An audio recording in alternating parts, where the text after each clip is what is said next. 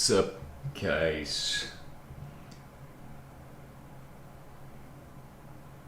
Oh, that would have actually been a good idea. Okay, let's get back to it. Today, we're installing Arch Linux on my cardboard box we built in the last episode. If it echoes a lot, that's just because the microphone is going to be far away from me. I don't have a long enough Type-C cable, so we're just going to have to make do while I prepare to install Arch Linux on the cardboard box that is sitting on top of my other cluster, which runs Armbian and hasn't really been used for anything. The main reason I have it set up like this is because I didn't really know how I'm going to set it up, honestly, so I'm trying to figure out how to make everything just work in a good configuration, like the layout, honestly. Like the layout of everything. I want to figure out, like, I think I figured it out while I was looking at it. I was like, well, this doesn't look good. How do I make this look better? And so instead of stacking this on top of the one that looks nice, we put this one next to it. I think that's the way to set up the cardboard box cluster. These will be like just the low end boards, so. But today we're going to, I don't know if I can install Arch Linux on this, but this is the Odroid M1S board that we have, and below it is the XU4.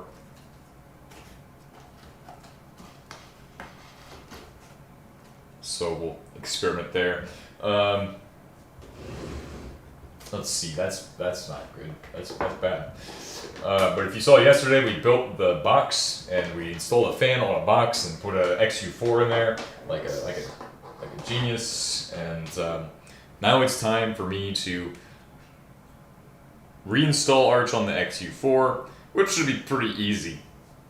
We installed it yesterday, and then we did a bunch of stuff which was unnecessary and won't really serve the purposes I now intend for it to do.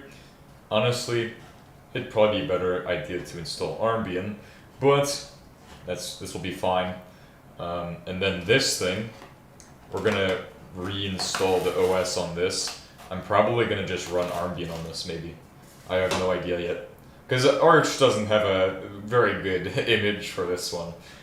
Unless we build it ourselves, which I'm willing to try that again. We'll need a SD card for that though. So that way I can actually do the whole entire process. Yo, I use Arch, by the way. What's up? I also use Arch, by the way. So we're gonna format and do the whole thing to this SD card. We're gonna try to copy the Odroid M1 image.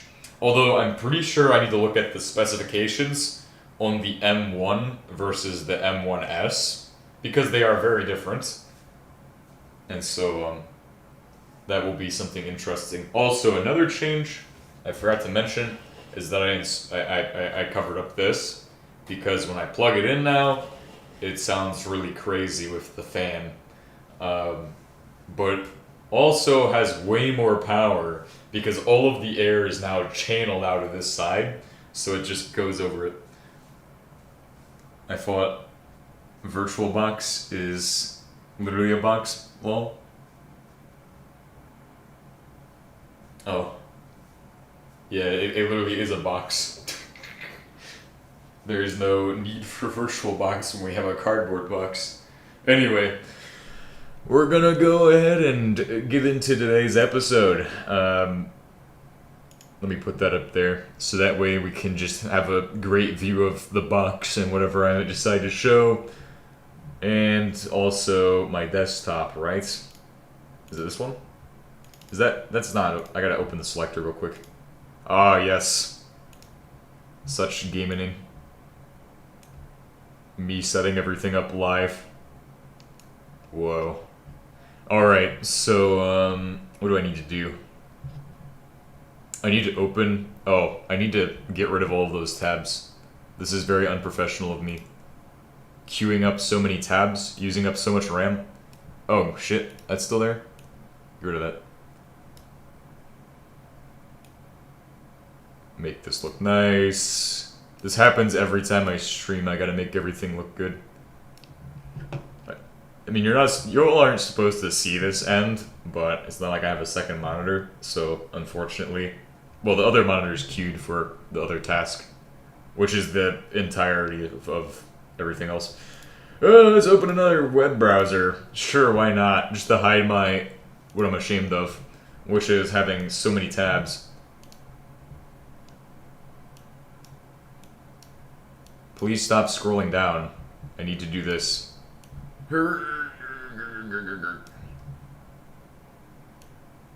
Very nice. Alright, so what we're going to do is we're going to look at Arch ARM.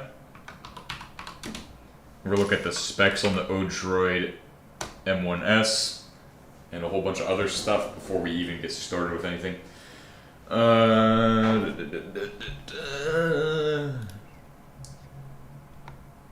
Platforms, ARM V8, and it should be a rock chip board.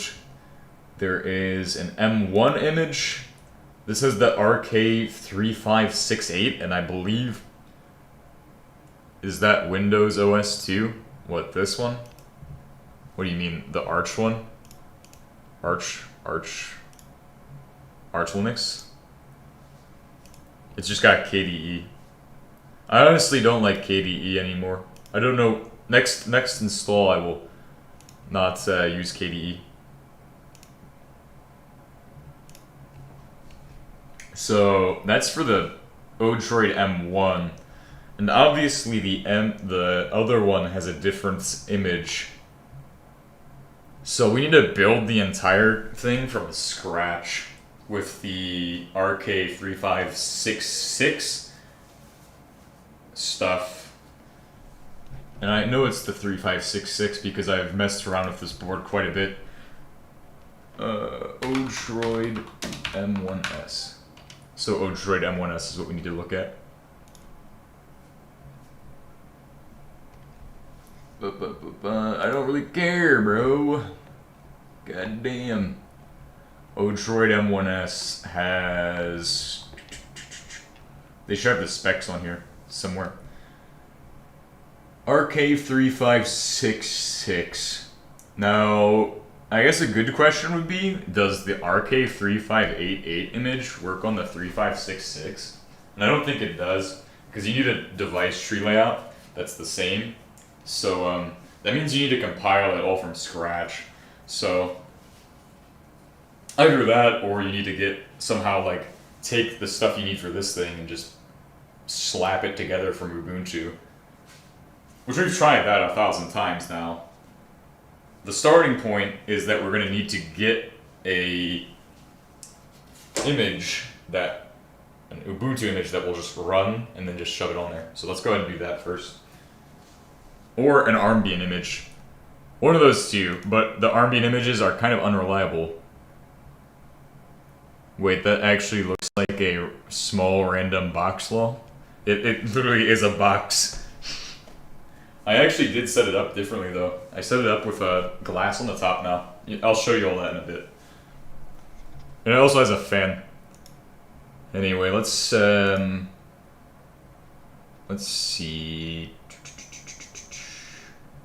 What am I thinking of? Right, I need to get the actual image for this. They should have a section dedicated to OS or the wiki page. Where's the wiki? Oh, by the way, you can set up your Odroid M1S to become like a flock camera. So if you want a flock camera, bro, you can build one now. Congratulations. I've always wanted my own flock camera. Let's get the, since most of these are just going to be terminal commands, let's get a headless image of Ubuntu for this thing to start off. That's going to be my entry point to the, entry point into the system. I need some NVMEs, by the way. I really need to get some. I keep saying that, but I never do. Odroid wiki. Since we know Ubuntu will just work, we'll just run that, and it has all the tools I need to actually start building the kernel for it. So we'll need that to actually get on to the system. And then, from there, it's, we're gaming. We'll be building Arch on there. would be really interesting to fit a flock camera on a senator's house. Bro, it would be crazy.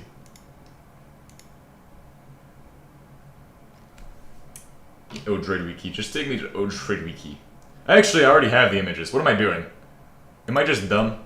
Bro, I actually have all these images already. I have the ArchARM image. I've tried this 1,000 times. I don't need to... I'm just a little more advanced now. I've done this for months. But then again, I have nothing on people who have done this for years. They've done way more crazy things than I have. Alright, so there we go. We now have the XU4 SD card mounted. I'm gonna go to use Belina Etcher and just do the easy shit, since this will make it really fast to get us the Ubuntu image. I should have a headless installation, so flash from file. We need to flash an Ubuntu image onto a drive. It needs to be downloads. It needs to be the one that's gonna images, where I keep all my images hidden far away. We need to do, it needs to be an XZ image. Is this for the M1S? Minimal image, is that for M1S though? Minimal, oh. Wait, that's the KDE Plasma one, right? Which one is that for? Odroid M1S? Okay. This is perfect. Oh, it's also set to top chat. Let's just set it to live chat. Perfect. Beautiful. OS images. We're going to select the Armbian Odroid M1S operating system. And do that. We're going to flash it to the mass storage of 32 gigabytes. And then we're going to just click flash. In the meantime, I'm going to set everything up so that way we can just turn it on and go from there.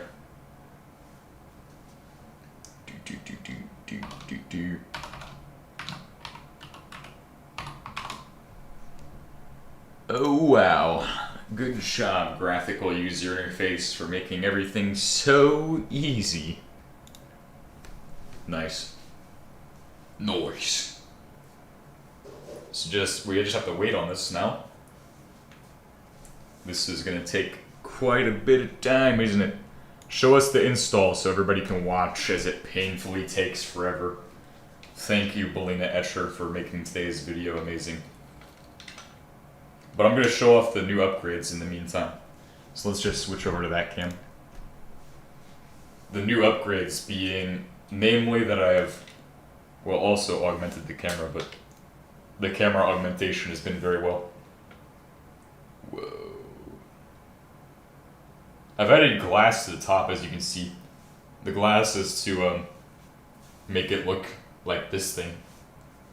But it does a very bad job, since the entire thing is made of cardboard. And to make it sound like this thing, I did absolutely nothing. It still sounds like a fucking Xbox 360. Which is amazing, because that's how it should sound. This actually is a perfect fit, by the way. I have no idea how I lined it up perfectly, I just eyeballed it. But then it perfectly fits in there.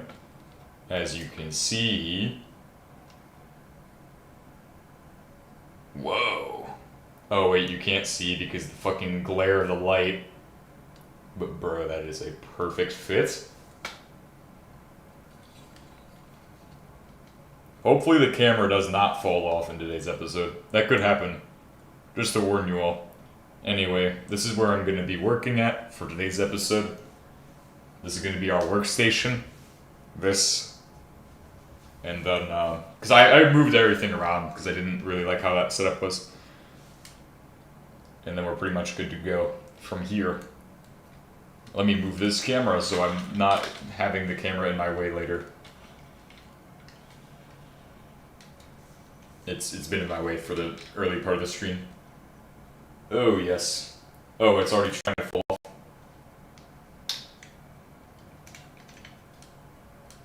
Good job to me.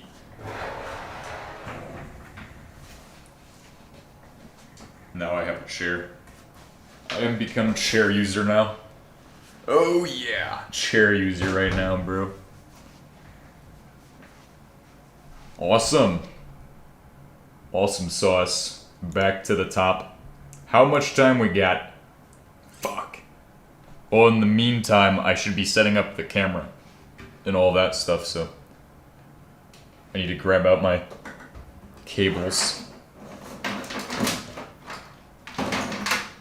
We're gonna be getting a shit ton of Ethernet cables. I was looking at like 150-foot cable. I was like, bro, what would I ever use 150 feet for? That'd be really cool to have access to. If I had 150 feet, we could literally network everything, set up an entire network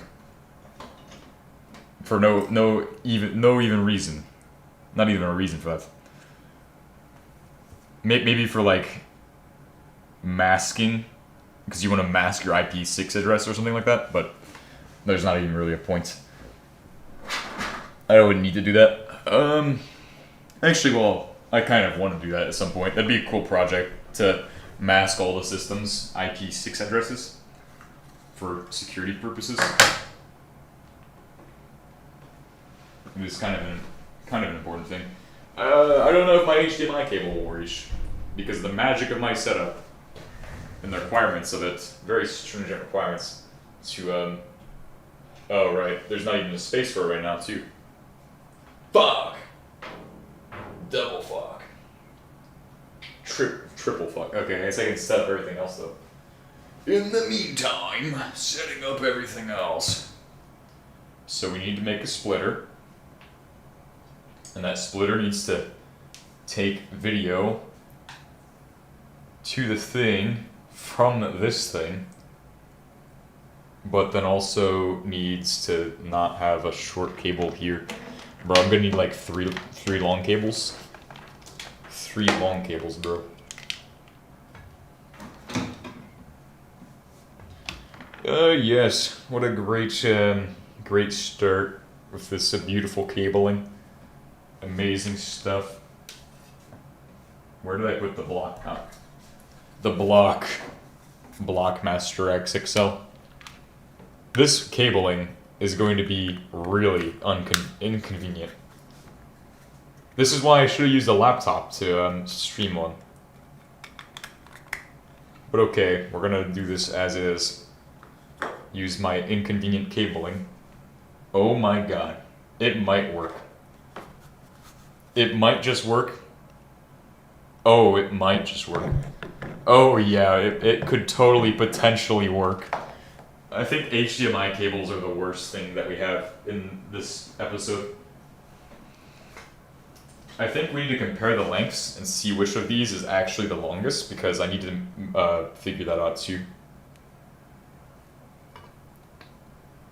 All of the setup is done live, by the way. So I have a bunch of these HDMI cables. This one is longer, significantly so. Let's go ahead and use that one for my output. That will be my output video feed coming from this long one. Why is it...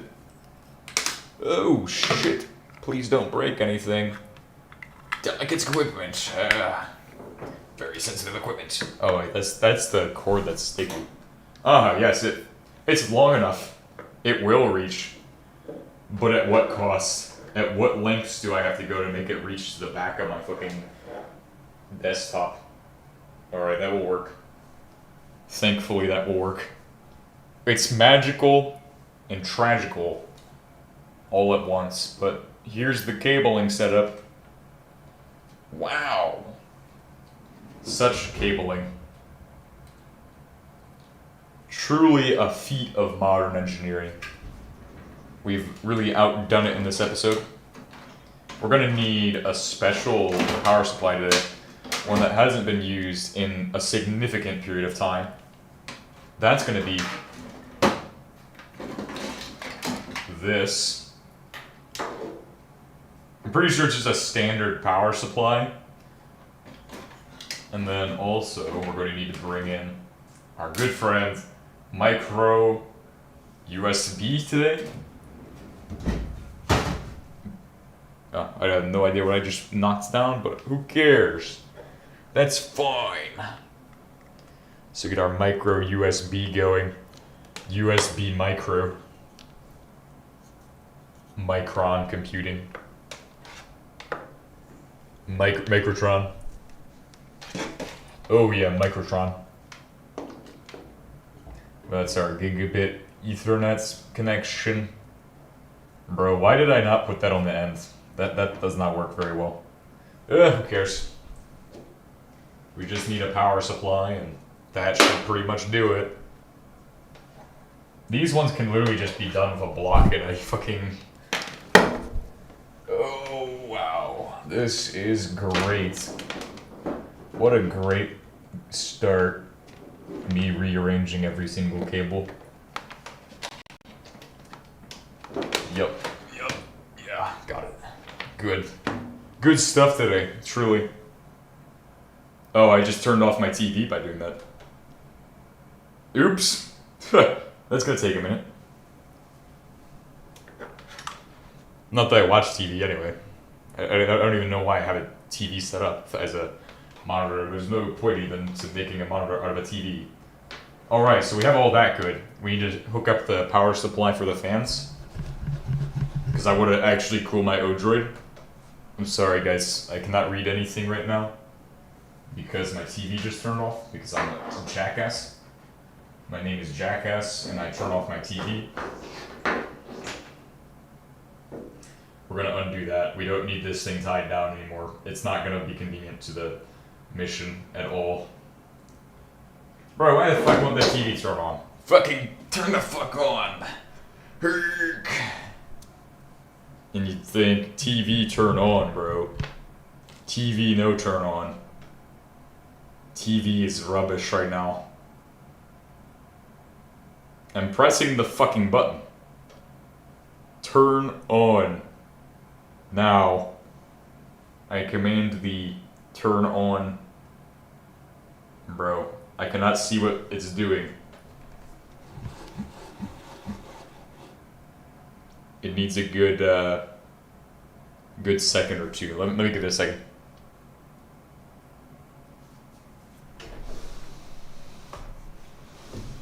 Oh, in the meantime, it's go time on this thing. Let's get this thing up and running.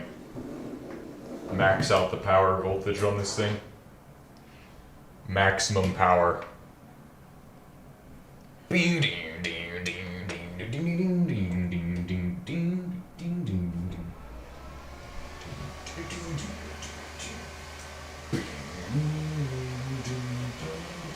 So this thing is actually so powerful that it wants to fly off the table.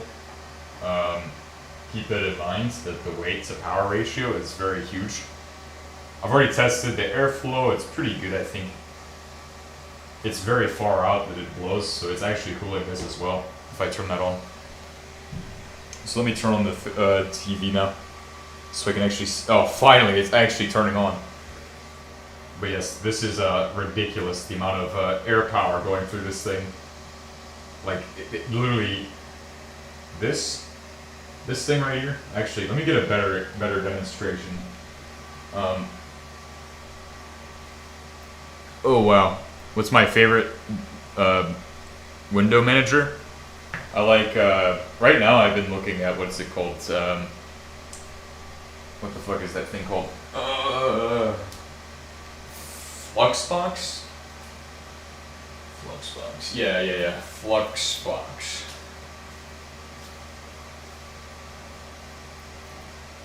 I've been looking at Fluxbox lately, that's probably my favorite right now. I don't know if you guys can see that, but it's got a lot of power behind this thing. To the point where I hold it right here and it wants to just fly away.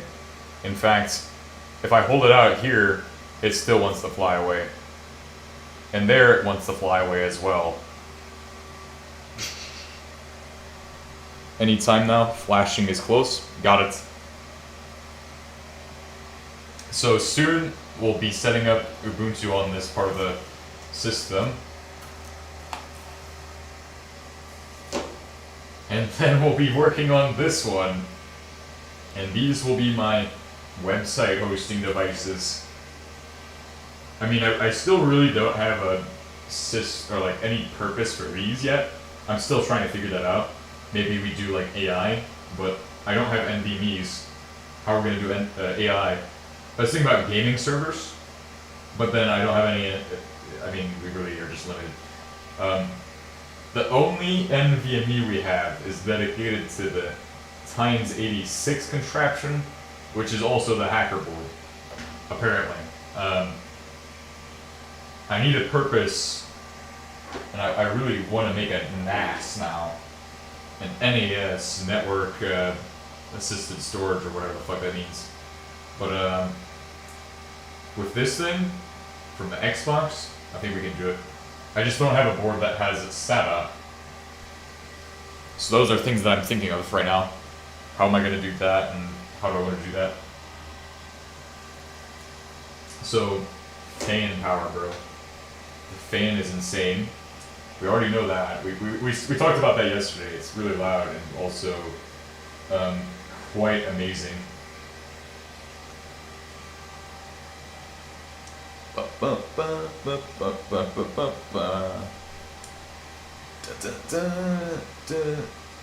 Oh, if I put this like this, it will literally try to blow the board away. Like, literally fucking blowing it back. Bro, I can put it like that, and I think it will try to blow it away. Like, it literally has so much power behind it. Like, I can feel this thing trying to fly. This board, this one here. It wants to fly off the table, I think. Because that fan is fucking fast. There's only a little bit of airflow out of the sides, too, which is something I was looking at. There's definitely a bit on this end, because it's kind of open, but then I sealed it with some bolts and 2 pieces of cardboard. So it's not perfect on that side, obviously, because this was originally going to be where it flew out of. Alright, we're looking good on Bolina Etcher. We're looking good on the happening front. Very nice. Alright, cool. I've got the Armbian root.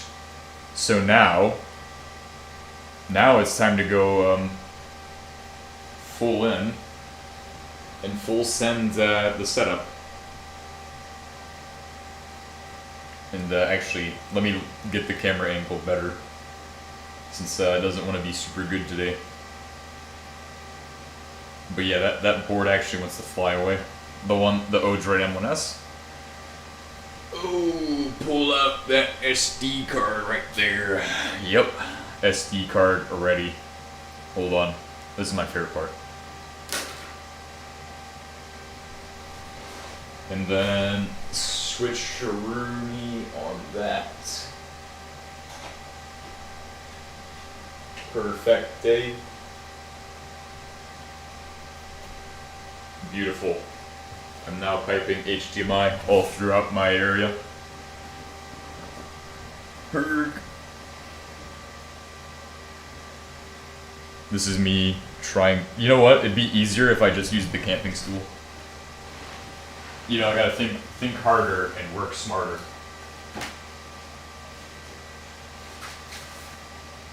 Alright, this will be the easy setup. Gamer setup. Oh yeah. Gamer setup. We're gonna game on Half-Life camping stool mode.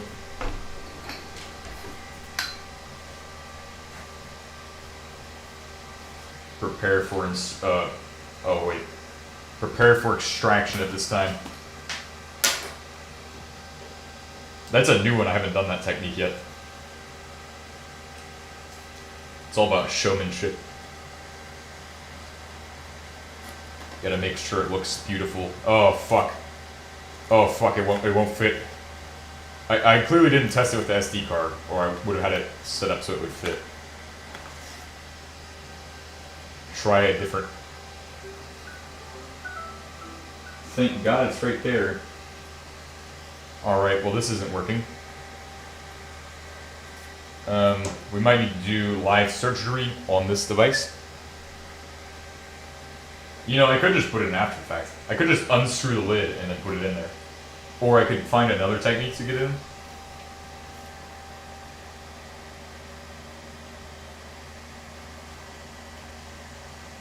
No, none of those techniques will work. Let's go ahead and billions must extract. Oh yeah. Fucking shit. God damn it. I hate doing surgery, but I gotta do it.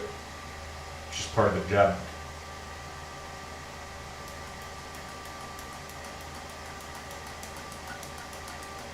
Live surgery on my beast machine. Actually, fuck that shit. That's gonna take forever. Work smarter and not harder.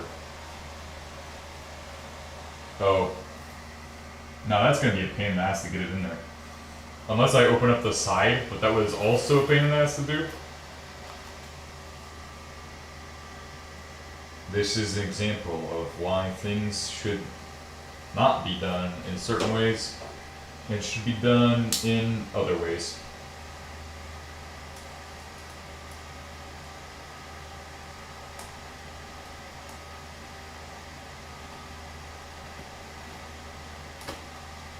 Beautiful. I think it will fit now. No, it needs to be cut a little bit further.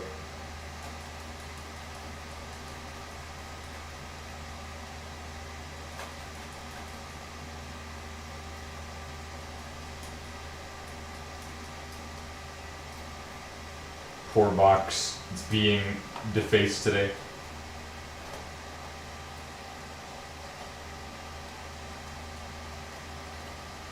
I think that will fit it. It's kind of unfortunate though. Oh yeah, it fits. Good job. To myself. There. So we got it to fit. That was a task. Now I can get my beautiful, beautiful setup to have a HDMI connection. Actually, let's make sure we're doing this smarter. Work simple, stupid. A bit of experience tells me we should be careful what we do with this. Yeah, this cable is a bad idea. It has really no support in there. It's fine, guys. Don't worry. The cable's fine. Don't worry, guys. Totally gonna work fine. Surely this won't fall off the desk because of a fucking cable.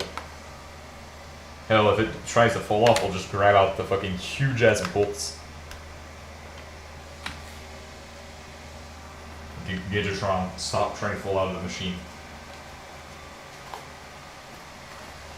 Stop trying to fall off the table.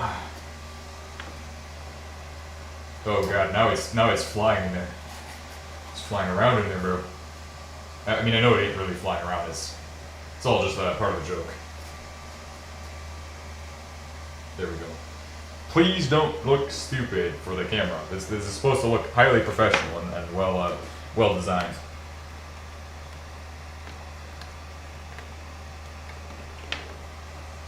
Alright, and time to plug this in. Surely what we just saw won't happen again. I mean, now that we know it fits, let's just go ahead and shimmy it right through there.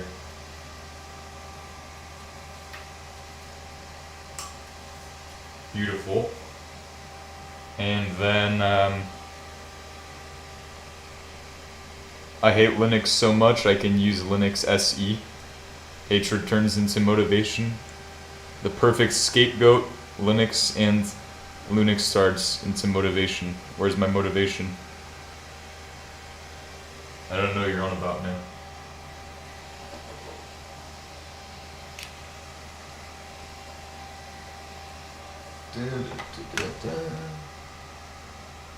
Is this the correct cable? That's a great question I should be asking myself as we go through the stream.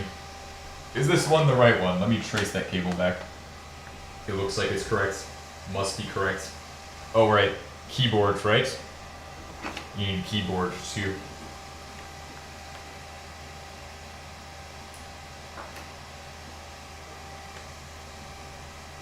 And then finally, power supply. Oh wait, before we do that, we need to short out the pins on it. And I don't actually have the thing that does that usually, so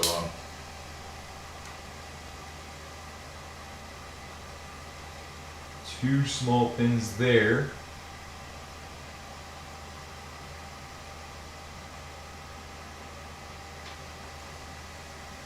And then this thing's a bit of a pain to put in.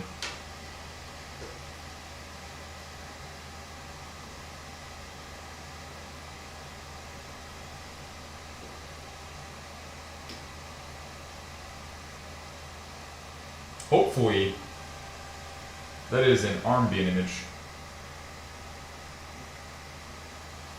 Oh, is everything connected correctly? I have no idea if that works because there is no HDMI signal coming out of that. What the hell? Does this have power? I mean, it should, right? It's got a light on. It's because it's the wrong one. Damn it. Oh, okay. So we need to redo that.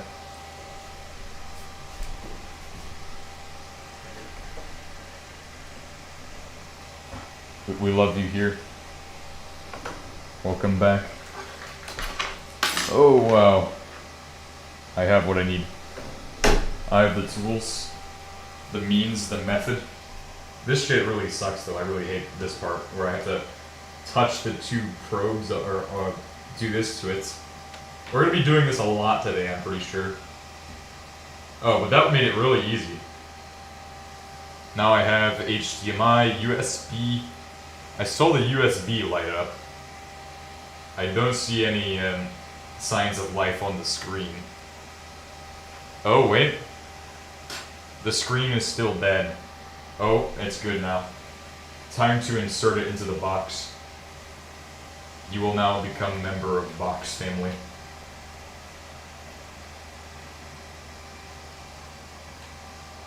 The amount of cabling though. Oh god. It's got some real weight behind it.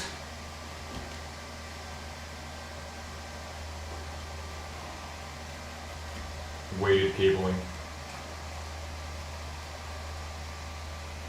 And then one wrong move is going to make all of these cables cause this thing to lift off into space. But that's fine. That's how it's supposed to be. We now have part 1 of the system, and it's blowing out all of the heat from there. We're loading up our RMB image now. So let's go ahead and switch views. That's someone who started with Ubuntu. Bro, yeah.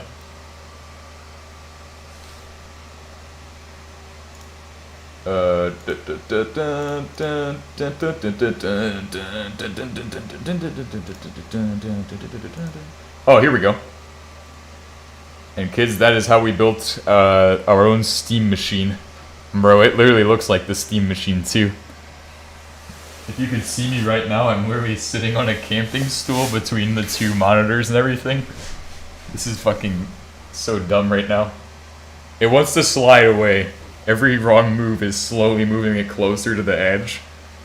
It wants me to create a root password. Let me refer to my guide on how to do that. Oh, right. You know what it's going to be? It's going to be easy peasy, just like last episode. So, easy peasy. And then, easy peasy, since we don't even care about this setup right now. We need to turn on the Pi now. Get the Pi lined up right there, so it's getting maximum airflow as well. Fucking Pi, bro. Yes, I love Raspberry Pi. The Pi NAT. We'll set up our own CGNAT eventually.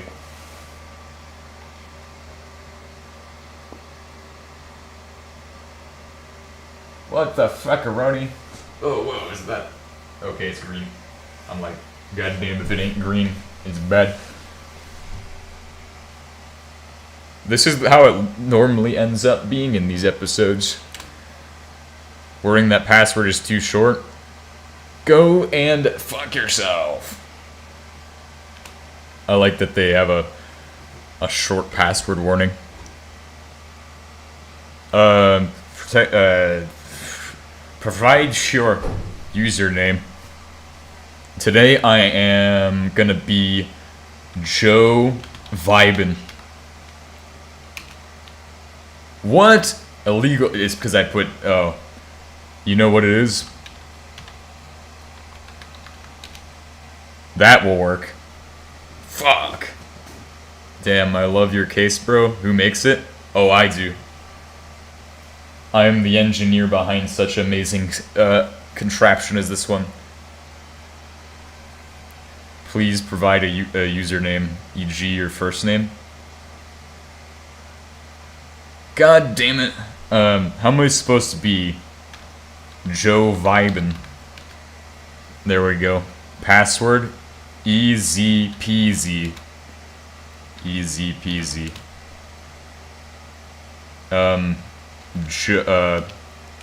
Vibin.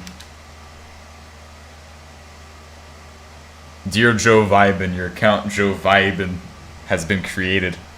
Yes, pleasies. Thank you so much. Set it to English, please. This one had problems. No, it was another one that had problems. Please set it to English. Sudo, please set English. Hi, bro. Welcome back to yet another beautiful episode of Man Fucks Around with Computers Too Much.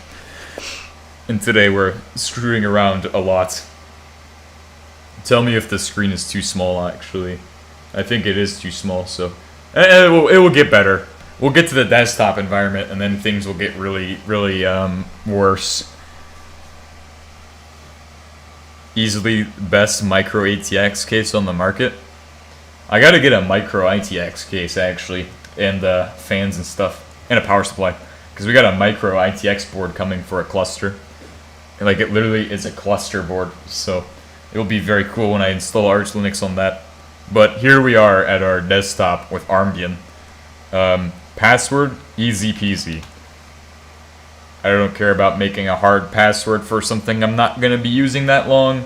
And besides, it's probably air-gapped already. Unless the Pi is forwarding that to it, then it's definitely not air-gapped. But step 1 is underway at this time. I wonder what the temperature is looking like in there. Let me get a solid temperature reading. Temperature reading, it's very cold. I can't tell. I mean, I can't feel any hot air. There's no hot air coming out. Hot air? Hot air? No hot air. All good air. Oh, fuck. Oh! The next task is simple. I need to open a web browser on this very laggy, very, very obnoxious screen. Joe Vibin. I need to open console from KDE. This is actually a KDE development environment for some reason. I don't know why they have a KDE development environment available. Sudo apt upgrade and sudo apt update. Wait, I got it backwards. Update, which downloads the repositories. Temps pass the thingy test? Yeah. Am I rich, bro? No.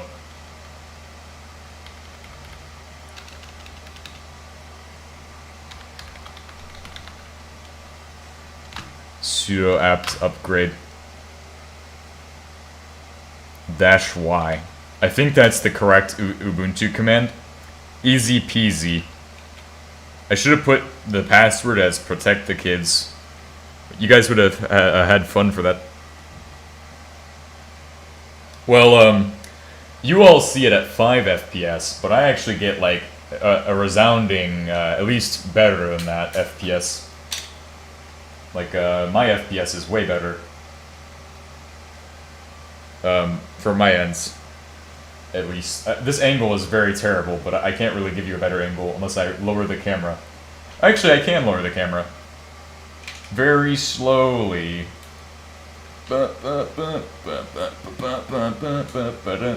Oh, fucking shit. Wait, I know how to make it go faster. I just gotta relieve that a little bit. Oh, yeah.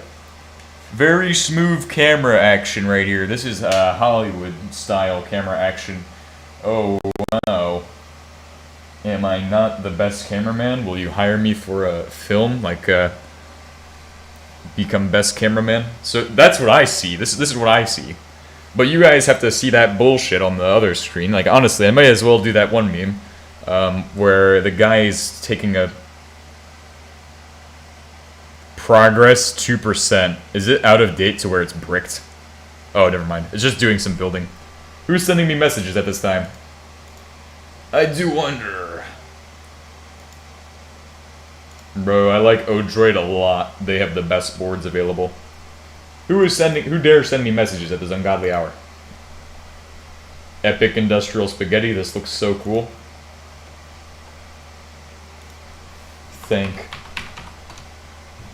I am live building, installing Arch on Odroid. Actually, I should put that in the other one.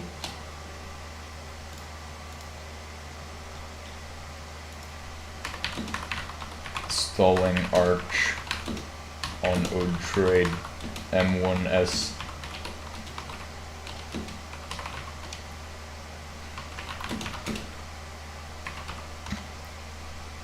Very nice.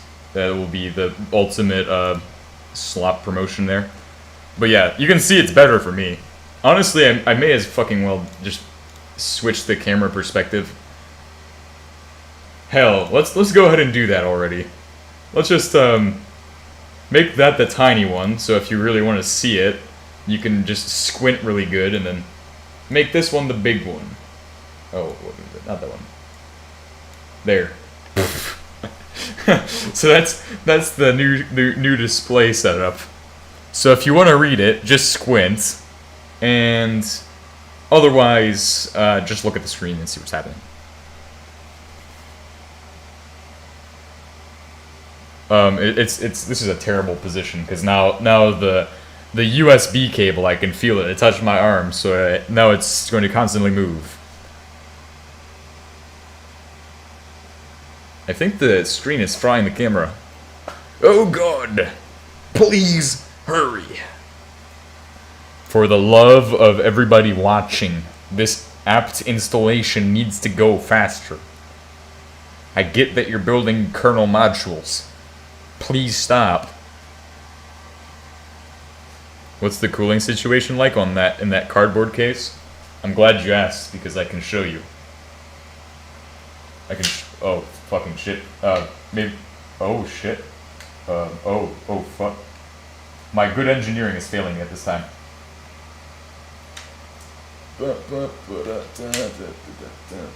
Please, please make this camera not do dumb shit for me. Thank you. Oh, that USB cable is super long, but I can kind of barely give you all a view of that cooling right there.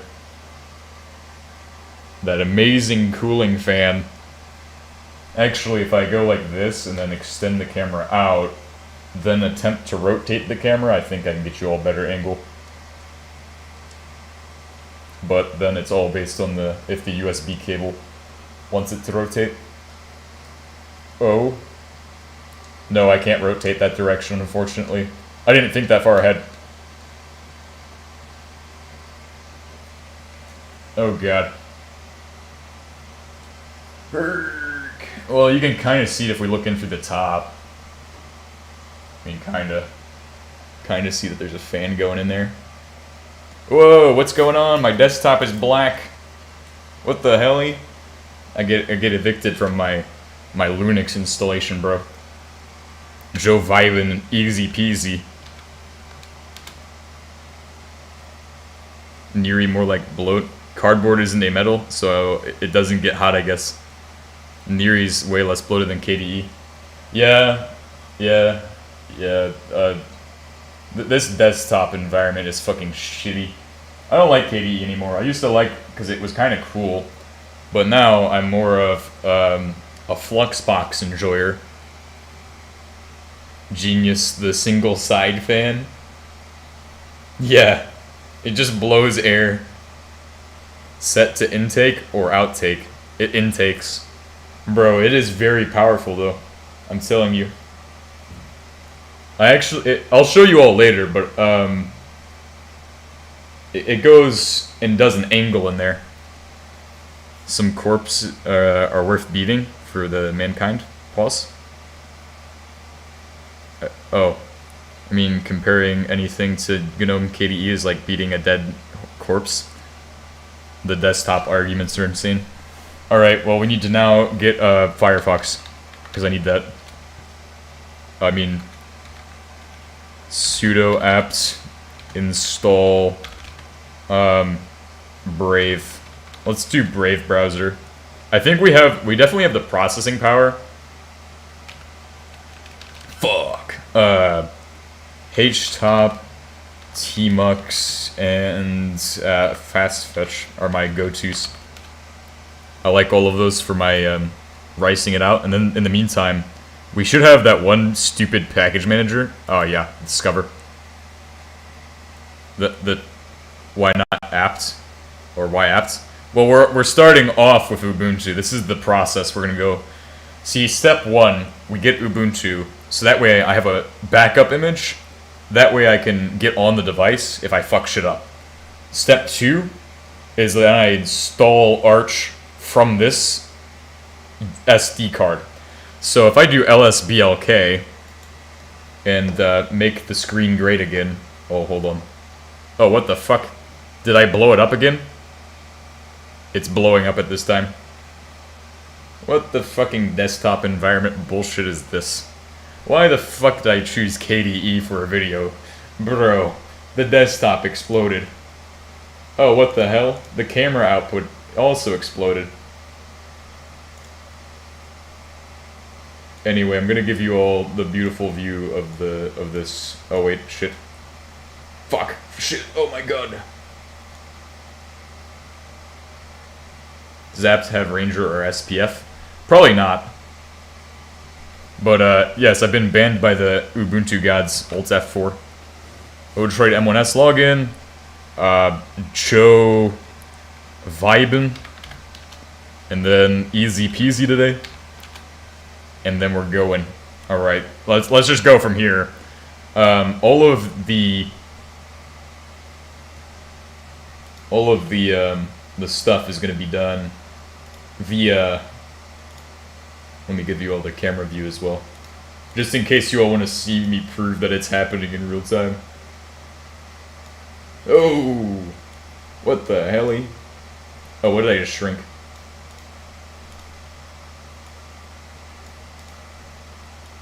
Trying to shrink the screen so it fits, and then also my desktop will be in this one. We'll have all of the views right now. Boom. All of the setup. Oh, that one's not actually accurate. Open selector. We're gonna use the one browser. That one. Beautiful. That's what we're gonna be using today. Ubuntu on an embedded device is a sin? Yes. Htop. Performance. Oh, we only have 4 cores? Damn. But this is the powerful one. This is AArch64. Hello, in this nightmare day, I hope that yours is better. Thank you. Yeah. What is NI, and why is there a -1 there? I don't even know anymore. But look at all of this fucking bloat on here. This is fucking cringe. And yeah. With Arch, we only had 2 packages yesterday. We didn't even have a Joe Vibin user instance or whatever the fuck. We had like 2 packages. Here we have 82 tasks. On the XU4, we had 23. When we had Arch Linux installed. But anyway, that's besides the point. This first step is getting Arch Linux built for the Odroid M1S. So, clear screen. Welcome to the dark side. Yes, Ubuntu has 83 processes running. That's the dark side. So, what am I looking at in this one? I'm looking at Odroid Wiki. Hard kernel Odroid M1S Gen 2 Wiki. This article is a supplementary guide for the nuances of installing Gen 2 on the M1S system. This guide assumes the user can boot the system via a drive. That is, assuming that the user has does nothing with the XU4, and assuming the M1S has internet access to it. This guide will walk through the steps that are outside the Gen 2 handbook, and will refer back to the handbook for standard installation steps. Alright, let's go ahead and work our way down. We have prerequisites. Oh yeah, compared to Windows, bro.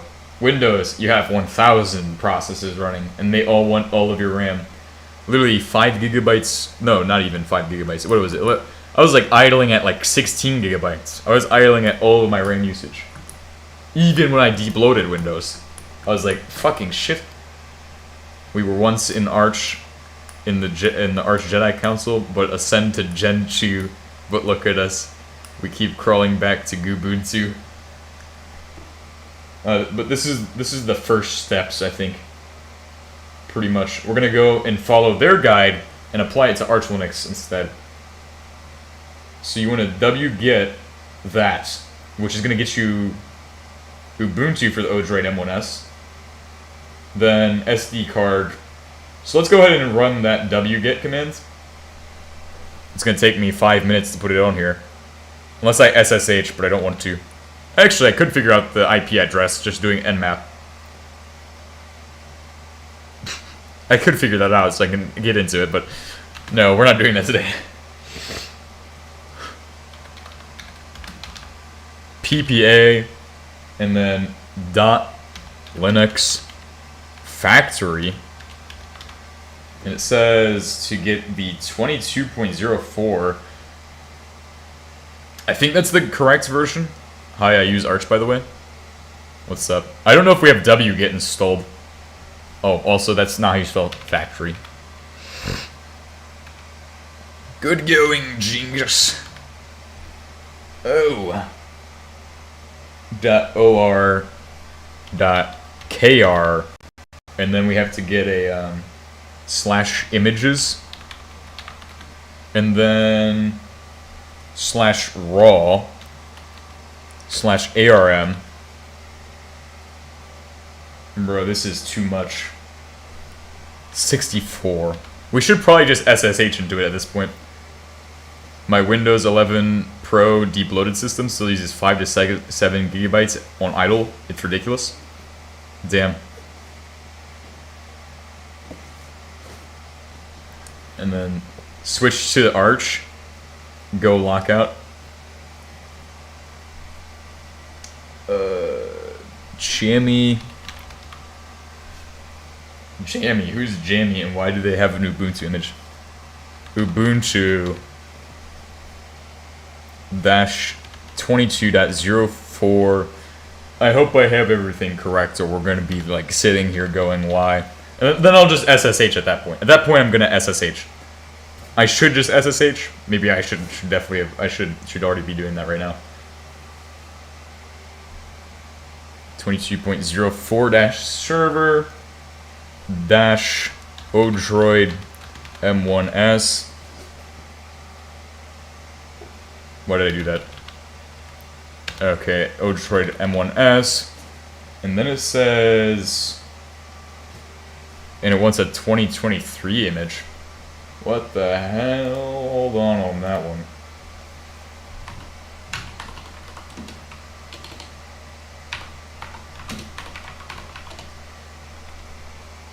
Go to here. Cache exists. You can start from that and remove the things you don't need. Let's see. Is Cache OS?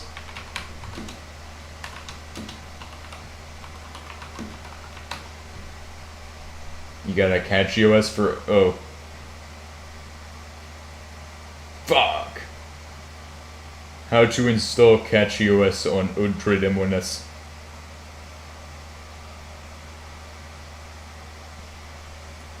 Not a thing. Unfortunately, we're just gonna go from Arch. Go for Arch. We're gonna shoot for the stars and get Arch. Bro, this is not the wiki, right? OS images. We need to find the links for these. So basically, we just need to get an OS image. Linux Ubuntu. It was easy for me to install Arch on USB. Same. I've had no problems installing Arch. We want the 2020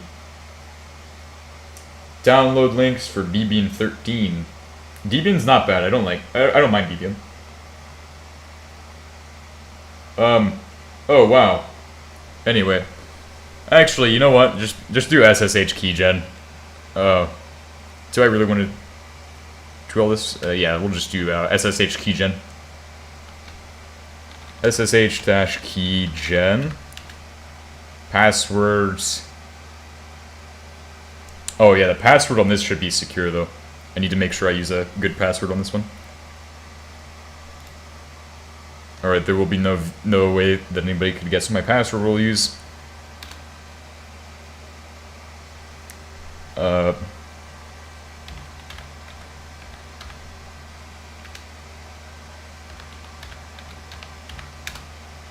Cool. Alright, now sudo apt install nmap. Password for Joe Vibin. Easy peasy.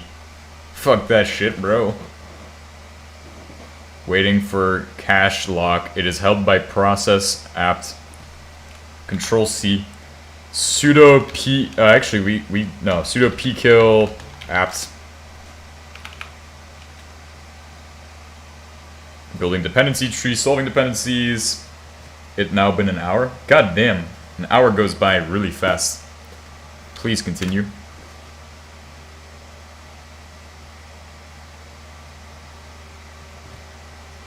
This install will probably take a while though.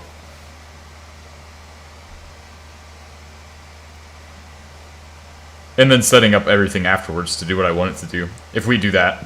I don't know if I'll do that live, but an hour worth the time? Yep.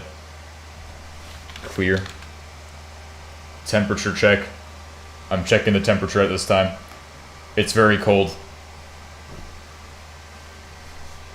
IP, ADD, oh actually. Actually yeah, we gotta get the IP ADDR. Since it doesn't have a static IP address, we'll just use the IP ADDR to give us, sudo nmap, -sv, and the network should, actually, no. Yeah, we'll just do SV, and then we could just SSH into the Pi since that has a static address, but it'd be easier to just nmap like this. 10.1.10.239. I think that nmap. Well, no, that wouldn't nmap. We'll just do /24.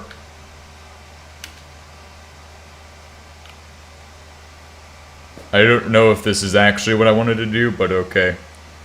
Otherwise, I don't think nmap's gonna give us its IP address. Oh wait, what? TCP port open SSH Raspberry Pi trading is a MAC address. Oh, very cool. Thank you for the map address. Gateway 10. Scan report shows. What's the IPv4 address for that? And then there's an Odroid M1S on the same network. Yeah, we just scanned ourselves. Essentially, 10.1.39. It doesn't have any information about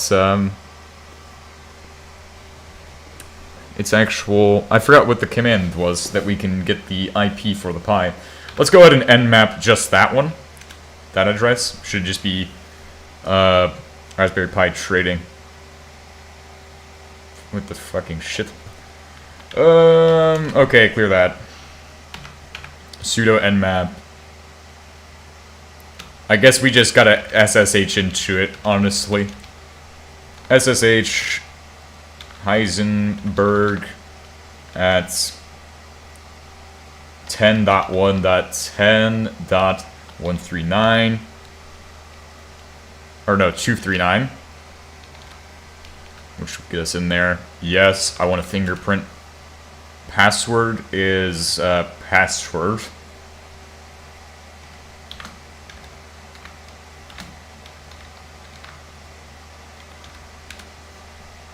Alright, now IPA, so I can get the IP from this one, and it says 1231 for WLD, which is what I'll need to use to connect from my desktop.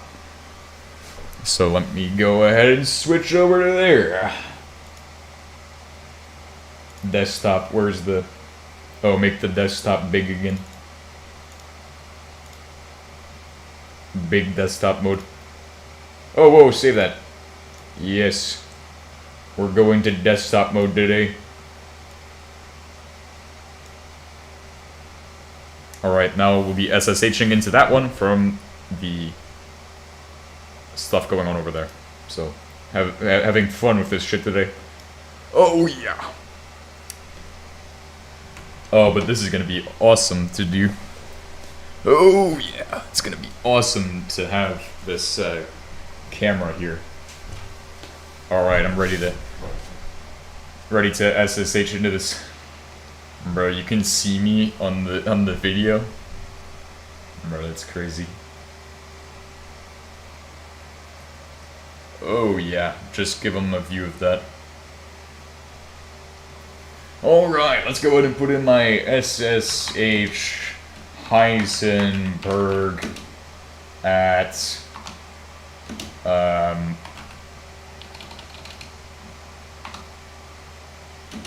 10 dot what is the address again? 24.7.231 connects. Whoa, hold on. Alright, yeah, that's fine.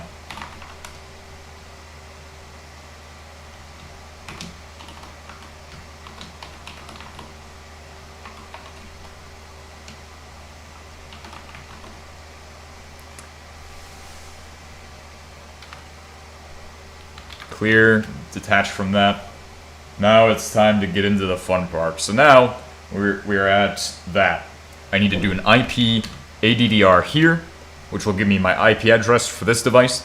So to connect, we'll need to connect to 10 dot. We'll need to SSH into Joe Viben at 10.1.10.180 is the address. Hello, Joe Viben. And we're actually, as the PI, to scan the whole network to find IP address, use, by your device, you can use nmap-sn, or, nmap-sn, and then asterisk. That's cool. Thank you. Thank you for this knowledge. The knowledge bomb. So just use SN, I guess, next time. Please type yes or no for the fingerprint. Yes, please. Sudo yes, please. Alright, so I've got him in. I fingerprinted. I'm inside the machine. Oh, I forgot to put in Joe Biden's password. Joe Biden? Oh, I misspelled the... Hold on. Joe Biden, bro. I thought by a box you meant a VM. Yeah, no, we're not doing any VM. I mean a literal cardboard box, bro.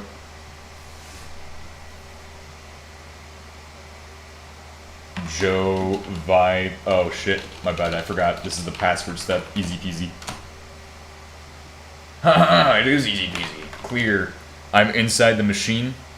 I'm a hacker, man. Anyway, now that we're inside the machine, I'm gonna clear the screen.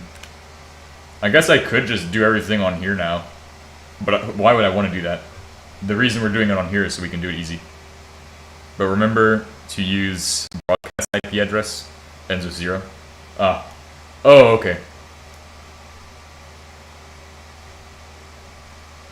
Oh, fuck. Gubuntu. Alright, so we need to put Gubuntu from one of these on there. That's the first step. So why not just use Arch install these days? The install script is plenty workable. Yeah, the install script works if you're on x86, and this system, well, if you haven't seen it yet, is not x86. It's this thing, if the camera's even looking at it.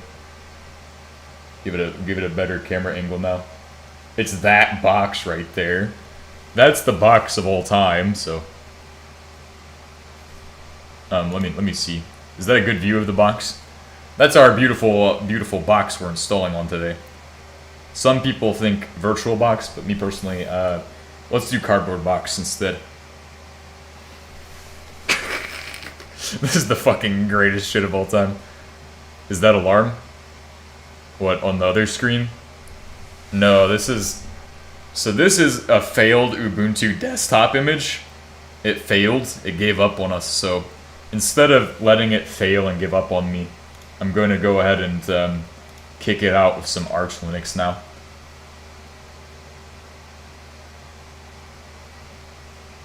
So we need the download links. I think the 2026 610 is the most recent.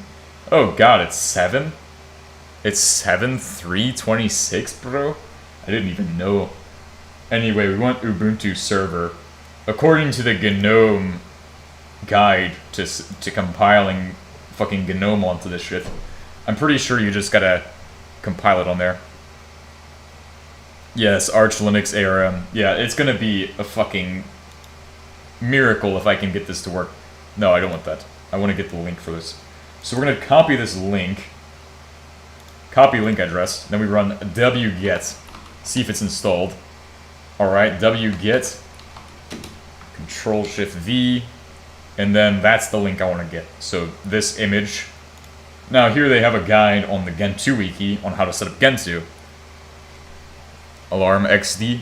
I remember installing that like 5 years ago on my Pi. It was mega early then. Yeah. See, the Pi 5 was kind of a challenge.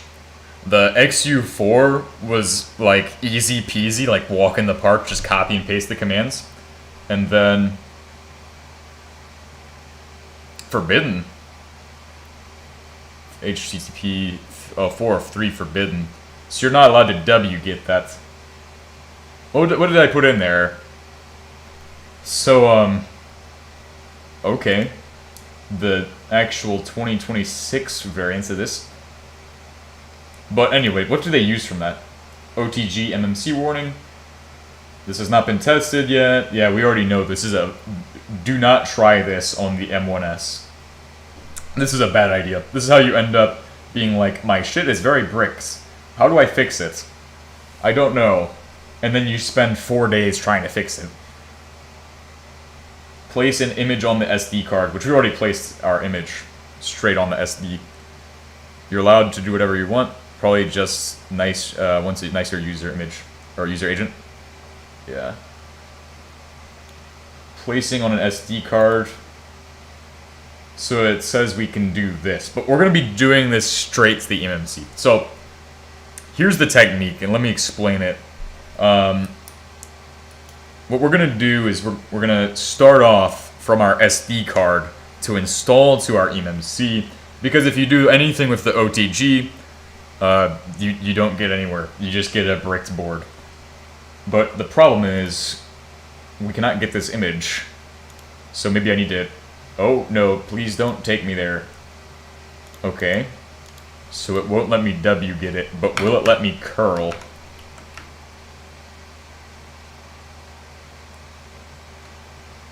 Grep user agent? Oh. When you're trying to get things done quickly. You can do wget --help and grep user agent. Well, I'm not going to install Gentoo, but we can take what they've done, because they figured out the tricks to get it to work. Let's see. I'm trying to curl this. Seems to be the switch. Okay. wget -u. Missing URL. grep user agent? I have no idea. I don't know, I'm kind of confused. What do you mean? Anyway, I'm just gonna go ahead and do curl. I think this will get us this. Oh. Man, I'm dumb, aren't I? I just got us all of the HTML. Oh, U and then wget -u. Set Mozilla 5. Oh, okay. Thank you. I have no idea what I'm doing with this. Mozilla /5.0. Confused. What? Try curl htmm-o file name? Okay, got it. Well, that will give us, won't that give us HTML? That's not what we need. We need to do the other way. wget -u Mozilla 5. So, well, I'm confused. But anyway, I've never really used wget. Also, I'm kind of a noob. Except when it comes to trying to install Arch on different things. I'm kind of lost. Or redirect it with that. Yeah, that would just give us a... I mean, I guess we could do that. -o, and then, whatever the file name is. We'll just call it, Ubuntonium .image.xz. Oh, that worked? ls. What is Ubuntonium.image.xz? Is it actually real? Am I wrong? Am I confused? I think I'm lost. Oh, what the hell?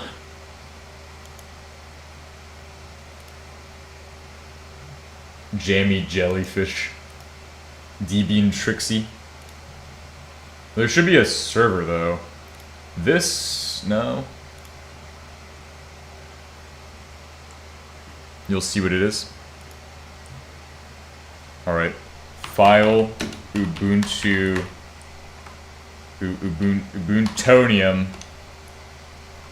HTML document. Fuck!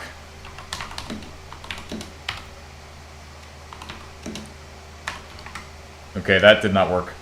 Password for Joe Vibin? Easy peasy. Got it. You'll see what it is. Alright, so, download links, right? Yes, amazing. Maybe if everything worked out, we would be able to get that some other way. But anyway, wget --help, so I look kind of smart. Start from here. What kind of box am I installing on? Is that Technoblade? No? Why do people say I sound like Technoblade? But anyway, this is the box, by the way. I hope you can see the box very well. How wonderful of a box that is. Quite a wonderful box indeed. People thought it was VirtualBox, but in reality, it was the real box. Anyway, back to this. Words, haha. Trust names. Oh, what is you? So you said it might want me to set a user agent? Wbox, better than the one I sleep in? Lol. HTTPS, SSL, user agent. Identify as an agent instead of as of wget version. Oh, hold on. Let's go back up. See where we did this curl? Let's get rid of this curl. Right? So what we're gonna do... I think I have an idea. I hope I didn't remove anything from that. I was still pressing X, but wget -u Mozilla /5.0 403 forbidden. Switch lets you set. Yeah, you want it to either once a refer link from the previous, or a user agent.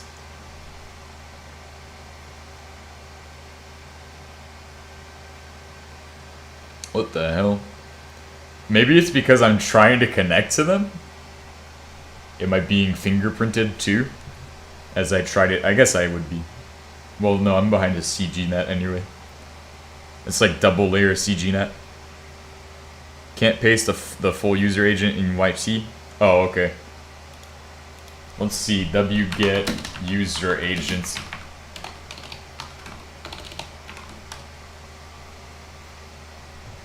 Wget user agent, blah, blah, blah, blah. Mozilla 5. Oh, this is interesting. This is one way of doing it. Oh, wow, that's actually really interesting. I'm not sure I want to... Well, I could just copy and paste the whole thing in there. -- user agent and then copy and paste that. Just to save myself a little bit of effort. Because I have no fucking clue. Well, this is basically just a web browser with Windows NT kernel, and then the Apple WebKit, and then it basically is defining a web browser almost. So I guess that's what we'll do. We'll just take that. Thank you, Quen. Quen is helpful today. Hopefully. But anyway, we don't need to do all that extra stuff.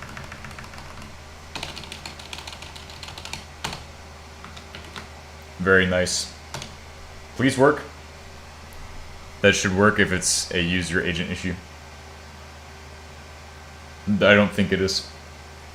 But I can download it from here. Maybe I'm dumb.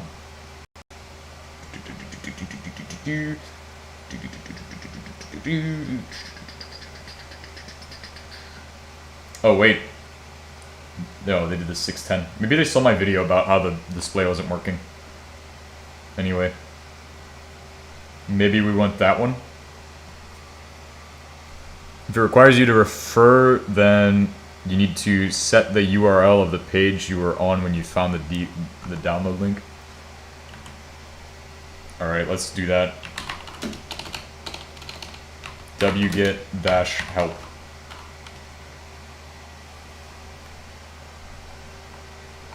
Oh yes, wget-help. Set the page. So would we set a mirror? I don't think we'd do that.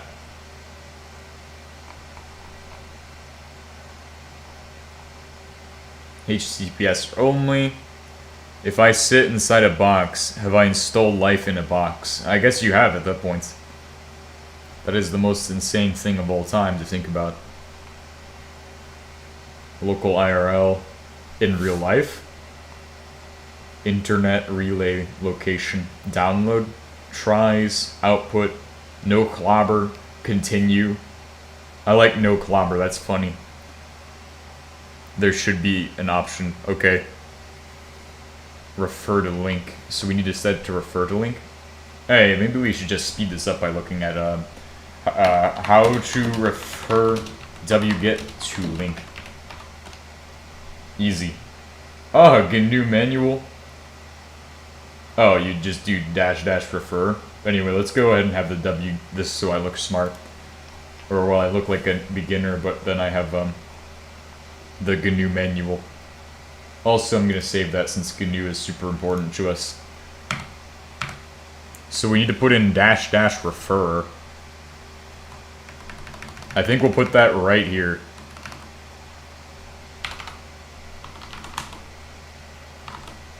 And then we'll copy and paste this link in.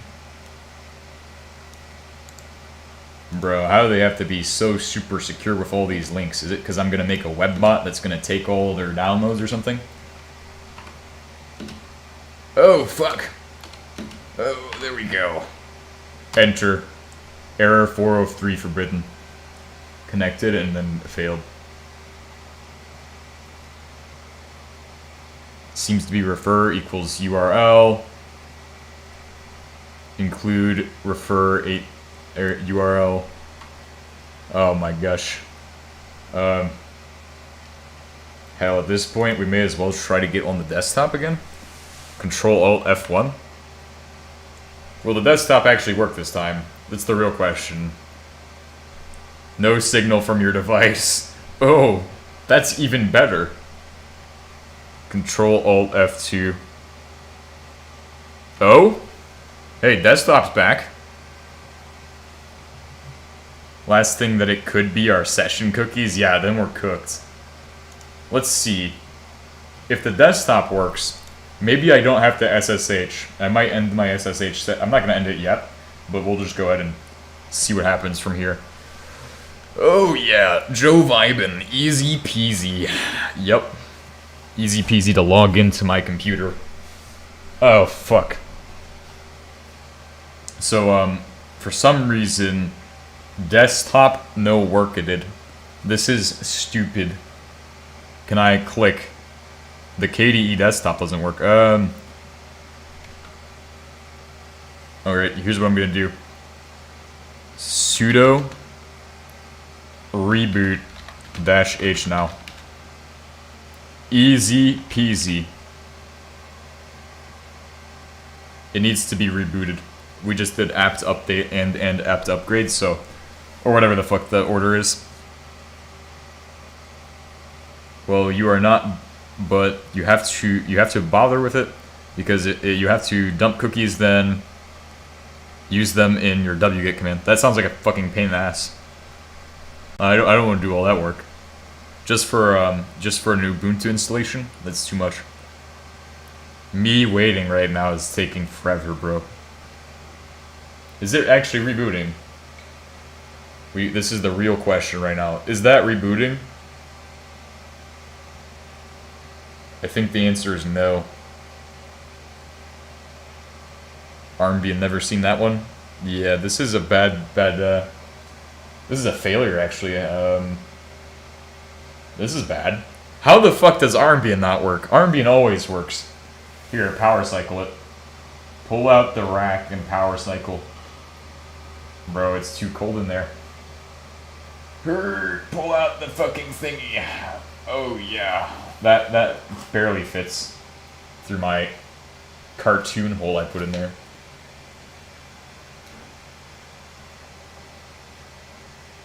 Power cycle it. Cycle the power and then reinstall it into the box. This is some real futuristic technology right here. My server rack. Fish hosting. No boots. Unet booting. Yeah, this was a fail. From the beginning it failed. Alright, let's try the actual official image, because maybe it's just a problem with Armbian being fucking dumb. Oh, you know what it is? I actually know what it is. Hold on, I'm actually pretty smart, and although it might not seem like it, the entire issue is I forgot one crucial step, which is the most important step of them all.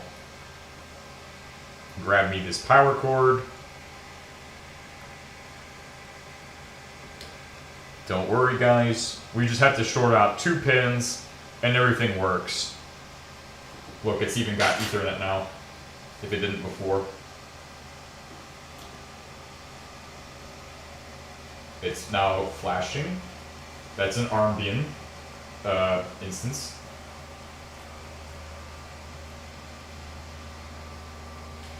Look at me go. Oh yeah, I figured that out. It has an MMC built into it, so the MMC is... I don't remember what the MMC is. They're mask ROM. It's the mask ROM pins, because they couldn't put a switch on it, for whatever reason. I don't know why they didn't put a fucking switch on there. Bro, even the XU4, which I have a XU4, I've been working on it over here, this one from last episode. Even this one got a fucking switch on it. That would be really convenient. But anyway.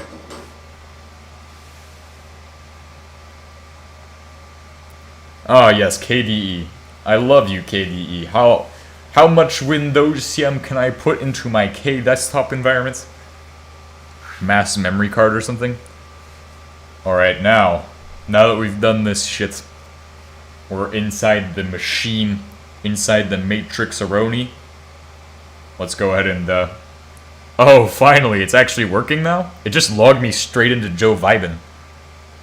MMC block? Yeah. Bro, I can kind of feel like... I can feel the wind in my face from here, bro. Alright, let's go ahead and open up console. I think it just needed me to do some Ubuntu Bolognium on it. Do the whole update and then sudo reboot-h now. Console. Give me... Actually, do we want Tor or Brave browser? We wanted a Brave browser, right? Give me Brave browser. I want to have Brave today. I'm choosing Brave today instead of Firefox because I want the extra bloat and I want to see how it works on this thing.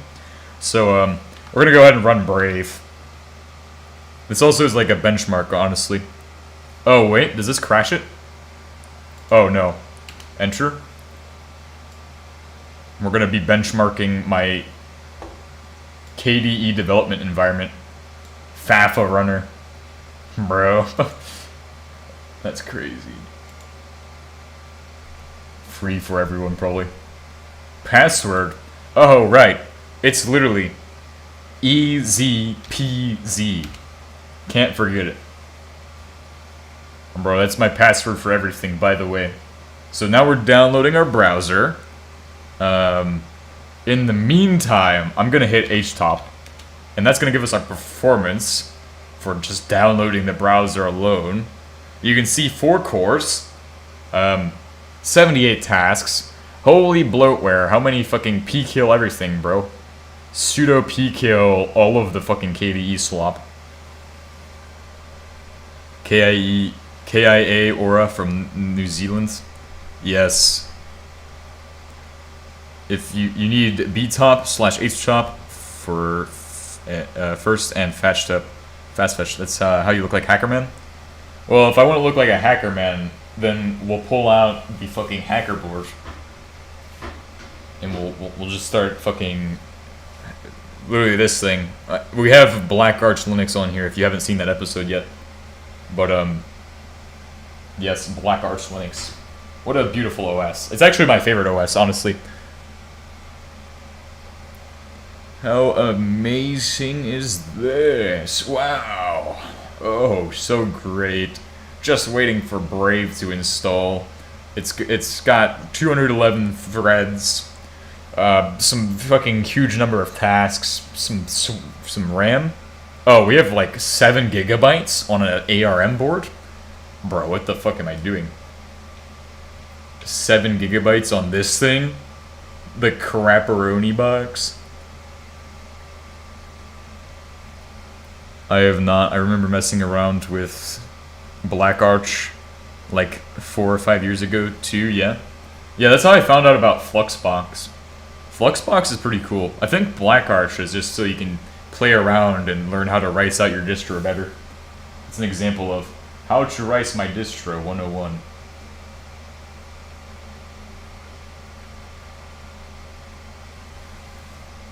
Really, I don't know. For OS, seems pretty non-functional, but for a tool collection, it's pretty cool.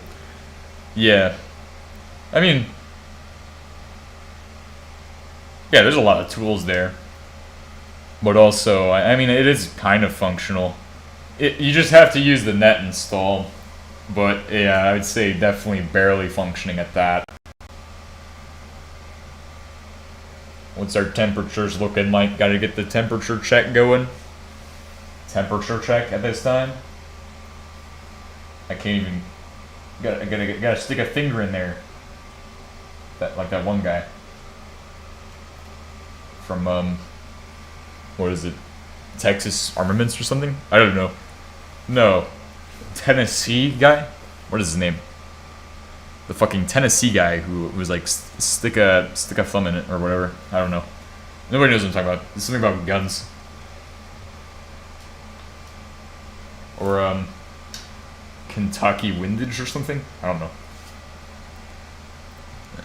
I have no idea what I'm talking about. Joe Vibin.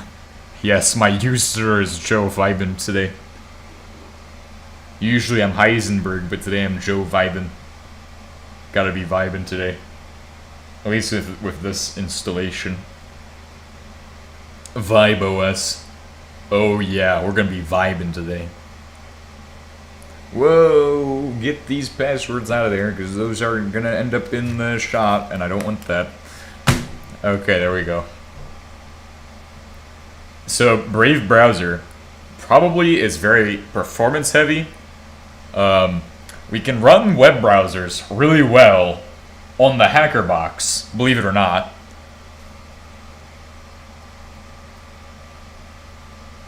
Which is really cool. I'm surprised you can even do that on 2 gigabytes of RAM. So I think 8 gigabytes is probably enough. But we're running ARch64 architecture, and if you don't know, that's going to be super fun. Slow compared to x86, I'm sure. With x86, you get some fanciness going on, like you get your like fucking floats and shit going on there. 87-point precision float.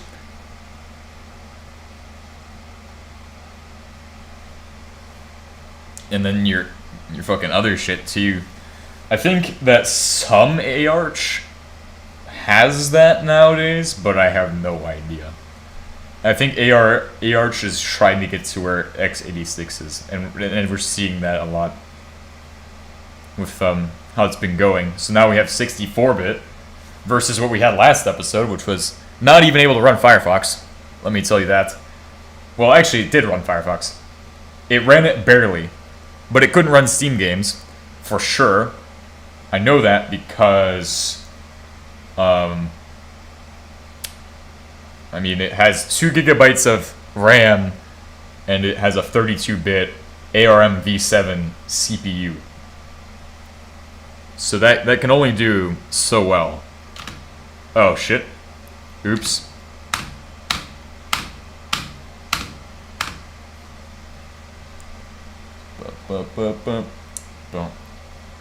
I don't know what I did, but I slapped him with the spacebar and it did something. On Arch, you can use FEX to translate x86 architecture to ARM, so you can use all apps if you want. Oh, that's cool. I can run Steam Portal 2 on a Raspberry Pi. Holy shit. We should have done that yesterday. Ah, here we go. Is that only for ARch, though? Or is that only for ARM? Does that work for ARM v7, though, is the real question. I hope it does. So I got my awesome, super fast Brave web browser right here. I'm going to click on it a few times and see everything crash. Proton is AFEX, by the way. Ah. But I use a Raspberry Pi with 8 gigabytes minimum. Oh, shit. So how much does it use at idle? Do you think it could run on 2 gigabytes of RAM? If it can run on 2 gigabytes of RAM with a 32-bit ARM v7 CPU, we'll be cooking. I have no idea, though. Also, if you think about it, technically having less RAM and a lower instruction set, you probably can get way better performance, honestly. If you have, like, well, no. I mean, your RAM usage will be less, I think. I think that's what I mean. Your RAM usage will probably be lower if you have a 32-bit CPU, because your instructions can only be 32 bits in length. 4 gigabyte is the absolute minimum on usage. 256 megabytes on idle minimum. Yeah, I don't think I'm going to be running Half-Life on a fucking on the fucking Odroid XU4. Why is this still not opening? Please open my browser. I downloaded Brave for a reason, because I want to use Brave today. Please open the fucking web browser, god damn it. It's okay. I know how to fix this. Brave. Oh. Snap confine is packaged without necessary permissions. Snap. How do I set permissions for Snap now? Less RAM equals more creativity? Yes. You just gotta get smarter to shove Gordon Freeman into fucking 2 gigabytes of RAM.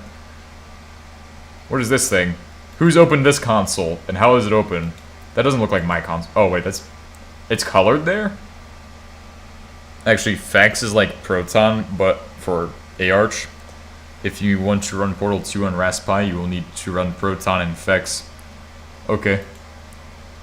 So it's like multi-layers at that point. I mean, yesterday we were looking at it and I was like, bro, we're gonna have to set up a VM for Ubuntu or Debian or something. How do I make Snap chmodded? How to chmod Snap? Bruh, I need to give it permissions. Sudo snapman syu. Oh, wait. Update all. Easy peasy. Update now. Alright, now hurry up and snapped already. Good job, Mr. Freeman. It's installing. Installing. Installing. Whoa. I need to get this browser open so we can download this. Which distro is this? This is the Ubuntu version of the K desktop and development thingy. I have no fucking clue. Armbian? Yeah, that's it. It's the Armbian version of K desktop and development environment. It's like actually what they use for developing it. Snap. Fetching updates. Hurry up and fetch them damn updates. Get to work, bruh. Let me put this shit right over here in the corner, like where it belongs. Because we're gonna need that again. And then I'm gonna chmod my fucking Brave browser. Brave. Please work this time. Oh wait, it actually opened Brave? Is it crashing? Wait, it actually opened. I have a browser open. Opening an existed browser session. Holy shit. I got Brave to open. Congratulations, guys. I no longer need that. But how much RAM am I using? Pseudo RAM, man. We're using snaps. Why does Armbian come with snap? The fuck? This is... I have no clue, bro. This shit's just like a fucking Armbian image of the fucking... No, this is actually Ubuntu. It's an Ubuntu with a fucking KDE desktop. It's for whatever development bullshit they do at KDE. I have no fucking clue at this point. Oh my god, I have 2 browsers? Son of a... Okay, we have the most bloated browser on the most bloated distro. On, well that isn't Windows, a Windows distro. Is that a thing? And have it on, the fucking worst system other than XU4. Let's go ahead and get ourselves a HTOP running while I do this amazing session of going to my favorite website, Odroid Wikipedia. Droidopedia. Fex translates x86 into... What is LSB dash underscore? I'm not gonna do that right now. I'm busy with other things. Here we go. We got 80 tasks. Beautiful. How much Joe Vibin can vibe today? So we now have our this shit. I actually might move that but no, you all need to be able to see the browser better than I do, so here we go. No, we don't need to ask it a question. We need to get the Odroid wiki. So we're going to Odroid wiki, right? We're gonna install or download the app's image, and then we can get the Gen 2 wiki cooking. So it's not bad on RAM and performance, but let me get a temp check real quick. Let me go ahead and get a temp check in that thing. Let's get a temp check on that box right there. Temp check, very, very chillin', bro. Temp check right here. Cold. Which distro is this? This is Ubuntu right now. We're starting from Ubuntu. Our start point, as you can see when I do ls blk. Oh, what the hell is all of these? What the fucking shit are these blocks? Anyway, our target today is the MMC block. Or is it this one? But we're gonna install Arch on that. So I'm gonna need to open the Odroid wiki.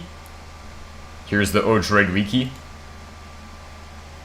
It's gonna take 10 hours for it to load. Loops is from Snap.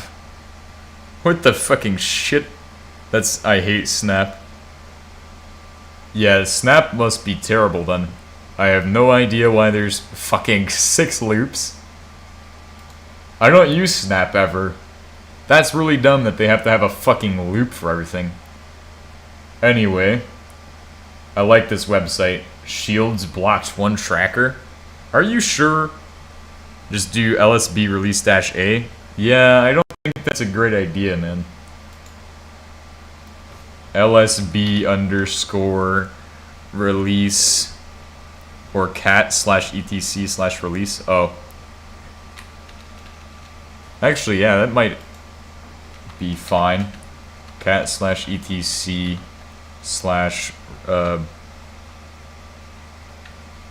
tab. Oh. Is there even a release in there?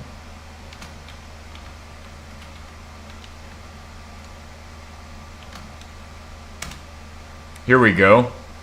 Armbian community. Whoa. Board name, Odroid M1S. Board family, RK35XX, meaning it can change. We have the RK3566 chipset, so... I mean, I think in theory you could just take... But we're going to follow the Gen 2 guide to install Arch ARM on this board. So we're going to scroll down until I see the one that looks right. Oh, hey, the XU4 is on here. They still have it listed. The H5 is new. I like the H5. It's really cool. H4 would be nice to own. Or no, H3. I'd go with H3 if I could own one. Oh yeah, H3 if I could get one. Bro, that'd be amazing. Anyway, M1S. Go down to M1S. But it's Armbian, but it fucking has Snap. Yeah, well, it's an Ubuntu version. If you go all the way down... Wait. ID Ubuntu. This is a weird version. So it's Ubuntu, but ID underscore like Debian? I mean, it is Ubuntu. What the fuck is this? Debian should sue them. They're infringing on the trademark. Anyway, back to this. We're doing the Odroidium. Oh, yeah, we need to scroll down. Here, OS install guide. Should have OS images. Actually, back. We don't need to go there and install guide. I know how to install that shit. Give me Ubuntu. I'm surprised it's even running this fast. Or fast at all. So I need to get their Ubuntu image. Bro, I can feel the wind from this thing in my face. Why is it called Armbian if it's Ubuntu based? Can you try Flatpaks, by the way? We'll see. Oh, I should have done that actually. Yeah, you're right. I don't know why you snapped. Maybe it's just because it's the first thing I saw. 20... Oh, wait a second. This is different. The other one had different links, I swear. Oh wait, but this is because it's on this website. So now I can get the actual image. Let's go with this one. We're going to save it to my downloads, because why not? Alright, now let's go ahead and go to Gen 2 Odroid M1S. I honestly should be doing this on the other side. Oh wow, it opened it in another tab. Please, sudo, please take that into there. I hate GUI. I hate GUI. What the fucking shit? It no worko. Oh god, I'm crashing it so hard right now. I used like Arch for 2 months. I liked it. The best OS I used was LFS. Now I use LARP or JK. Nah. I just like to hack things together. Dirty, yeah. Question mark. This is going well. I think I crashed everything. Did I crash everything? I think Brave crashed everything. I need to do sudo pkill. Oh wait, it's just the download is taking a long time. ls download. Oh wait, I need to do this now?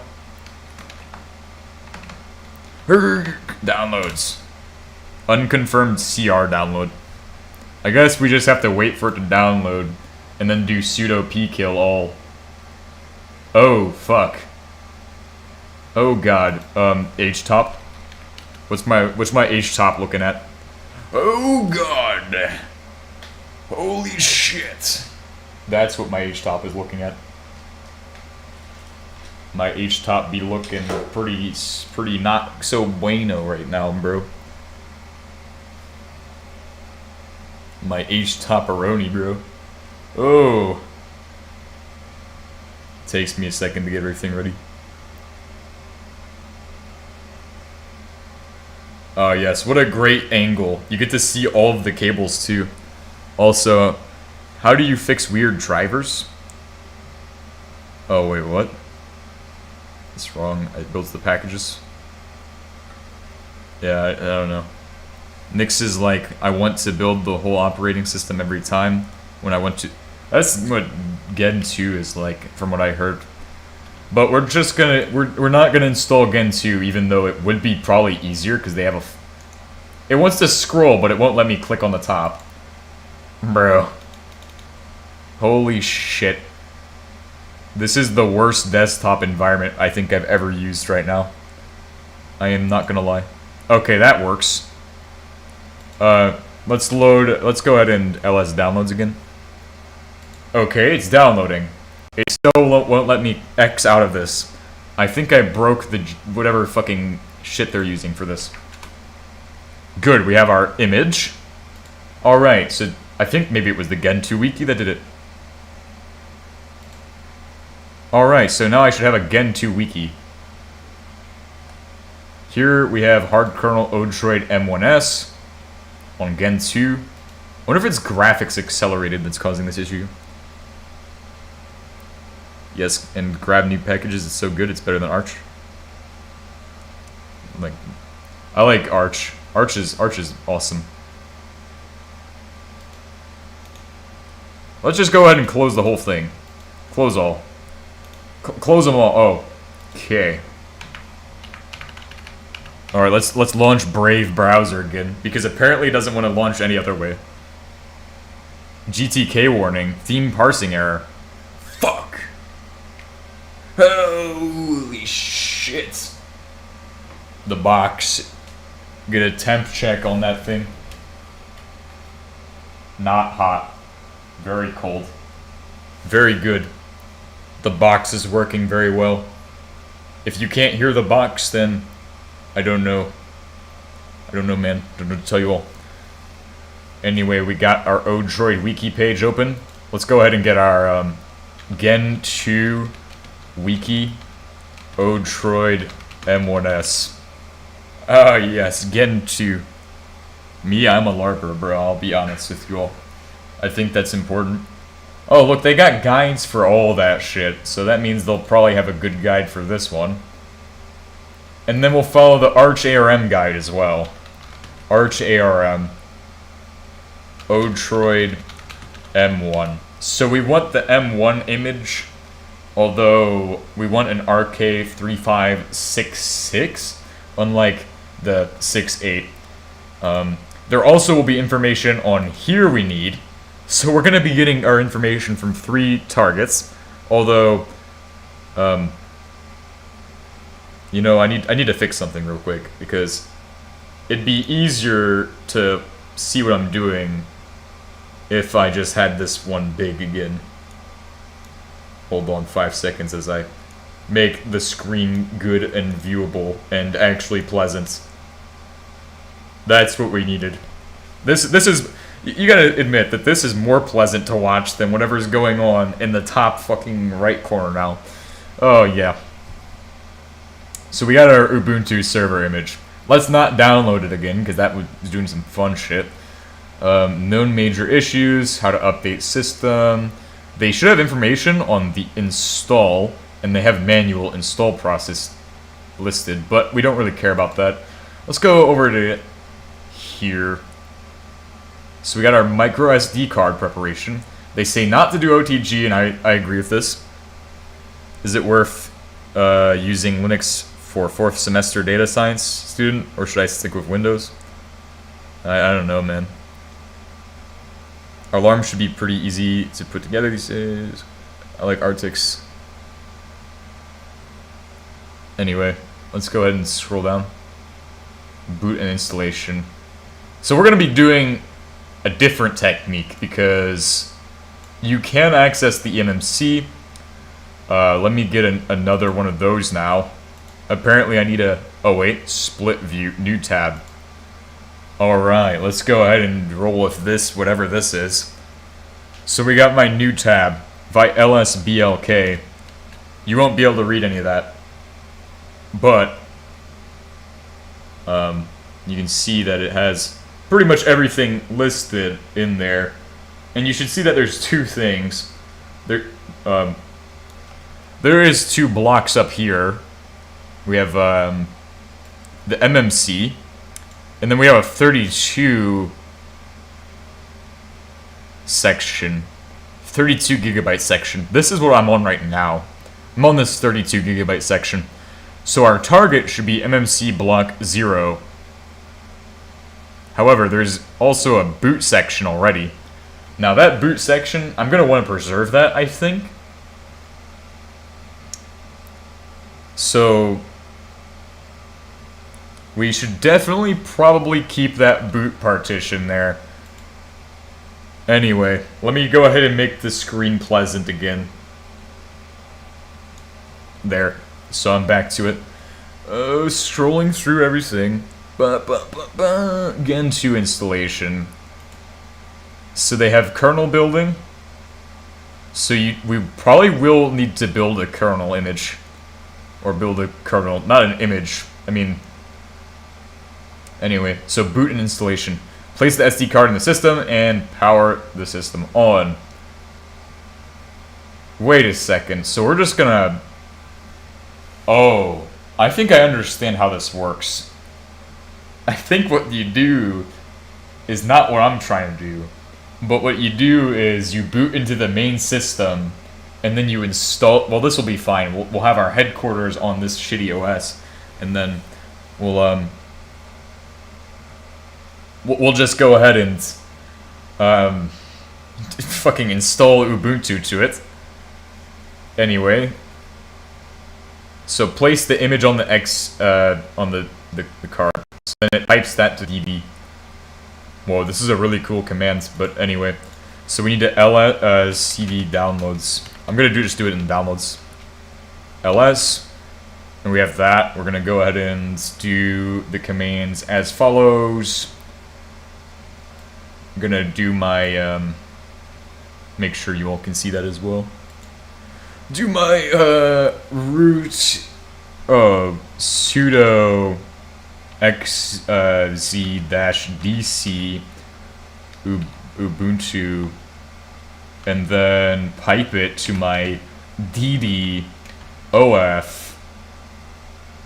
equals /dev/mmcblk, and then we want 0, and just that's it. That's all I need to do. So that will put the output file, and then the status is going to be equals progress. This should be pretty simple. KDE equals bloat for sure. Yeah. KDE is best desktop for newbies. Yeah, that's also... Like, it just comes pre-configured and set up. I like that. when I was starting, but now I feel like I'd like, now that I've seen what other desktops provide, I really like Fluxbox. That's the one I like. I don't know why, it just kind of feels nice. Password for Joe Vibin is easy peasy. Don't forget that password. I've told you it already 1,000 times. Sure, as long as they can troubleshoot my level. I have VM with Kali. But do you use Black Arch Linux? You should be able to use Black Arch Linux. It's way better. Bro, Black Arch Linux is the best hacker distro. Actually, I have to show you all another distro. I might have bookmarked it. The behind the scenes that you all don't see. I might have bookmarked it. It might be my last bookmark. Look at all the sites I have bookmarked. Good God. Berserk Arch. This one. Hacker distro. Is this my next distro, guys? Is this it? Is it wiki.berserkarch.org? Holy shit. Holy shit. My next distro, guys. Berserk Arch.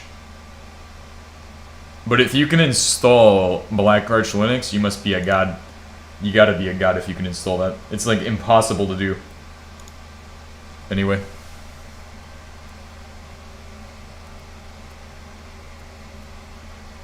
Nah, Catchy starts with KDE.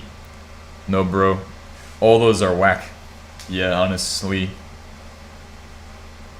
So, I have no idea what this command does, but we just did it, and I think it's working. Just grab Arch, Fedora, or like Debian. Berserk Arch is a great one for vets, and it just works. Yeah, I mean, you could like hack on any OS, I mean, honestly.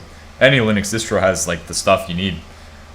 Especially anything Debian based is going to have all of those packages from Kali, and I mean, you know.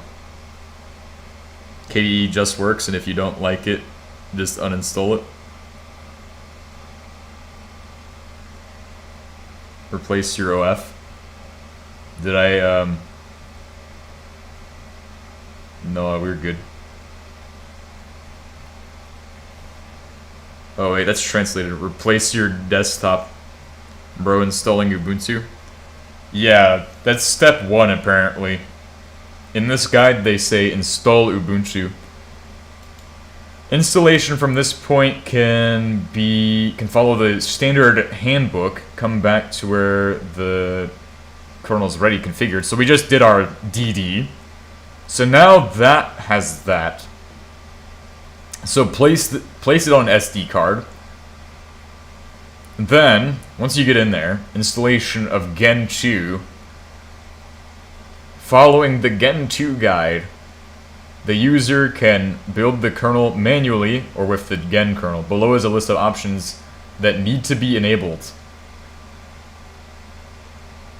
With Gen kernel, oh my god. But anyway, this looks about right. Ubuntu is not the son of Debian, is Hellspawn. It's Microsoft Debian.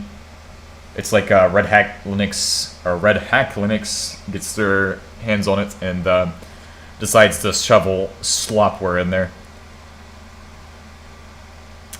So all this information's great, but we need to...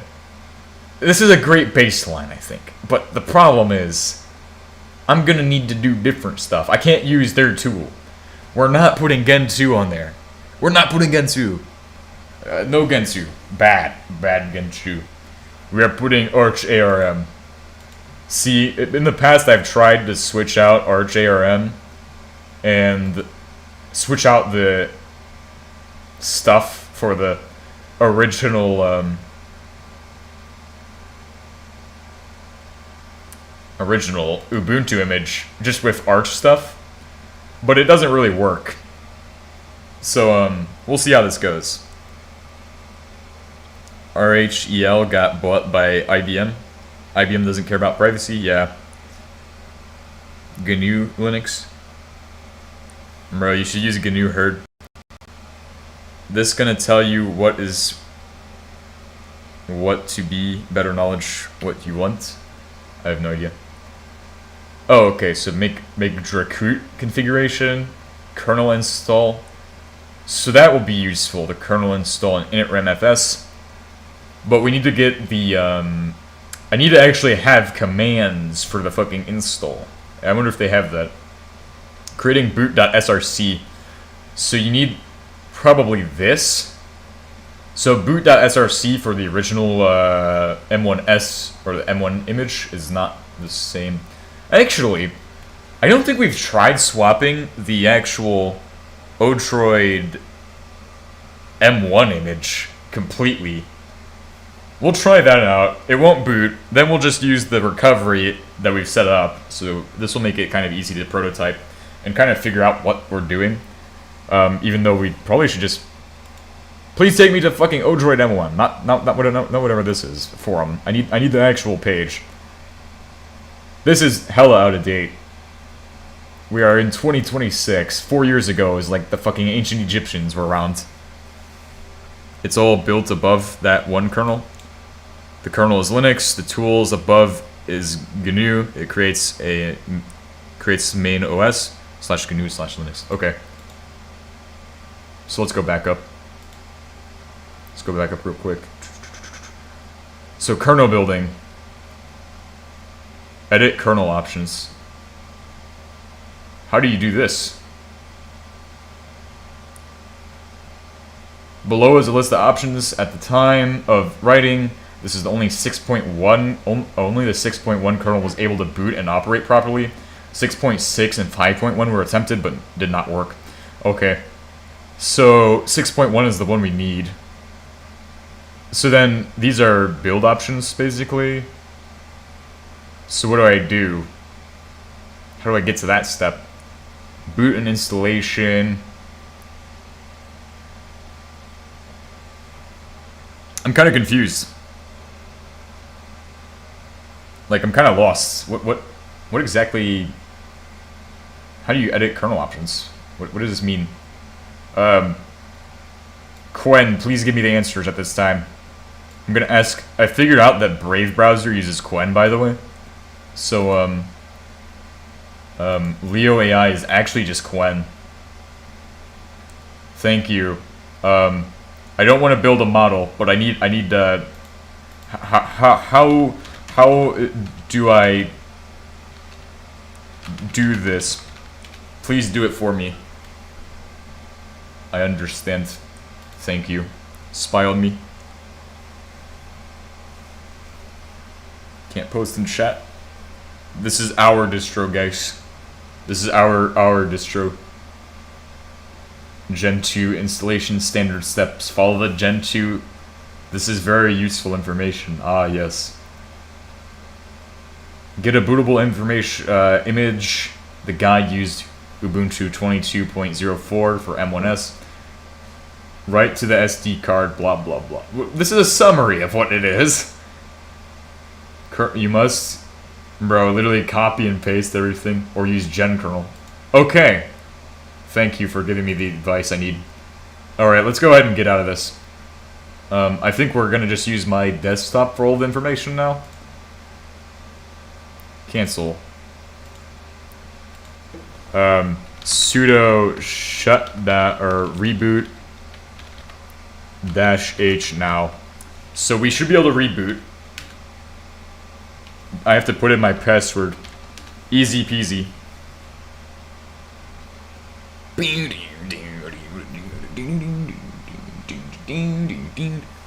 gonna get a temperature check during the boot while it's booting.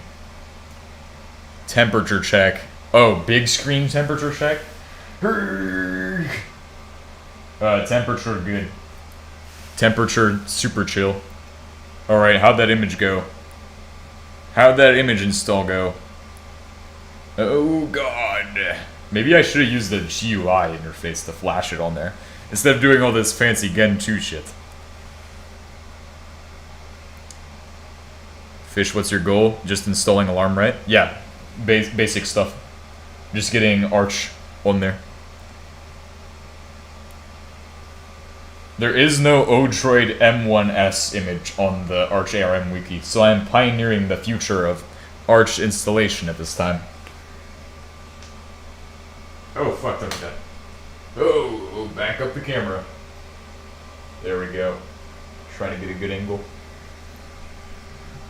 the box of glory right here. Alright, this is the... What steps do I need to take? First, step 1, remove thing. They slide out. You didn't expect that. That's some high-level technological engineering. Gonna pull this thing. Gonna cycle the power. And while that's happening, then I'm gonna go ahead and see if I can get my eyeballs to zoom in on whatever this is. Oh shit, you all can't see what I'm doing. I'm performing brain surgery at this time. Actually, it'd be nicer of me to do this. Great view of what I'm about to do.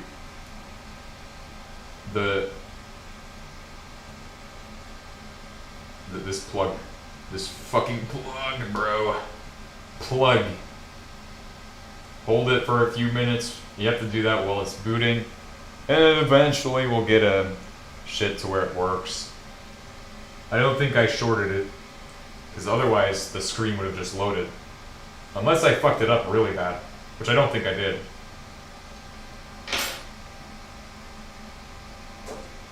Hold on, let's try this again. Because I think I fucked it up a little bit. So normally I just press super hard on those 2 pins right there. Those 2 pads actually, they're pads. Technically you could solder them. Oh fuck, I didn't do it correctly. That time I saw it. This requires extreme precision and is a pain in the fucking ass. This is the worst shit I've ever had to do. Alright, that's not even close. Bro, okay, let me move the camera down so I can get even closer to this shit. Without being caught in the camera. This is how I have to do it. Zoom in. Alright, cool.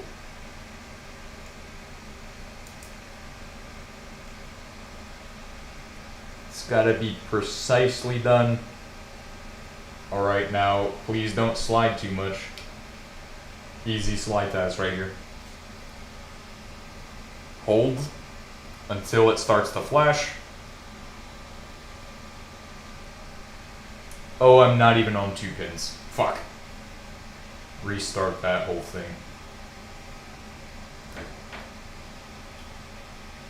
Okay. This part is hit or miss whether I get it really fast.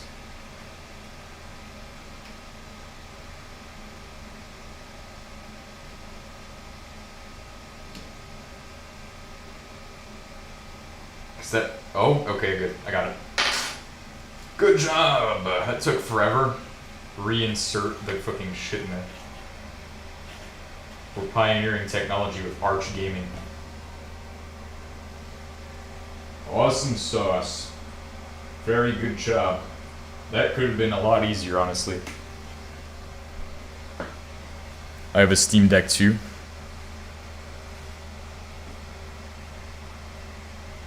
Bro, the wind is actually blowing the camera too. Well, the wind? I mean, it basically is wind at this point. I mean, all of the air coming out of here is so fast, bro. It literally can blow the camera around. Let's see if I can demonstrate with some other substances. For example, Exhibit A. If I take this piece of, whatever the fuck this is, and hold it like right here. Oh yeah, I love this shit.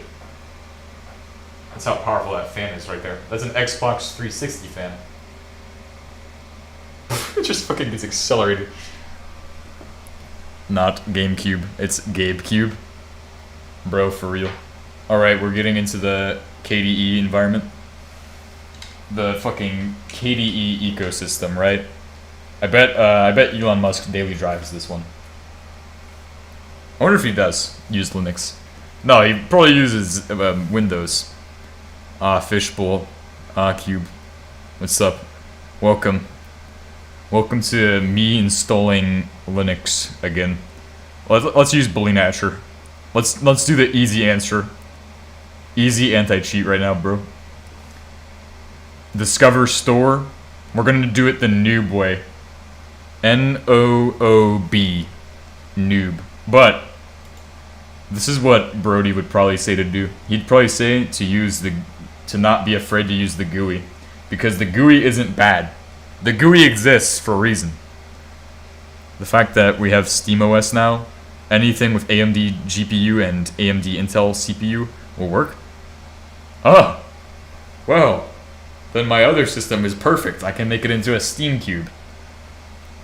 I think I said Steam Cube? What am I fucking doing? Anyway. Balina. Do you have Balina? What the fuck is... Anyway. Yet another snap package. But anyway, settings.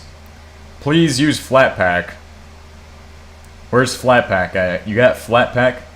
I don't see any Flatpak. Come on. Oh, install. Flatpak backend. I like Flatpak. Brody Robertson mentioned. Alright, easy peasy's my password, guys. Easy as it gets. Flatpak. Let's go ahead and use the GUI. Yes. How beautiful of an episode. Give me that Flatpak image, bro. Release of the neurons activated. Brody would make a 30 minutes video. Yeah, but here I am. I'm gonna spend 2 hours installing this just because I can. I don't know. Because I suck at this, I guess. Well, I mean, I am doing stuff that's not really documented or anything. Especially right now. There's no documentation. Well, the documentation that exists isn't straightforward, and so what we're doing is like the most backwards way of getting around it. I have not even clue. We're exploring the other side. We're using the red key. Explore the other side. Alright, now let's go ahead and see if Balina Etcher exists. RMB and firmware updates. Give me Etcher. See if there's Etcher. What about Rufus? I've never used Rufus. Is Rufus good? Is Rufus a plus? Rufus? Yeah, I figured. Time to use terminal. Step 2, terminal. Let's go ahead and try that out.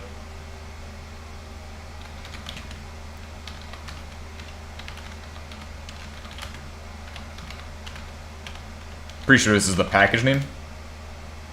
Easy peasy. Oh?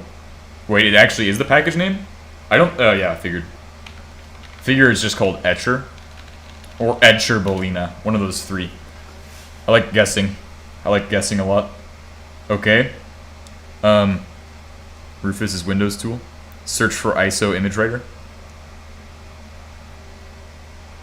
Let me go ahead and see what this is called. Does Brave actually work now? Did we get Brave to work permanently, or is it still broken? Brave. I like how Brave barely works. We have to use it from the fucking console to get it to work.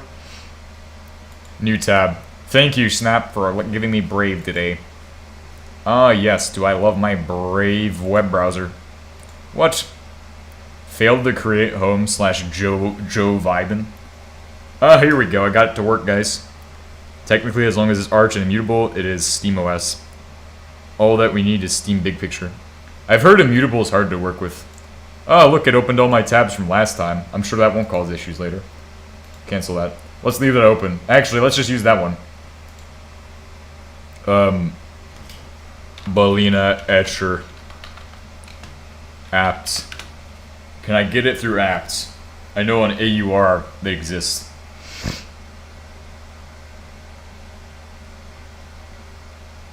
God damn it. I need to get a DEB package. Hell yeah, let's go ahead and go to their Balina Etcher website. They have documents too. Etcher. Are you sure I can't just get this through apps?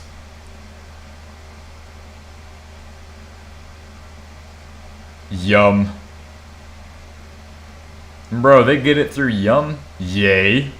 Ah, yes. Winget. Winget? Use DD. Yeah. Oh, wait. Yeah, you're right. I probably should do that.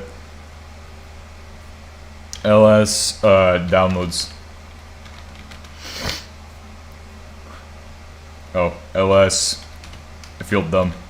Downloads. It's still an image XD. CD, downloads. I guess the Gen 2 command didn't work. But anyway, DD. Do I even need to sudo that? I don't think I do. I need to DD it at th3fish. How to show unblurry image of screen. There will never be unblurry image of screen. You need to run sudo rm dash or rf slash asterisk for unblurry screen. But anyway,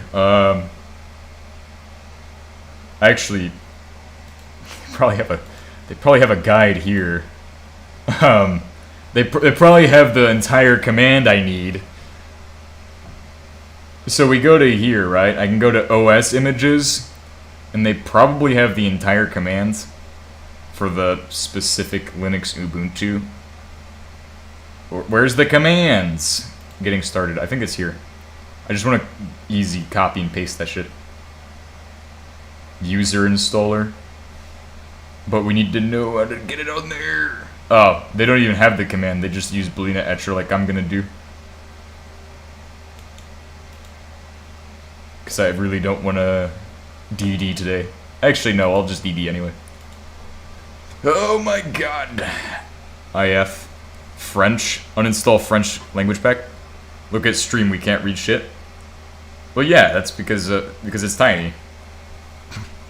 And the screen's also shitty anyway. I mean, if you want to read, just read along. In a web browser. I don't know. You don't need to read anything I'm doing. You can just trust what I'm doing is 100% correct. It's like if I had access to your computer, you could trust that what I'm going to do is probably 100% safe. Totally. Trust me. IF equals, what was it, Ubuntu? That, and then OF equals /dev/SDA, or /dev/MMC BLK0. Yeah, that's a thing. And then 4M. BS bullshit equals 4M. Alright, cool. 4M. And then status equals progress. O flag equals sync. We just need status equals progress, I think. Maybe? I don't know. Does that actually... Oh. Status equals progress. Give me that. Cool. Oh, wait. Hold on. Don't we need to unxz it first? Oh, you can't stop the... Oh, yes, you can. Unxz... actually, ls. Unxz... Cool. Unxz... tab. That needs to happen first. BS matters for speed? Oh, okay.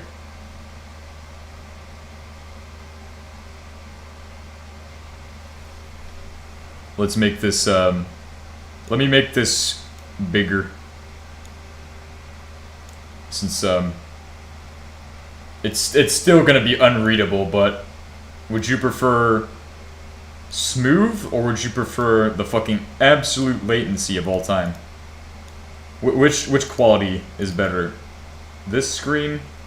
Or, oh, fucking shit. Or the other one. Where's the other one? Let me select the other one, please. That's not the right one either. Oh, wait, I think I know why it's not the right one. Because I'm layering them, apparently. Hold on. 5 seconds. Oh, here we go. That. Smooth, please. Smooth is great, but I have to appease everybody at some point. If you can really squint, you can see that. The one where we could see lol. Both at 240p one. Neither's gonna exist. It's taking forever to unXZ, by the way.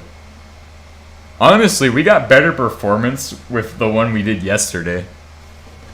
I think it's just KDE is even more performance hungry. It wants to eat all of your performance and spit it out as a pile of slog or something. We have approximately 2 hours to complete the mission at this time. And that mission is to get Arch onto this computer. Can we do it in that time? We didn't even have to build a fucking cardboard box.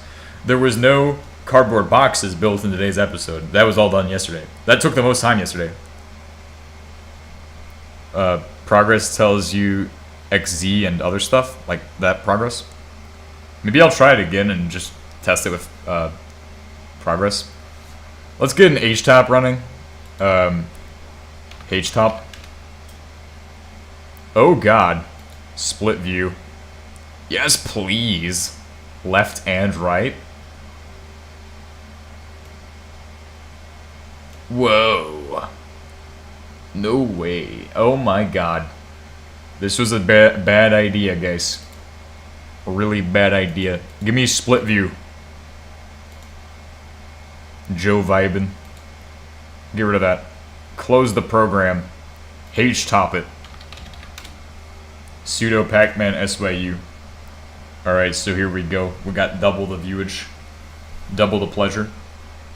You can run progress in another window. Oh, okay. That's even cooler.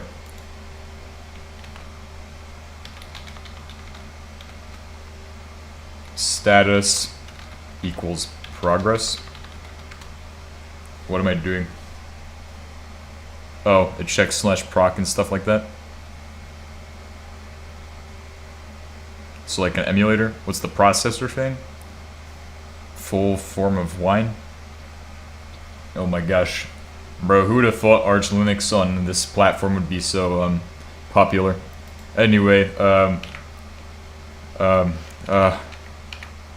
dd my if Ubuntu and then status equals progress, please. Oh wait, because I unXZ'd it, the image is no longer that, it's an image now. So now we'll get our status equals progress. Wow. For those who are just now tuning in, let me introduce you all to our project, the Machinetron, Gigatron, and we're going to do a temperature check. At this time, temperature check. I can't even get my hand in there. You know, I probably should just lift off the lid. There's a reason I put a lid on. It's to make it easy for me to get in there and get access to whatever I'm doing. So we'll be doing more effective temperature checks from now on. This time I will remove the lid, but that will reduce airflow. I hope it doesn't fall and short circuit anything. That could happen. These aren't really very secured in there. It's always a possibility. You know what else could happen? Lose the screw. Bro, these are a pain in the ass to put in, by the way. Especially after the box is built. I mean, it's kind of just fucked at that point.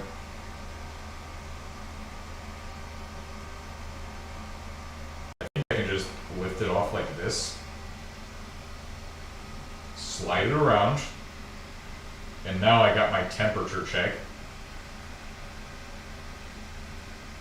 I mean, I think it's really temperature effective in there. I mean, I think it's temperature effective. How temperature effective can we possibly get with this thing? I wonder. Oh, and if you didn't see earlier, it has angle in there. It's literally a box lol. And check for also show CPU temperature. Alright, let's go back to a view that's actually pleasant. Like this one. That's the optimal view. And then for now, I'm just gonna Put this right back on there and hope nothing rattles out of place or anything. That's not going to go in there really easy. Oh, there we go. Reinstalling the bolts real quick. That should be fine. I don't need it super tight to kind of stop the airflow too much. My only concern is that it's going to have the bolt rattle out. So show CPU temp. How do you show CPU temp?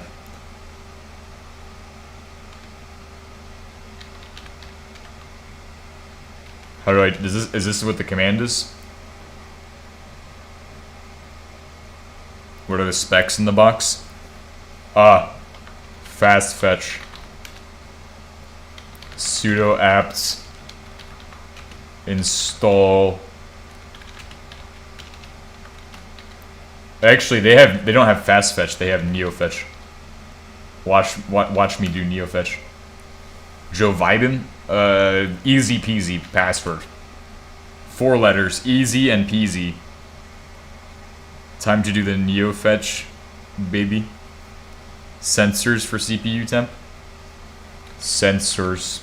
Wait, there's no neofetch?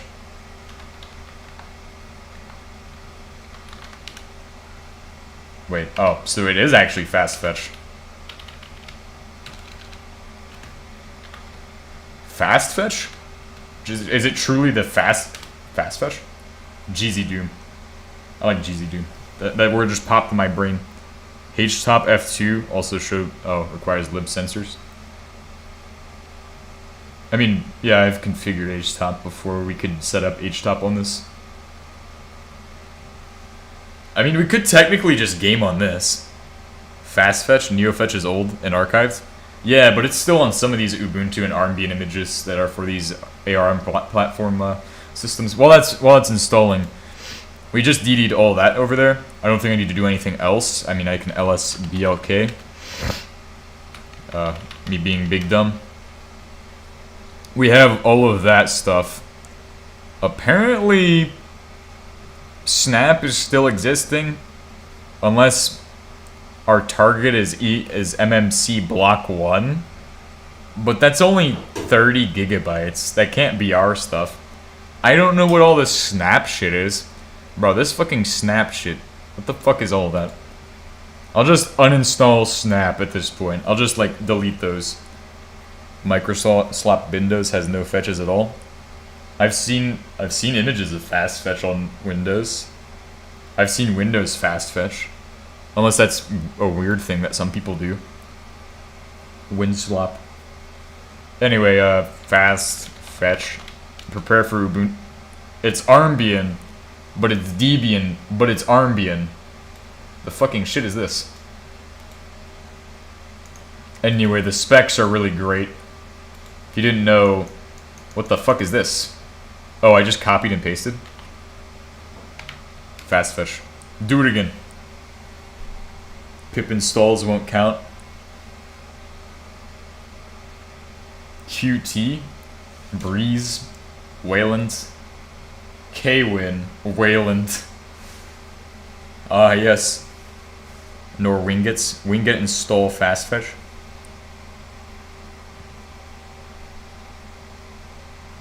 Alright, what's the next task? Oh, I have my local IP on there. So you guys like the specs on this thing? That 8 gigabytes of RAM right there? Oh yeah. 1.83 on the one thing. And it works. Alright, so we've done this. What does GNOME tell me? GNOME tells me we need to go and do this shit with the fucking gen kernel.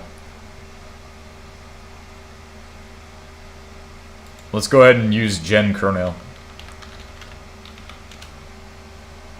Let's learn about gen kernel. Alright, gen kernel for the Gen 2 wiki. That must make Gen 2 great again.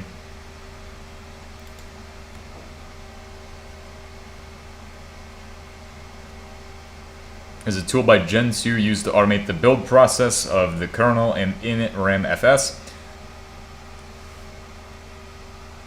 install Hollywood package. Native installations are good too. Oh, I realized the camera angle has fallen slightly. It needs to be improved for the comedic effect. That way everybody can see the beauty of this device. Even GNU's window wget count, but not wingit. So like, have you tried installing the Odroid M1 image onto your M1S device? Because like, if you want to actually do it, they'll probably the right way. If you want to just explore and learn the next 2 hours, this work. I mean, I don't really know, honestly. I mean, that's a good point.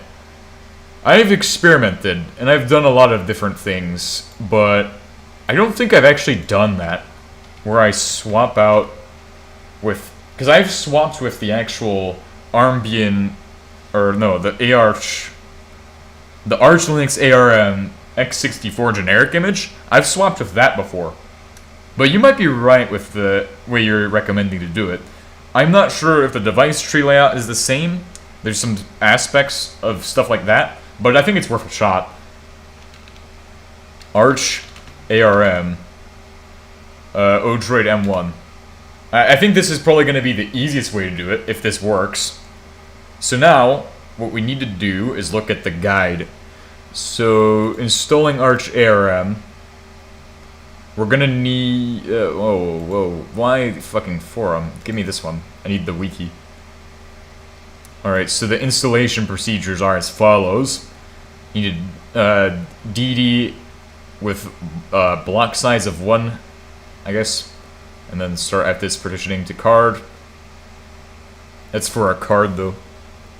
Try Slackware. Oh, I've seen Slackware. It looks pretty cool. This seems like out of date, though. I don't know. It's basically the same one. Red Hat Dead one. And with the specs. Oh, yeah. The only real difference is the CPU. It's version. It's like, I don't think it's a version. It's 6.8 or something. Overview. If you look at the specs, RK568. Yeah, so it's in the same series, and then it's the 6.8. But the other one's the 6.6. And there is kind of a difference. I'm pretty sure 6.8 provides a quad. Actually, it probably is the same. I think the 6.6 is newer. I don't remember. Alright, so maybe we try this. Actually, yeah, let's go ahead and get the image for the...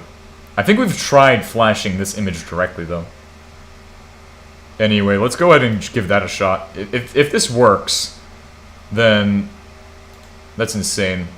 Alright, let's go ahead and do this. Alright, so we're going to do that first.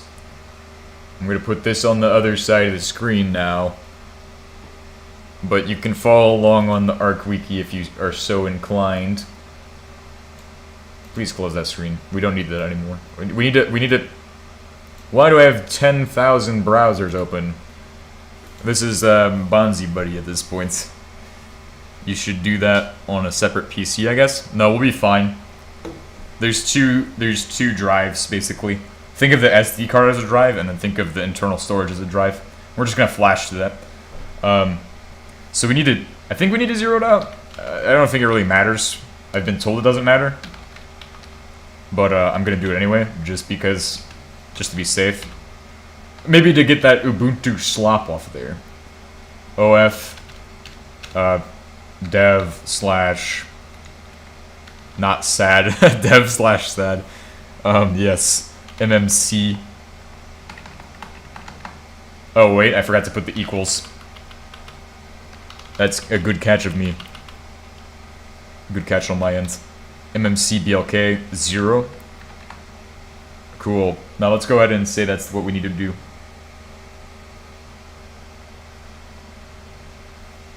Alright, now do the BS for the block size for 1 million and count equals 8. And then status equals progress. Oh, it didn't take very long. Very nice. See how fast that is? 175 megabytes per second. Alright, so next step is then to flash onto there. You can install Arch Linux on your phone to the shambles. Why use Arch on phone when we can just Alpine it up? Arch is the best distro. Cannot say anything otherwise. Arch is the best one. Alright, so then if I do fdisk /dev/mmc blk0, and then it wants me to make a new partition, so hit O, which I don't think is necessary, P to list partitions, N, P. I'm pretty sure this doesn't work though. I don't think this one works. 14096. Then press enter to accept the default. I like this guide though, it's pretty good. Alright, now write the partition by hitting W. Oh, right, need to do it as sudo. Fuck! Gotta redo the whole thing. Easy peasy. Not KDE again. We're not gonna do KDE. We're not gonna install a desktop environment. We're just gonna get it set up with the basics and use it as a server. Okay, so we do that. We DD. We fdisk our SDX, right? Oh god, I have to redo all of... Oh, wait, no, my bad. I just hit O, P to list partitions. There's apparently something there, I don't really care. N, P, 14096, enter, W. Wait, what? Oh. Alright, that's done. And, next is mkfs.ext4, which will allow us to mount it. Like, you can do xfce and all that if you're a minimal fella, but on modern PC, just KDE. Meanwhile, xfce, LXQT, window managers. I mean, there's so many choices. I feel like it depends on what you like. I mean, I don't know. You can't really... You just find one, then you're like, yeah, I'll just settle on this one. KDE is like the one that you can just install and it's plug and play. I'm sure XFCE is pretty similar. But there's others that are more interesting that require configuring. Me hitting the tripod right now. Oops. What do I need to do next? ext4. I need to do that as sudo. And then do that as /dev/mmc block 0. Do that to target that. Yes. Proceed. Destroy.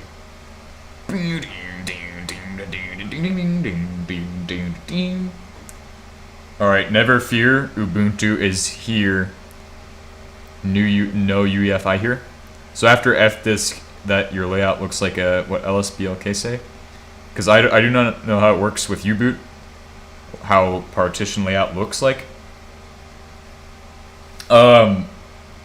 It's kind of just like you can customize. I have no idea, man.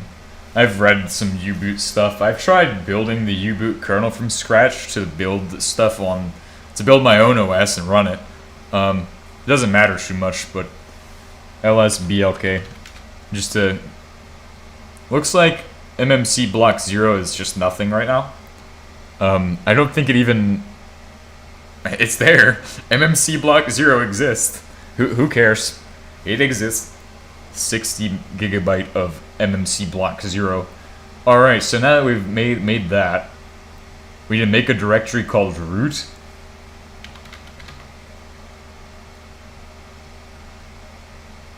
Root. And then we're gonna do what am I doing? What am I thinking of? Use KDE. I use KDE Mobile on a phone with 8 GB RAM, and it works blazing fast. Just install meta package, and you're good to go. Bro, I'm jealous that you can install KDE on a phone. I can't install anything on my phone. I only uninstalled Google ad services and shit. I like uninstalled all of the Samsung shit on my Samsung phone. Linux runs on legacy BIOS too. Also, Linux is minimalism. Just tell us what you use it for, and that's what matters. I game on Linux, work on Linux, and even use regular editing apps on Linux. Bro, Linux is the best. I like Linux. I agree with this statement. I am same. Alright, let's go ahead and continue. So I made a directory called root. Did I finish the part where we make a file system? You know what? I think I screwed up a little bit. Because I think I just did the whole entire thing. See, now they say, because it's not just the entire... Well, it's not... It's one, not just SD. Yeah, me being big dumb. Hold on, let's redo it. Oh... Sudo fdisk mmc block 0. First is O. P-less partitions. And P1 4096. Enter. W enter. Now lsblk, which will pull up that. That's a good catch for you. Thank you. That would have been bad if I'd continued.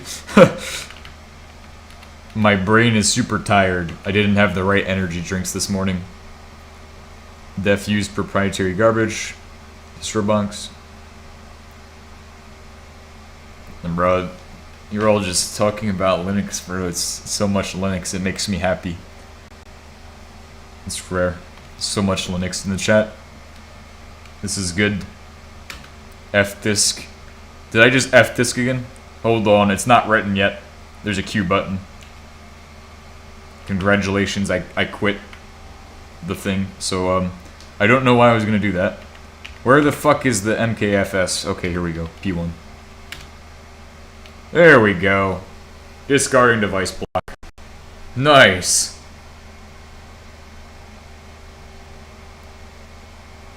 Okay, so now lsblk. Awesome. I might have screwed that up in the past too. I have no idea. Anyway, we're going to go ahead and then sudo mount /dev /mmcblk0p1 to my root.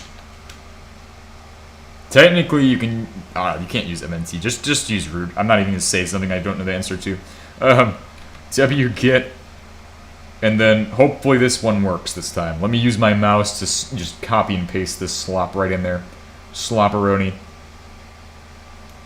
It looks like it's just the generic image, though. And that means they probably do something later.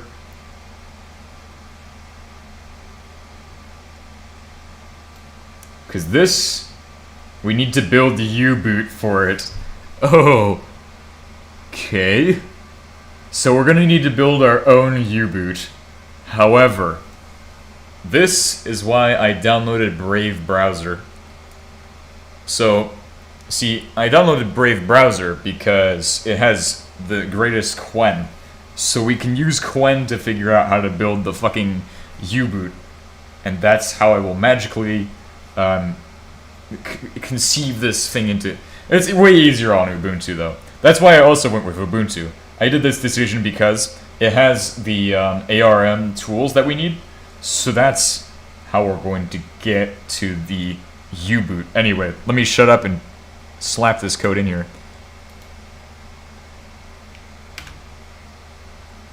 Slap that URL in there, I should say. But anyway, that should do the trick for now. Pi jump scare right here. Whoa. Pi is very blurry at this time. Run the temperature check. Alright, we're doing good things. It's taking a long time, but I'm sure it looks worse on that screen than it does on this one. Alright. Oh shit, I hit the space button. Me dying right now.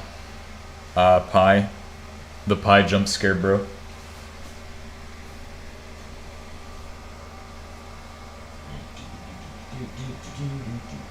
Oh, there we go. Me being bored, so I'm gonna just start screwing around for a little bit. Oh, actually, it might be done soon. No, it's gonna be a minute. Nice. So we're gonna have to build U-boot today. That's gonna be fun. Bro, the power is insane in there. It's insanity in this thing. Actually, I wonder if I can get a temperature out of that.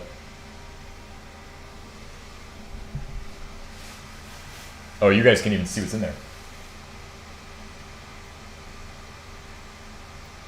Camera time.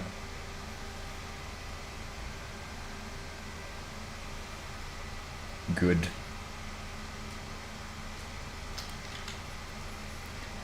Good. Good stuff. Taking a look deeper into the insides of the device. The contraption. Ah, yes. How beautiful of a view this will be.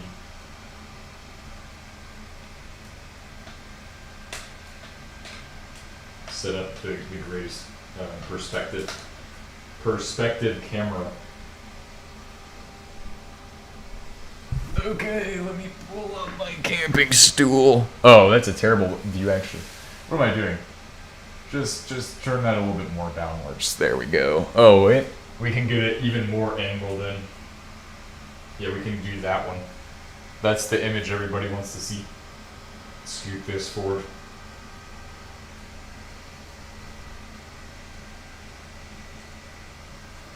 That's the quantum mechanics chamber right there.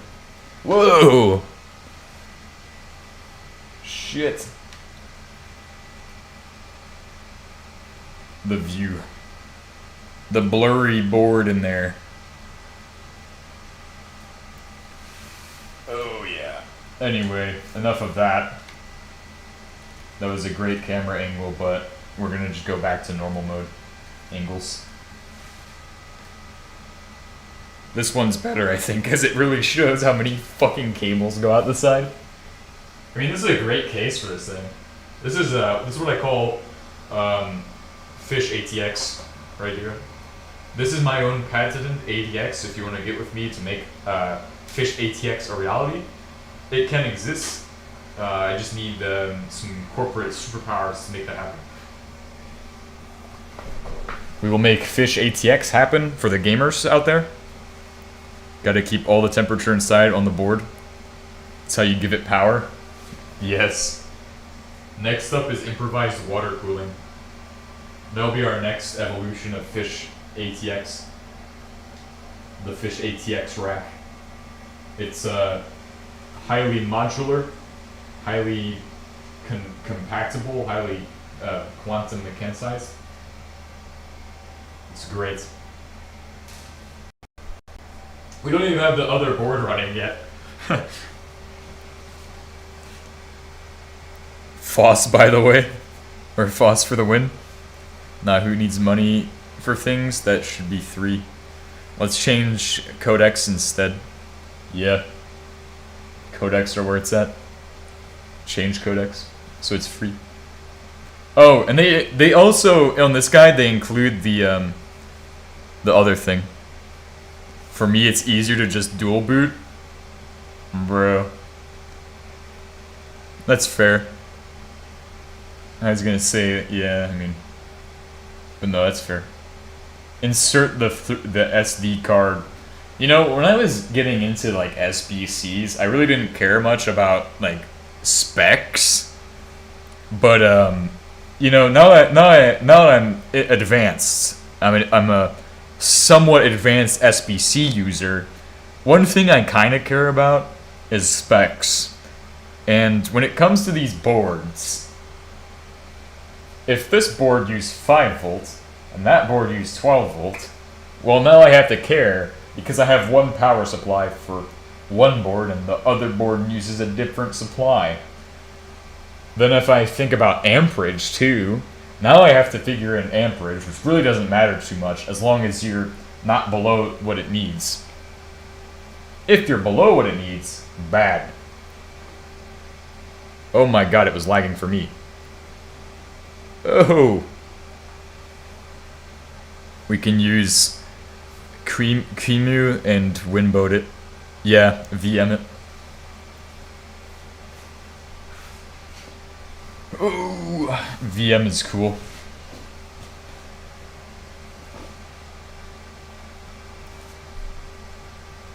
Honestly, I don't know. Still waiting on this Arch Linux download. It's in Florida. FLUS mirror. Thank you, Florida.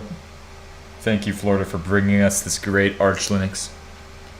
I like this beginner friendly distro called Arch Linux. It's really beginner friendly. Oh, wait. HTTP. Ah, yes. Hypertext Transport Protocol or something. Or Secure Hyper Transfer. Who knows? But I have a Pocket server where I can set up VMs, Windboat, and containers. Bro, I wish I had a Dell PowerEdge in my pocket, bro. Let me show you what I mean. Like Dell PowerEdge.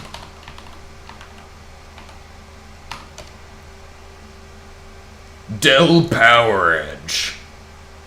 Oh yeah, bro. I look at these and go, oh my god, I'm so jealous of these huge corporations. They have these, bro. Dell PowerEdge. The Dell PowerEdge R440. Oh, bro. To install Arch Linux on those. Actually, I gotta work on a build that I want to do someday. AMD Threadripper. Once we get enough funding, we're gonna build my dream build, and it's gonna include Threadripper. I think Threadripper is the best option. I think Threadripper is really great. Dual CPU motherboard. With a dual CPU motherboard, of course. Exclusively on a dual CPU. Dual Threadripper. This thing. That looks like what I want to build someday. Oh yeah. This would be the best build of all. Bro, that looks like fucking trash right there. That's probably... Bro. This thing? Garbage. Give me something like that. Oh my god. Look at... We need 256 gigabytes of RAM. We need Arch Linux on this thing. And we need 2 CPUs for quantum computing. We need to be running at quantum tier. This one doesn't look bad. I'm not sure it would be able to survive. This one looks like one I'd want. Damn. But we need to stop looking at these before I end up being like, oh damn, we should just work on this next for the next episode. I already have a project for next episode. So don't worry. We can think about this later. This is a really cool looking thing. But if I don't have the funds for it right now, so we'll save that for a future episode, probably after what's gonna happen soon in the future. Ah, we're done? Beautiful, what's next? So we need to do BSD, pseudo BSDTAR dash. You know, I get so distracted in these, that's probably why I fucking suck at this. Or maybe that's why my streams are so good. It's because it's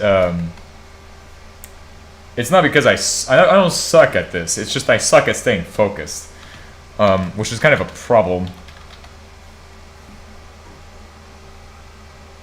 Get me RISC 5 core. Screw these. Honestly, I want AMD Threadripper because it just has a lot of cores. I don't know. Can you get a lot of cores on RISC 5? Is it good? I mean, if I can get a RISC 5 with two CPUs, that'd be cool. You're not interacting. Oh wait. No, because we're putting it. Oh yeah, you're right. Before I must have been doing it to something else. Oh, wait, what? BSD tar, no worko? Sudo apt install BSD tar. This is why I like this. BSD tar not found. Watch it, watch it. Oh, I knew it. BSD tar on Debian. Oh, Debian. I mean Ubuntu. Fucking cringe. Cringe Ubuntu. You now get RISC-V with 64 cores? I mean, is it really good though? But it's still mega early. RISC-V is maturing. Yeah, like I watched a Linus Tech Tips video, and I mean, that's pretty much told me everything about RISC-V. I was like, damn, it's pretty cool, but like, do I want to get into that for a video? I don't think I do. And because what is it called? When he explains things, he does a I don't know. My brain's frying. I forgot what I was gonna say. Let me sudo reboot -h now myself. There we go. Very good. Please get my Lubuntu tools. Yes, Lubuntu. I wonder what that's like. Alright, now we can just do my BSD tar. Did I do sudo wget? When I did wget, did I sudo? No. Okay. apt-get install. Whoops, I just did sudo apt install. I wonder if there's a difference between sudo apt and then apt-get. Or is it just an alias thing? But I've seen a lot of different RISC-V, and it looks really cool. That's what I was going to say. It looks cool, but I just don't know if it's really good, because I've also seen videos where, like, they try to game on it, and it doesn't really work that well. With, like you know, like the Milk 5. I've seen people game on that, and I watched, see ya. Bye. I've seen Linus Tech Tips, and he was gaming on the Milk 5, and I was like, bro, is it actually good, or is he just trying to get me on Windows or something shitty? apt-get and apt are the same? Yeah. They have a different syntax, though, too. It's kind of weird. I don't really use... I think I use Ubuntu for most of these streams, though. Oh, God. What? Hold on.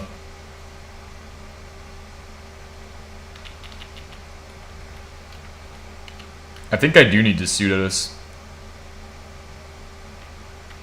Wait, ls root. Lost and found. That's good. That's what it needs to be. So yeah, I probably need to sudo this. Vector operations are crazy. Windows 2000 server is probably pretty cool. Ah, here we go. Now it works. I told you I needed a sudo. It's probably because I have done this before. But yes, sudo does it. Because it technically, even though it's mounted, I hope it's mounted, but even though it's mounted, right, it's technically still trying to put it into that /dev/mmc block, basically. So I'm pretty sure that's how that works. Which companies? Bro, the fan is crazy right now, bro. Fan crazy.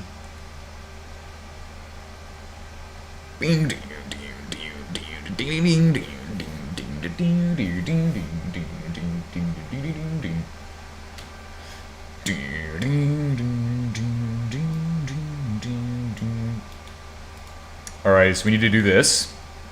We need to paste this in here. mkdir-p root. That's gonna make a hidden directory, isn't it? Right. See, you need to do sudo for these. Once mounted, still sudo.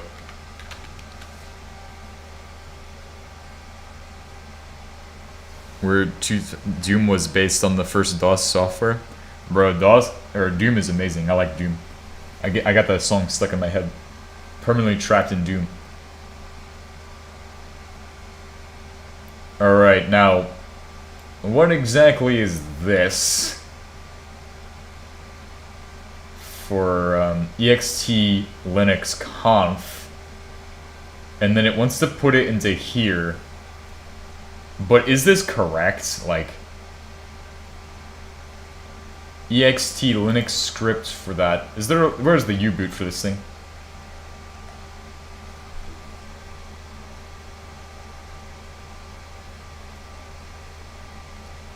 Bro, this must be like super complicated. So do we want to build U-boot for this? I think if we do try to build U-boot, we try that last. Okay, let's just go ahead and continue on with the copy and pasting of these wget commands into here. Shovel that in there. Oh, right, it needs to be sudoed. Fuck! Oh, wait, you know what I could do? Haha, look at me go. Haha! umount root.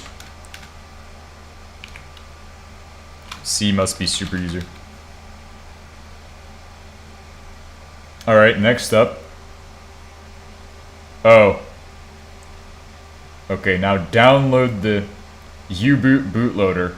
Now, if we can't get it to work, we could probably just try taking the other one and set that in there. Leave the multi-billion-dollar company alone. I'm just defending Windows. Proceeds to adding defending quotes. Bro, you can't defend Windows. Pretending Windows. Alright, so download and get that thing. That's the U-boot image. Or whatever the fuck. And then DD's it. Oh my god. Herk. Sudo DD. What do you mean? LS. U-boot rock chip? Bruh. Sudo DD. Right? So sudo DD. uboot.rockchip.bin, right? Bro. There we go. We got our sudo DD. We're gonna copy and pasta the rockchip.bin part in there. Trying to make this as quick and painless as possible. Ho! So that way we can figure out if this works.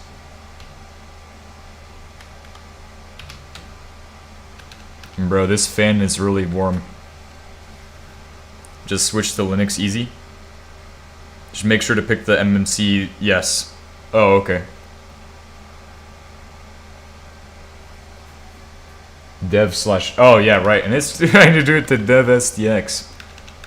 MMC BLK 0.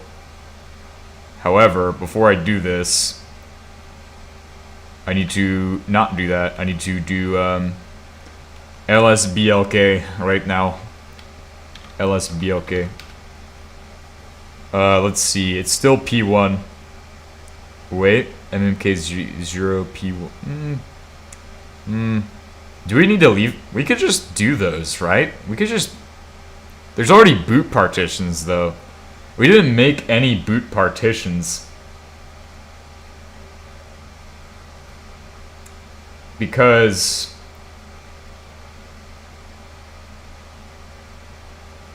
Hold on. we didn't create any boot partitions at all. Can I just run it with the original I don't think I can because that U-boot version is gonna be out of date. So I guess we have to DD this to the first 500 or to that whatever the fuck, and then yeah. So yeah, let's just go ahead and DD rockchip.bin and then to it says SDX, so that's correct. LS. What do you mean? Oh, U-U-boot. Oh my god, bro. U-U-boot, bro. Wow, what am I fucking doing? There we go, thanks. Alright, now. He says I can sudo reboot-h now. Now remember, the reason I'm doing it this way, or the specs of the box, we'll see that in a second. Armbian rebooting. Don't overwrite your entire block device. It should reboot. If we get anything that no signal, which is a bad sign. But it's it's got an orange light on there. Holy shit! Oh wait, we've got Ethernet connect. What the fucking shit? Wait, no fucking way. No fucking way, bro. This is the trick. Starting system D UDEV version. Wait, what? Armbian? It's booted Armbian again. Maybe I shouldn't have rebooted? We've been waiting for a long time for this. But is this Armbian? Or is this the leftovers of Armbian? Or like, what the fuck even happened? Is this some kind of super cross-contaminated hybrid? There was a dedicated MMC... No, that's for the original Ubuntu image. This is really interesting, though. I'm very curious, because if you remember, when we were doing the boots before, like, whenever we would reboot before, it would do this same thing, but it wouldn't actually bring us to anything. Fuck! Okay. Hold on, I think I know what happens. Oh. We'll try it without the SD card. Yeah, so we'll just have to unmount from the system. Or like, not unmount from the system, remove from the rack. And then redo that whole thing. But yeah, that was not correct at all. So I'm gonna explain what I think happens. I'm pretty sure when the image doesn't fail to run, or no, when it fails to run, it just goes to the SD card. It's kind of like the Pi almost. Let me get a better angle for the camera. Achieve better angle at this time. Angletron. The Cameratron.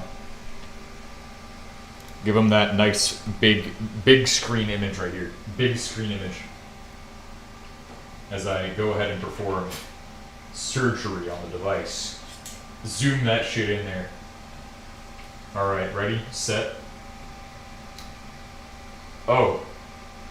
I think I'm dumb. Oops. It's, did something. That's funny. Bro, that's funny as hell, bro. Oops. Me being a little bit dumb is kind of okay. Alright, let's go ahead and give it a shot. Red. Very faint red light. That's not very good. That's actually really bad. It is heated. It's a red light though. Super faint. I don't understand. This just means it failed the boots. Probably because I just ripped out the fucking SD card while it was still running. Bruh. Okay, put that in there. I'm sure it will work.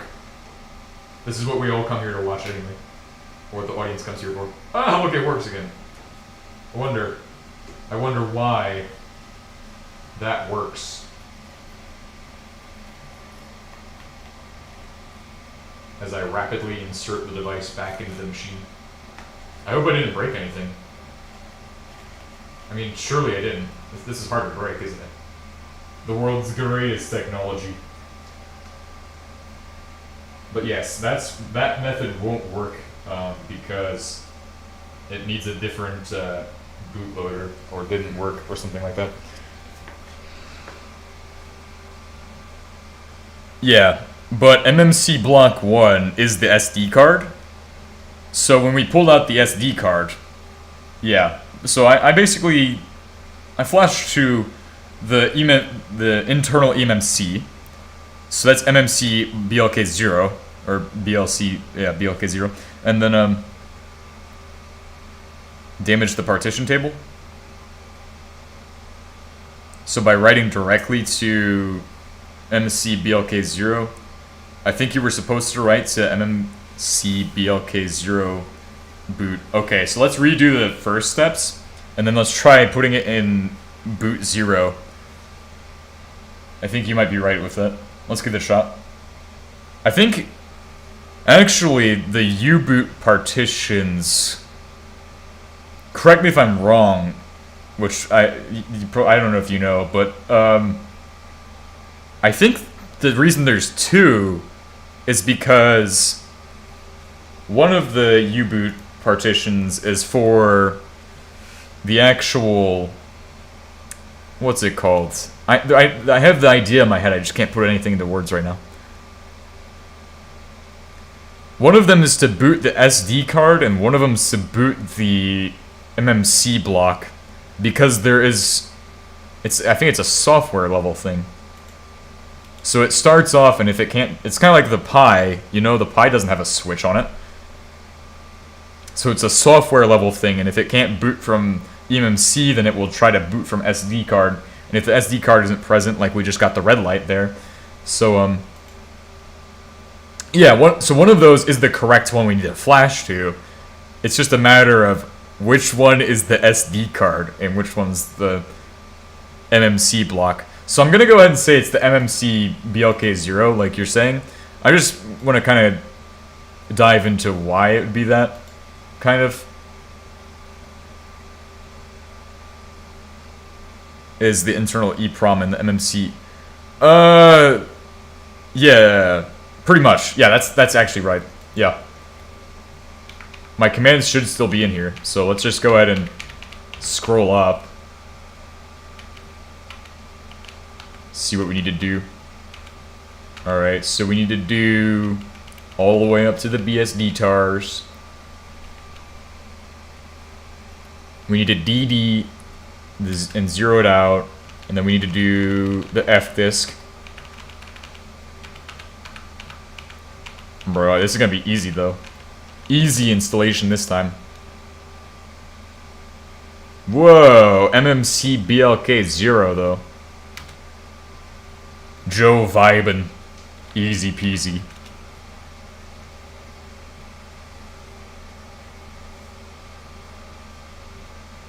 Alright, first O, second N, third P. Right? I think it is P. Yeah. 14096. Enter for default. W to write. Next step. Bro, I'm gonna be doing this like a giga boss, giga chat. It's called repetition. We need to not do any of that yet. BSD tar, no, no, no, no, no, no, no, no. That one. Boom. I think it's all there. Just need to write the U-boot to that boot partition. Yeah, but I could have fucked it up. I don't want to take the chance. We'll just do a fresh, redo it, and then try it again. Because we could have fucked a lot of shit up with this. So that creates that, and then we need a BSD tar. We need to do the mount. So that's the next step. Sudo mount to root. And then scroll all the way up through these. wget.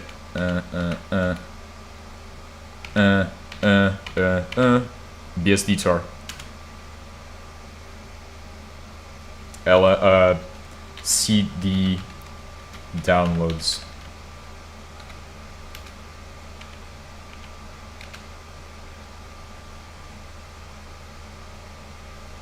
I think I have the root in here as well.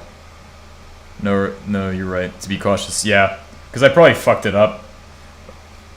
This board is pretty much impossible to brick, but I have heard it is possible to brick it. If you manage to brick this board, you can bring it back by just putting Ubuntu on an SD card. That's the reason why I started with the with this.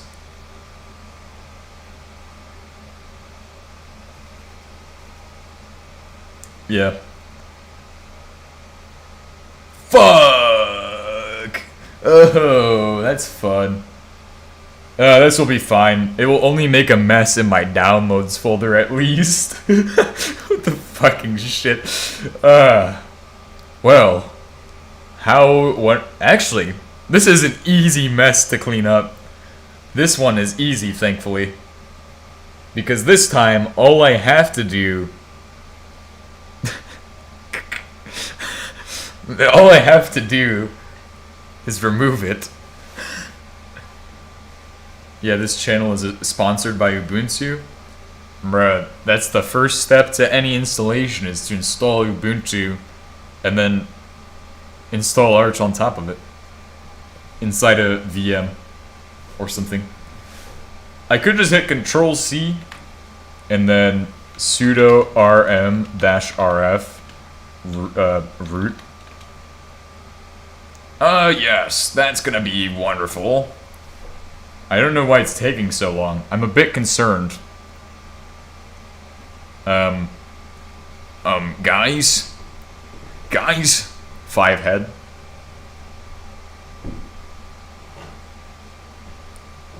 I'm confused. This is taking a little bit too long. Remove the Frenchies, yep. Got him.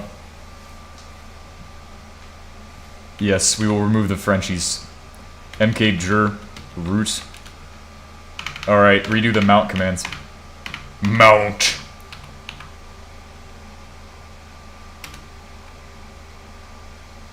I don't care to do my F-stabs. Put it in the root. Just recreate, yeah. Bro, me just doing the commands is a bad idea. Redoing the commands in a different directory even.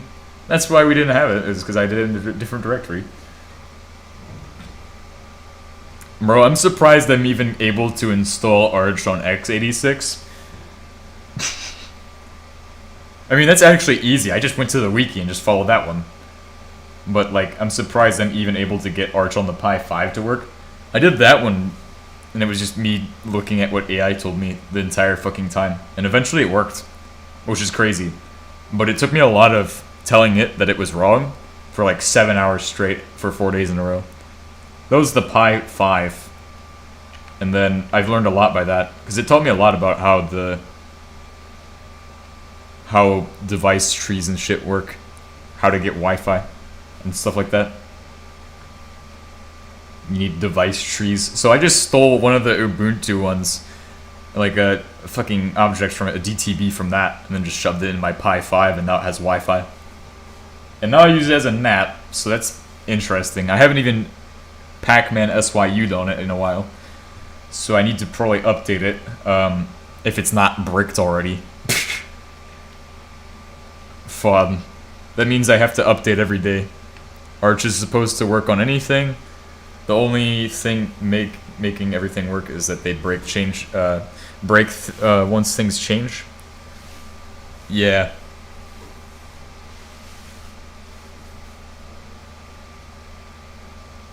But it has the greatest and latest tools, so greatest and latest is the best. As long as it doesn't, like, brick. Alright, so we BSD-tarred. What comes after the BSD-tar step? Isn't it the, we've already done fdisk. Oh, I need to consult the guide. Let me open up Brave web browser. This shit's gonna be fantastical. Oh my god.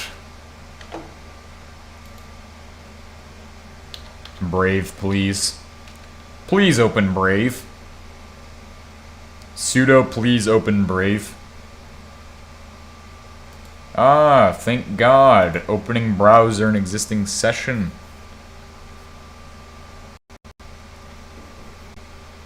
Bro, my first distro was Linux Mint. That was back in January. So I started using Linux this year. It's pretty cool. ext4 BSD-tar. I really like Linux. It's my favorite OS. So, yep, Bleeding Edge is the best. Also called why Iron Man's base suit was called Bleeding Edge. Because it's the latest and greatest technology. Yeah, Bleeding Edge.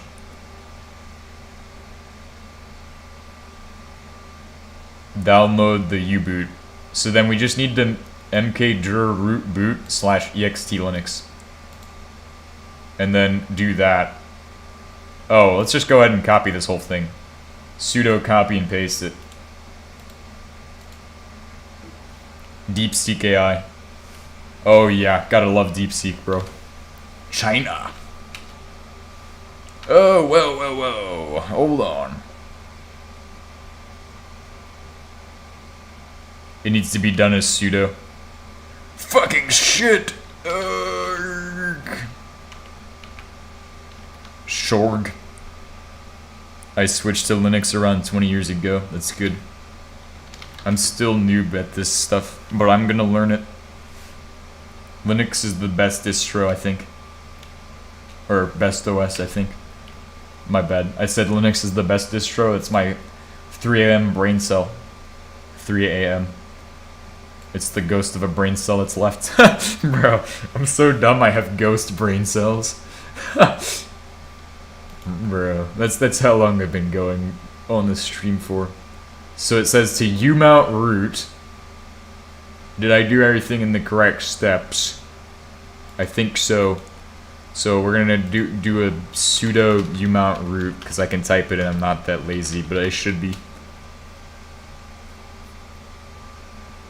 I was 4 when y'all switched to Linux, haha.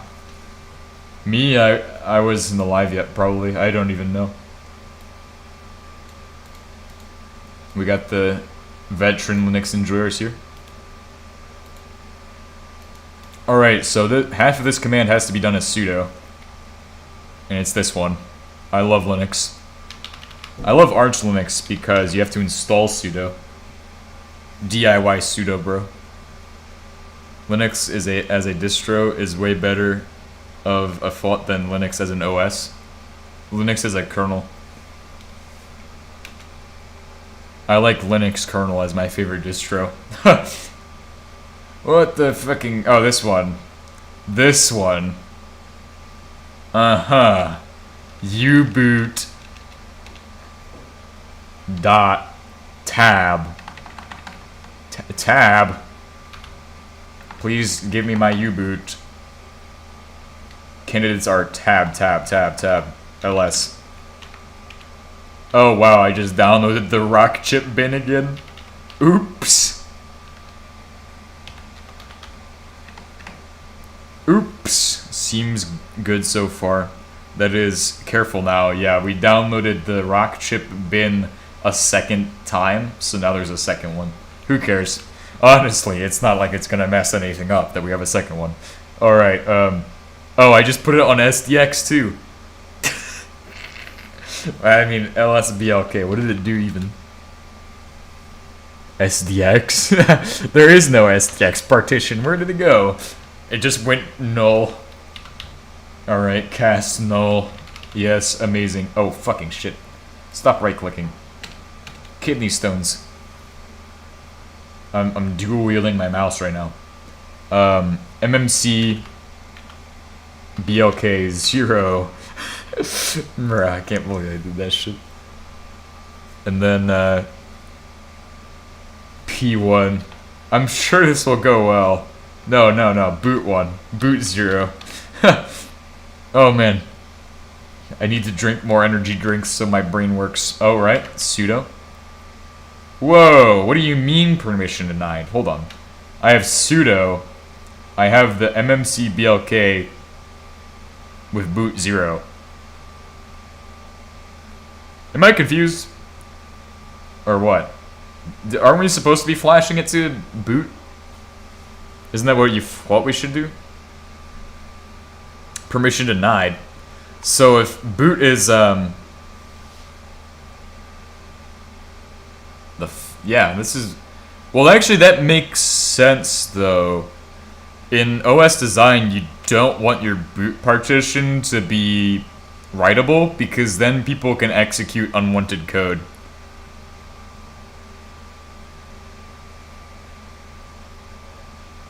But that's for 0.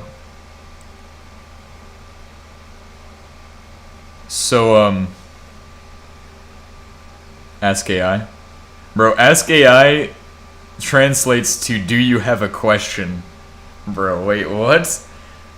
This is crazy. I'm gonna take a screenshot, hold on. I'm gonna save this for later, so I can make a meme. Save.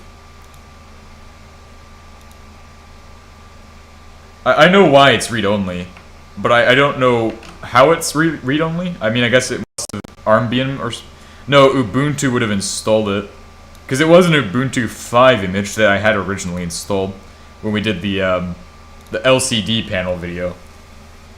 So, the reason it's read-only is because if I'm a hacker man, right, and I get access to your computer, and I can't get in, but I somehow am able to edit the boot partition through some unknown means, well, like, for example, if I just load slytaz, then run it in RAM on your computer, and then go, alright, time for me to access the boot partition, and then, I'm gonna go ahead and change some things so it executes the code I want to execute, and gives me access to your system. That's why it's like that. That's why it's, I think that's why it's read-only. Because of security reasons. Where is the Leo AI tools? Give me access to the Quen 3.5, bro. I like Quen. Quen is DeepSeek, right? DeepSeek? Where is Ask Anything? Brave? Where's the Brave AI at? Floorp had more AI than this shit. What the fuck? I like Floorp, but it's not great. Well, usually boot partitions, if writable, like EFI in particular, have root writable. You just can't write unless you've already control over the system. Arena.ai. Access transformer.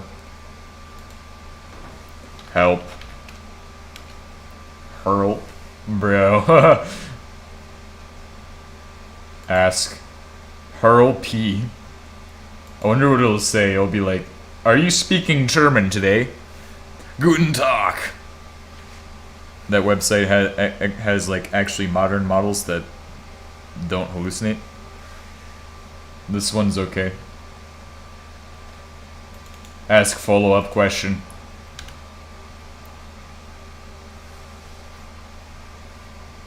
That's not the thing I'm supposed to ask it. Oops, I forgot to give it the full thing. Joe Vibin. Odroid M1S.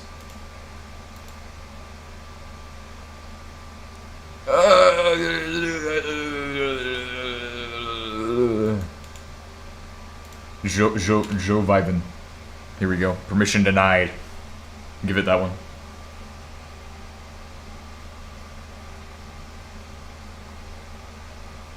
Error occurs because eMMC boot 0 partitions are hardware write protected by default to prevent accidental corruption of the bootloader.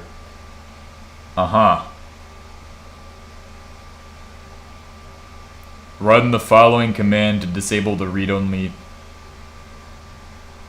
Splendioso. Good job. Good job, Mr. Freeman. Today, we're going to destroy the anti-mass spectrometer. I hope that worked, it did. Okay. Wait, what? No space left on the device? Alright, well, I guess I'll just feed it that. Recommended for safety. Fuck that shit, bro. Who needs safety, bro? What are they gonna do? Boot it into my device? What are they gonna do? Boot about it? A value of 1 default creates writes. Alright, but now, no space left on device. Okay, this is worrying.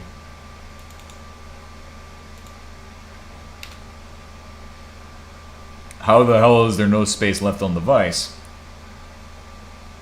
Oh, but let's LSBLK too. Just to see that it actually is. Yeah, it is that. But it only has 32. So that U-boot is not gonna, not the one that should go to the boot partition. Okay.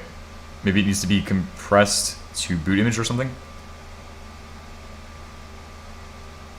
Whoa. I think it might need 64. I'll try the one with the 64. Or actually, no. That's, isn't that like... That's different. That's not what I'm looking for. They both have 4 megabytes of size. Let's go ahead and echo 1. Because 4 megabyte, it seems. Yeah. Unless it's ZRAM. Imagine. And your boot is, like, how many? LS, BLK, or LS... Can I get a size? Do you know how to do that? File dash help. Oh, here we go. File dash C. Oh, never mind. File list parameter preserved date. ZRAM mentioned. I have no idea why this comes pre-built with ZRAM. This fucking Armbian image, bro. We just found the random Armbian image. Swap one. ZRAM is based. I like ZRAM. Version. Exclude text. I don't know if I can actually. You know, I could just use a normal GUI like a normal human being. I mean, like, there's a reason there's a GUI. Right? Like, it's not wrong to use it to get a file size. That's 2.9 gigabytes. That's 9.1 gigabytes. You're right on the dot with that 9. Or wait, 9 gigabytes? Did I say gigabytes or megabytes? 9 megabytes. Oh, God. However, what if the partition is supposed to be 8 megabytes?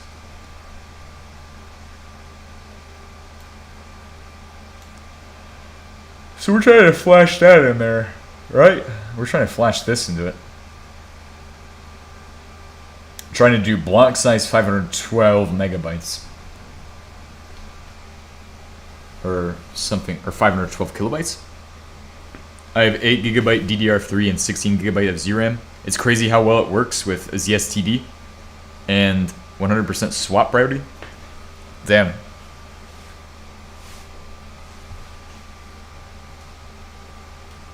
Oh wait, so you don't use your RAM until after the fact. That's crazy. That's crazy how far technology has come. So you don't even need RAM technically. You just need a big ZRAM. I wonder if I could set that up on my other machines that don't have any RAM. That's just modern CPU power right there. Do you still get good performance with that? Oh yeah. I'm confused because maybe the command isn't right. So we U-mounted our root. That was the last thing we did. With that info, you can tell why it doesn't work. Yeah. However, I'm pretty sure we don't want to mess with the boot. Because those boot partitions are fine.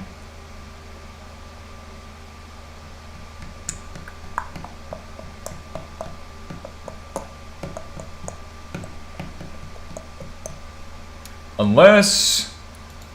Just a moment, please. Thank you. Unless we need the boot partition from here. I don't know. On Warframe? That's not bad. I mean, 140 is pretty good, actually. Is not fine anymore. It started writing and then failed. Oh, fuck. Yeah, so we need to fix that. So what should we do then? We should probably write a new boot area. So how do we write a new boot area without redoing the whole entire process? That's the real question. How do we write a new boot thing?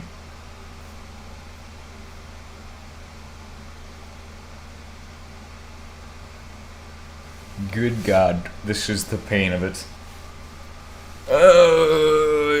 Use the serial console or SSH to the IP address given to your board by your router. And map as the default user alarm with the password alarm.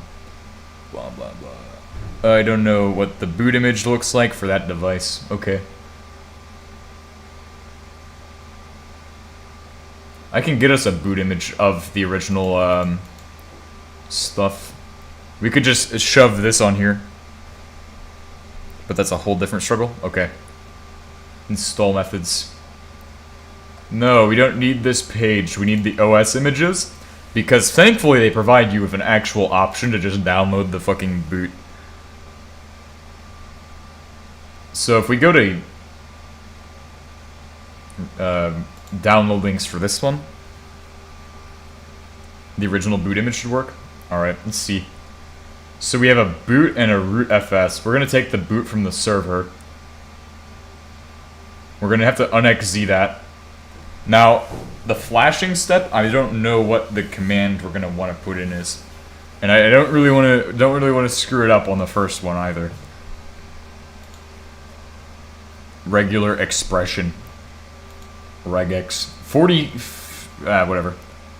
But also, there's more to this than that. Like, if we do lsblk, when you look at the MMC block, there is MMC block, and then there's a MMC block 0 boot 0. Just dd it onto. All right.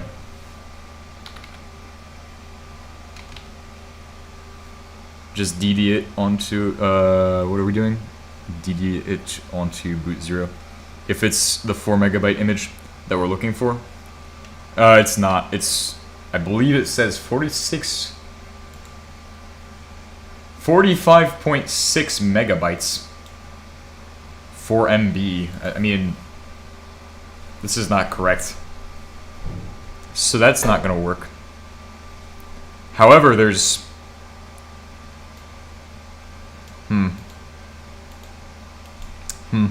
lots of I mean, unless we just didn't do it correctly, because what do they do here?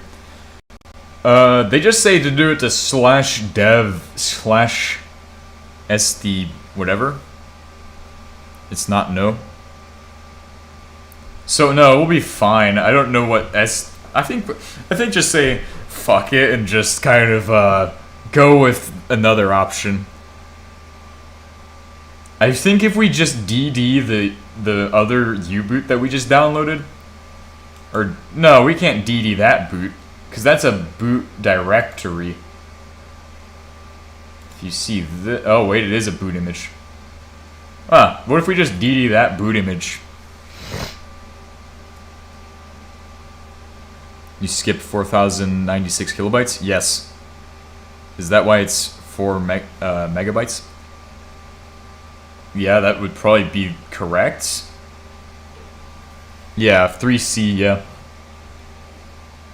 Also, from my experience installing BlackArch, which this is kind of useful, when you create these partitions, I think we should be able to actually redo the entire process, but we create the partitions ourselves instead of doing it like this, following their guide. I don't think you need to do it that way, because you can do it with 2 partitions. What if we just set a boot partition and then set a... I don't know, that's not going to work, because you don't have a UEFI on these. Unless you just... No, that's not going to work. And then in your boot you have grub, obviously, but that's not how that's going to work. We're not using grub. There's no weird... We're not doing any of that weird stuff. But anyway, the boot directory could be flashed during the after fdisk. I don't know if it's going to matter, so what I'm going to do is I'm going to just go ahead and say that it's probably fine, even though we fucked it up a little bit. I'm sure it'll be fine. So if DD fails, then I'm sure it will be fine. We're going to go ahead and try out a different technique, because it says that they just put it on the SDX, which if you look, SDX is where they fdisk. So if I f this MMC block 0, then I should just put this DD onto... Where's my DD at? This DD will go to MMC block 0. But we've already tried this and it didn't work. Let's try rebooting now. See if we broke anything. And if we did, it should be fine. Who the fuck got the time to read through the 300-page device manual? Yeah, just fuck it. Yeah, that's what I'm saying, man. Fuck the device manual, bro. We'll figure it out eventually. The answers will pop. It's scientific discovery for a reason. We're discovering how to install Arch Linux on this device.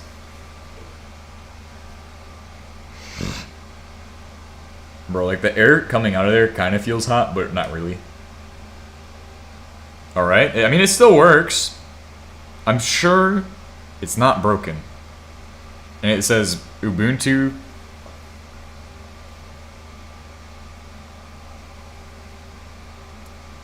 MMC BLK 0, boot 0, presumably. It shouldn't be booting from here first because it prioritizes MMC. It should be prioritizing the MMC block 0. So if it just boots into this, we know we failed. So let's go ahead and try it again. Well, I mean, it was broken before, arguably. Let's go ahead and say that this did not work. I wonder what other techniques are out there. There might be, I think on the forum there was a page about it. But what I do know is that this is a very difficult thing to do, what we're trying to do. Because I've tried it before. I've been working on this for a while now. On this specific device. Alright, let me go ahead and open up my console so I can open my web browser. Hurry up, KDE. Bro, I wonder what the temps are at right now. System monitor. Oh, yes, the KDE system monitor. Is it even gonna run? I've never actually seen this thing working before. I'm surprised. This page is missing sensors or not displaying correctly. Background services. What are those? Spyware? IPv6? I think I'm fine with my IPv6. I think it's safe.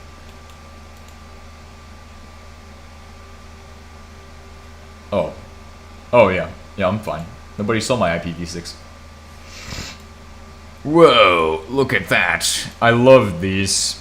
I haven't seen one of these in a while. Core 3, 4, CPU. Bro, look how fast that is actually. It's like updating in real time almost. That's the first time seeing anything like this update in real time. Open me a web browser. Pop it open, please. I need to see the web browse.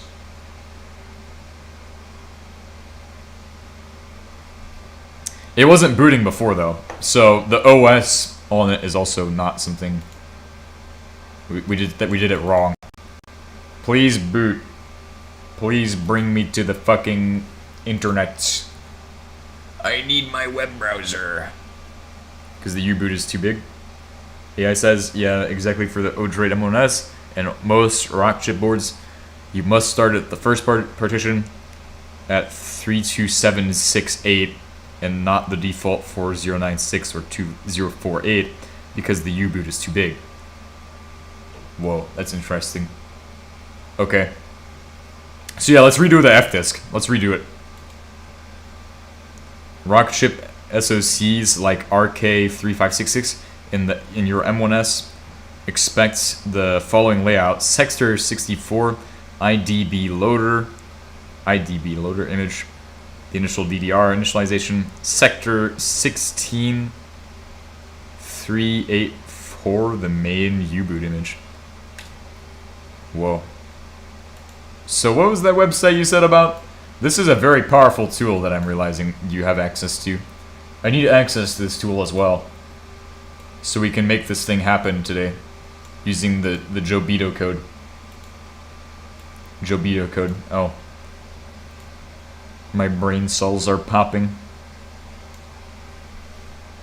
So it says I need to F-disk basically? I mean, I guess step 1 is well no, the first step is to dd/dev/0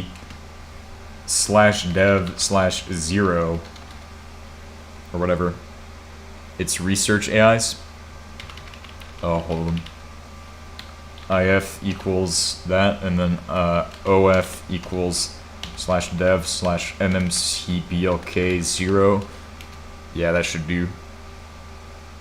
I don't know why it's not working. Oh shit, maybe I fucked it up.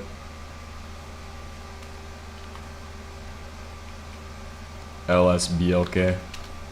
Hold on. Do I have a... is it dev0? It's where they measure benchmarks of most modern AI. Interesting.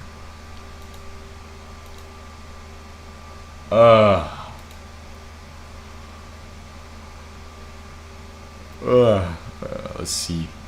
Dev 0. Dev 0 careers. Dev 0 careers. What am I gonna do? Get a... Oh, it should just be in here. Me being stupid. Yeah. Oh, and then block size. Should we do block size 1M again? And then the count equals 8.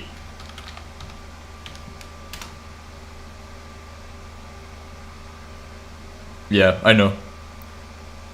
I was like, is that the one I need? But, okay. Alright, so we need to do fdisk again. Sudo fdisk /dev /mmc blk 0. Block size shouldn't matter in general unless it's quirky. Okay. Good to know. Joe Vibin's password is easy peasy. Remember that. No such... Huh? What? What? Oh wait, did I break it? Did I blow it up? Did I fucking kill it? I must have exploded it, bro.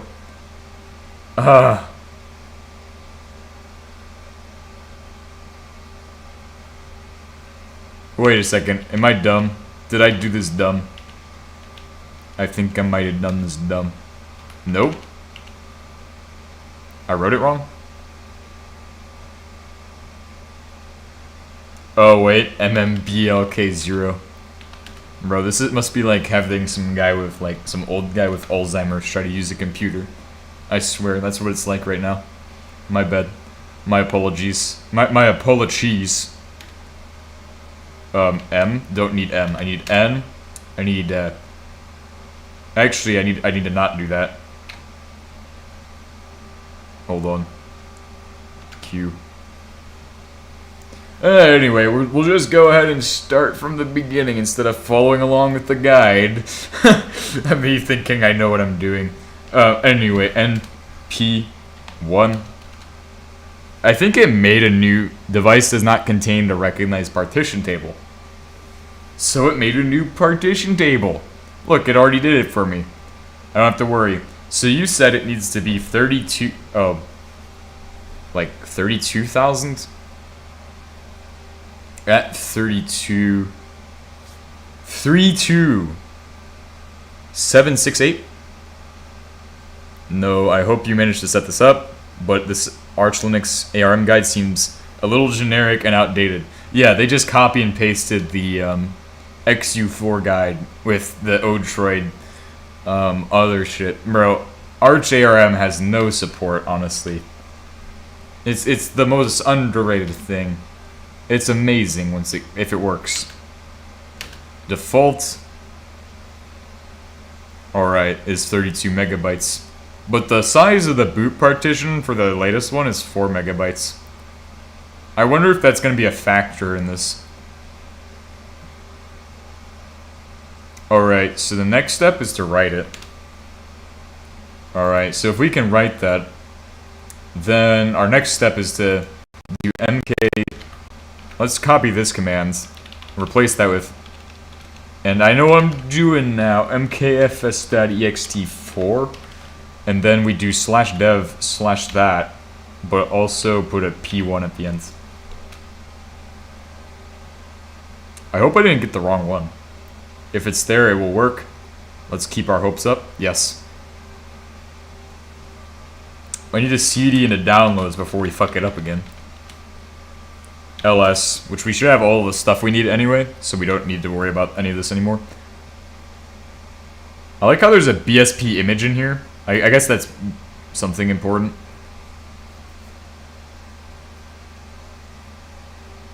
Well, to be fair, I had the same experience 5 years ago when I was installing, except I didn't have the tools to quickly churn through documentation, like AI, yeah. AI is so powerful nowadays, it's such a useful tool. It's dangerous, even. A dangerous tool. It can do dangerous things if you have the right versions. Or local hosted it. Alright, so we've done all of that. So then what comes next, right? Do we want to try... We've created an EX... We do need to make a... Do we have dirt? Do we have an LS root? LS pipe... LS... And I want to pipe my grep to root. See, I see that there's root there. You know, I didn't have to do that, but I just wanted to show off that I can grep super hard. Anyway, I can grep hard and pretend I know how to do that, but we're gonna do mount the partition as well.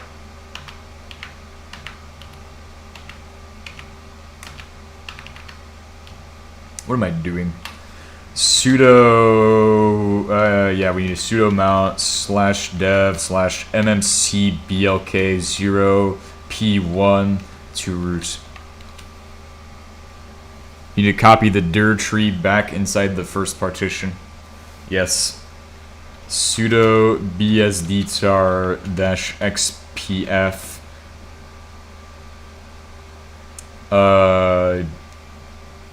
a archlinks, and then copy that into there. Then afterwards, you mount it and flash the bootloader. Got it. Into root. Oh wait, we gotta do a -c, capital C, into root. That should take a minute while it does its thing. So that's gonna be good. I've mounted my thing. The next step is to U-mount my thing. So after we do that, we U-mount, and then we need to flash the correct RK image in there, which we have this image. So, by the way, LSBLK now shows MMC BLK as 32. Well, let's figure that out. LSBLK. We are looking at 4M. Oh, that's not good. So that didn't do anything. When we did our F-disk, that didn't do shit. Maybe it's because it's... No, they still exist now. They're just read-only? Wait. We should have made a partition for boot. Hold on. We should have made a partition for boot, right? I think that's how that works. I think you're supposed to make a partition for boot. I guess it's an earlier boot step. Yeah, it probably is. We'll have to restart them. Fuck. Oh.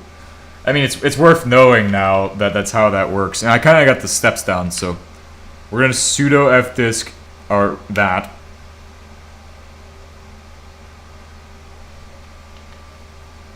Let's try it again. Okay, let's sudo umount root. I don't know SPC stuff. Yeah, let's go ahead and let's try actually fdisk again. I don't think this will work because even if I make a new partition, actually no. Actually, no, we might be right. I think the boot partition's fine. I think we just can leave those. I'm not sure how to make how to flash to that, but I think we're fine. I just need to remove the SD card when we go to boot it. We'll try that one again. It's probably not gonna boot, and then we redo it again. But I think all you need to do is have these two images, or these two on there. Actually, let's go ahead and ls. I should have, yes, I can actually dd the original, what is it, ddif, right? That's my input file, equals ubuntu server .bsp.img. OF is /dev/mmc blk0. That's my plan. I'm gonna do that. That's gonna get us our actual correct boot stuff on there.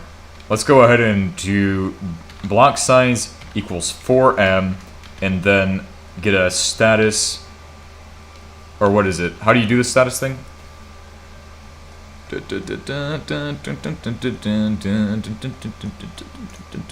I forgot how to get status. Oh, Jabito. Goes some firmware from the device manufacturer, and then boots U-boot. And then U-boot mounts root. You might be right. Well, that is one way it could work, but I don't know if it does that exactly. Did it do something? Anyway, I need to, how do we get the status check? Yeah, like the, how do I, hold on. Count equals 8, no, where's the one where they DD this thing? No trunk? There's like one that can give you like the who cares? I think that will just work, but now it's gonna be boring. It's gonna just take forever. So we're gonna flash that. That's gonna get us our boot firmware or whatever the hell it is. For, I mean, an Ubuntu server image. Yeah, that's what I meant to do, but it's fine. So we're gonna flash that to it, because that's gonna work. Let me check my system monitor, because I'm so hip nowadays with these fancy schmancy non-HTOP displays. Very interesting. Memory, 1.9 gigabytes. I really want to put Arch Linux on this thing. I've been trying for a long time. If we can't get Arch Linux, we'll have to go with Gen 2 Linux. The next hardest thing. Probably is even harder than this one, honestly. Bro, Gen 2 must look cool, though. I also can get Chimera OS. Or, I mean, Chimera Linux. There's two different Chimeras. One of them's a gamer Chimera, and the other one's built on the LLVM backend. Ah, I wonder how wonderful that other one will be. LLVM backend with BSP. Compiling it on it, though? What, the Gen 2? I don't think you want Gen 2 on such an underpowered device, lol. Yeah, probably don't want Gen 2. I would agree with this statement. Our next step is Gen 2 for the lol. Apparently you can put Gen 2 on here. I mean, I don't think it's necessarily underpowered. I think it just doesn't have enough cores for compiling. Or maybe those people who actually did that just sat there for hours and waited for their paint to dry. If you know what I mean. While their silicon slowly melts in front of their face. Oh yeah. Me getting super uncomfortable on camping stool, bro. I've been on camping stool for hours. We need office chair.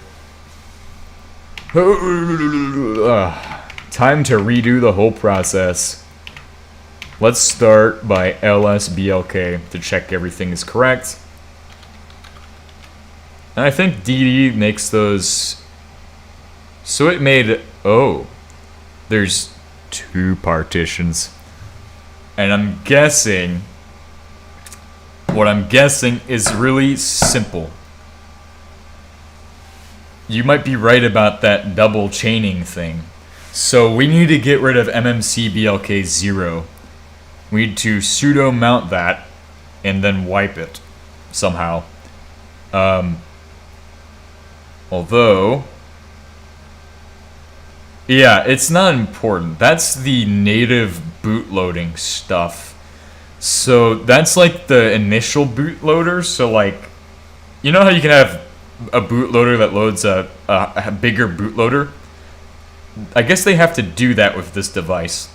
So that's what you were explaining earlier, was that they had that. So that's correct. But also, I'm also kind of correct, because MMC, it has two partitions, as you can see. The 512 megabyte one is a boot partition, and that's where the boot image goes. So that's where the boot image goes, and then the actual OS goes in that 2.4 gigabyte image. So then, how on earth do I just take the image and DD the image onto the other one? Yeah. So then, I think what I then do is, I have to somehow extract the boot files from a normal image. It looks directly at the block device and ignores that boot thing or something. Yeah, kind of. Like, I think it's just a pointer. I think those two MMC BLK0 0 things, or for those, they just point to where it can boot from. So it's kind of more like a firmware. We already kind of, or they are like initial entry bootloaders, or like something like that, or some fucking weird words. But I kind of get the concept. Now we just need to solve how we put our fucking Arch Linux on there without destroying MMC BLK0, because that's the boot image that we have. So if we want to get away with, will we just RMRF all of? I think that's what I'm gonna do. Sudo mount. Actually, yeah. We can do that. Sudo mount /dev /mmc blk0 to root. Bad option? Bad super block or missing code page. What the fucking shit? Wrong FS type. What do you mean wrong FS type? What is it, restricted? Is it write only? Do we need to boot to it first before we can actually do anything? Let's try rebooting and then see if it works later. Alright, let's try that out. Actually, do I want to reboot? Dmessage pipe grep. Actually, dmessage 1. You're trying to mount the entire... Oh, wait, am I? Oh, that's it. Bro, if I proceeded, AI would have told me to mount the whole thing instead of formatted file system. Yeah, that's it. Thank you.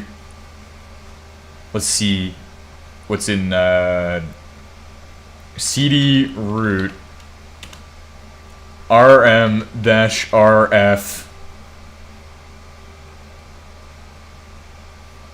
and then from here, just everything. Is this correct? Is this command gonna blow up my system? Guys, am I gonna blow up my system doing this?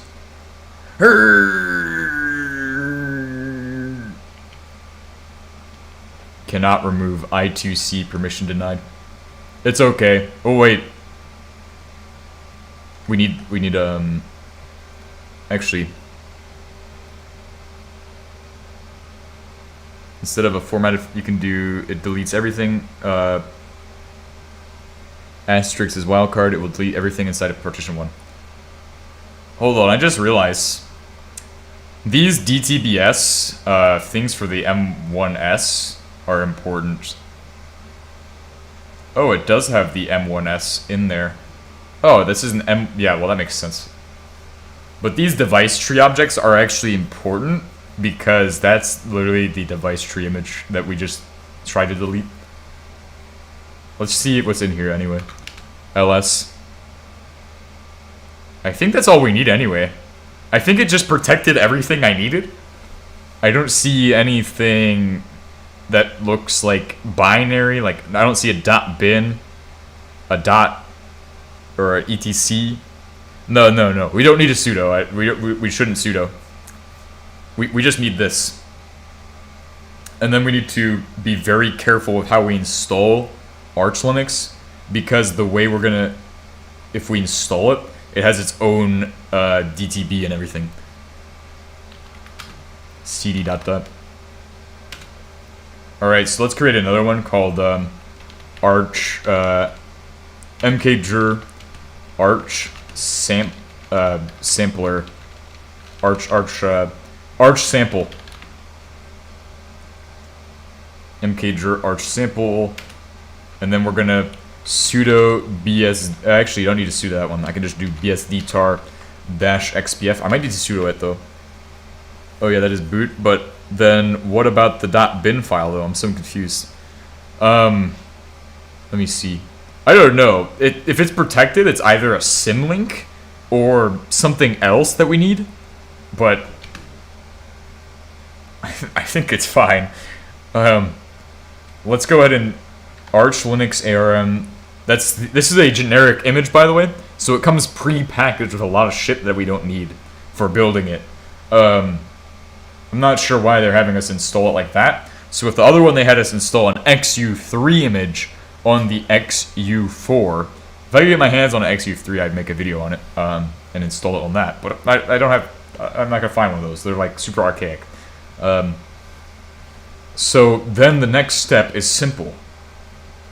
Once we have BSD-tarred this into my -C for my Arch sampler. Oh god, I'm crashing it. I'm crashing it. Oh. Did I blow it up? It kablooey. It no worko. Why you no worky? That terminal's just dead. I fried it. I cooked it. Arch. Arch! Oh wait, you know what it is?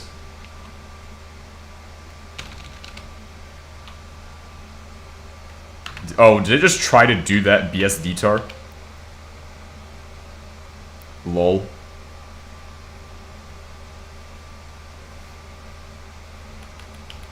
I'm lost now.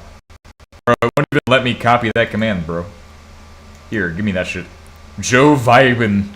Ah, yes. Copy the whole fucking line. Bro, I just learned about middle clicking and I'm so... Did you set it to read only for the terminal? I have no idea. -CA. I just hit tab like twice. Arch. Wait, didn't I create a folder called Arch? Oh, when I hit tab, it just breaks it. Is it because my core usage is like quadrupling? New tab. Go to the old tab. Sudo bsdtar -xpf Arch Linux tab, and then into -C Arch sample. Easy peasy. My password is so easy. Oh. I hope I have an Arch sample folder in there. I don't know if what I called it because I'm dumb, and I probably should have lsblk'd before I did this, but that's fine. We'll figure out what went wrong after the fact that it goes wrong, and then from there, like we're at like the 16 minutes until we ran out of time for today. But that's okay. I might push an extra 20 minutes in there. I think we can get it done if I have an extra 20 minutes to attempt the Arch install. Arch install. Arch install. The device tree with one branch. Arch install. The movie. TM. Patented by me. What are these even? What are these even? Oh, well, these are like a development board. What do they have on them?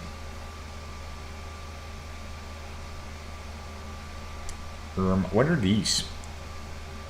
What the fucking shit is this? Oh wow, it's got like shit sorted on there. I like soldering. I sure like soldering. Yeah, I mean, I do like soldering, kind of. Did I set to read only for terminal? Where were you when Club Penguin died? I was at my house eating Dorito when I get the call. Bro, I have these boards and I don't even know what they are.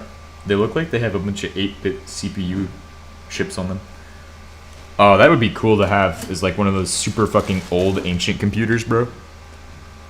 Oh, it's done. Joe Vibin completed. LS. There should be an Arch sample. And if we ls Arch sample, we're gonna copy everything but boot. Arch sample. Alright. So then, if I go into my ls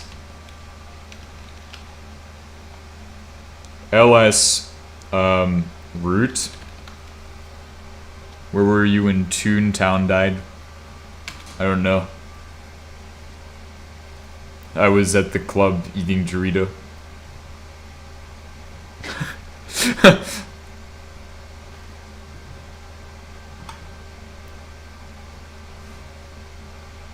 Odroid firstboot.conf. Boot.backs.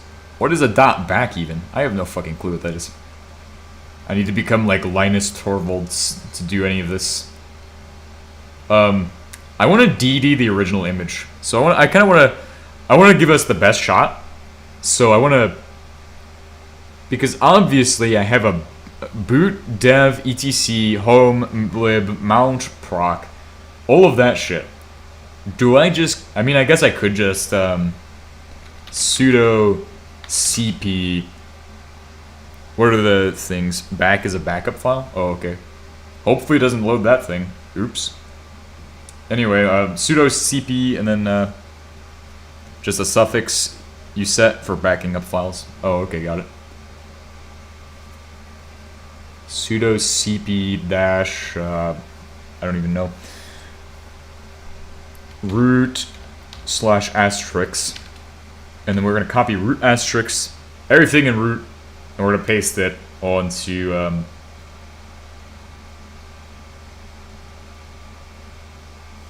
or actually everything in Arch sample. Me catching that. Arch sample. And put it into root. But I don't want to do I want to copy boot? Oh, we'll copy boot anyway. Fuck it. Next time we'll be more selective. If this fails, which it will, we'll be more selective. We'll make sure to leave. There should be all of these directories inside the original Ubuntu image. So if this doesn't boot, then we'll just reflash the Ubuntu image and then be a little more selective, because I'm pretty sure that will get us in there. And then when they give me finally access to the Arch ARM wiki, I will be able to update the Arch ARM wiki for them, so people can follow in my footsteps to become an Arch master. Oh yes. For ARM, at least. What am I doing? Boom. Dash R.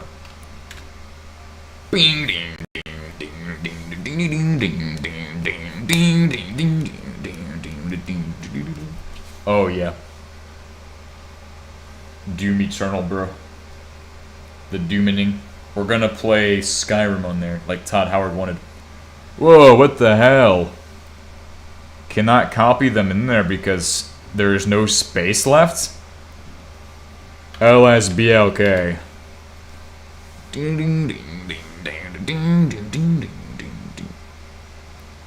Your boot partition is running out of disk space. 0 MIBs of space remaining. Wait a second. Have we been doing this to my boot partition? I'm confused. What the fucking shit? Oh. Why is my... Uh-oh. Oh god. This entire time MMC block is this one? What the fucking shit is wrong? I just mounted... What did I mount to my shit? No, I'm incorrect. The boot partition? Oh, did I mount the first... looks like we're re-DDing everything today. Bro, I got it so confused. Sudo umount / holy shit root. Yeah, please umount my root, please. I deserve it. No, I know exactly what happened. If you look at LSBLK, it says it all. 512 megabytes. I was trying to delete the boot partition as well, which explains a lot of that, because that was why it was looking weird to me. I was like, bro, this looks fucking weird. Sudo, don't do that. Now we need to go ahead and sudo dd my one thing with all of, not that. Yeah, we'll just go down to the bottom. Sudo dd if is going to equal Ubuntu server. Yeah, but the target was MMC, our mounted directory was MMC. Oh man, I'm so lost. I think I confused you, honestly, because I said it that I was doing it to my own shit the whole time. But no, that's wrong. That was wrong. That was my first assumption. My second assumption, what's actually going on, is that I mounted the first partition of MMC, and then it said boot, and then it said my boot. I was like, what the fuck? And then, see, I had at first assumed the same thing, but I think the boot partition on the eMMC is shared, which I'm pretty sure Odroid docs actually do say this. Odroid docs do say this, I should say. But on these devices with eMMC, the boot is built into the eMMC. That's how you can brick them, is if you try to wipe FS and you just destroy the boot partition. So if you don't have that boot partition there, it's not going to work. Or like, that's literally what happens if you just were to screw something up like this. So, I hope that kind of explains it better, but it's just how these work. So the eMMC has both the boot and then the OS that we're installing. But then, which means, that leaves the question, how exactly is it that I'm able to install an Ubuntu image on an SD card, even after I brick the board, and I can still load it? Like, how does that work? But the part of that was like, the trick is to load the Ubuntu image while you're holding down mask ROM. So mask ROM is a hardware switch that tells it to boot from the SD card, even if it can't find anything. So it's like a fail-safe. That's just a lot of information. I hope that's not too much. I mean, I'm sure it isn't. What are we doing? What are we doing? What is this? Oh, you know what it is? It's .img. .img. Oh yeah. So that, yeah, that's what kind of what happens.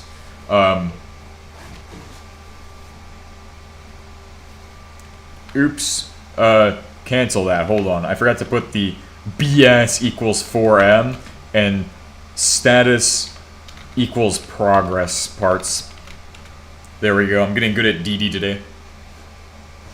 I'm DDing so hard right now.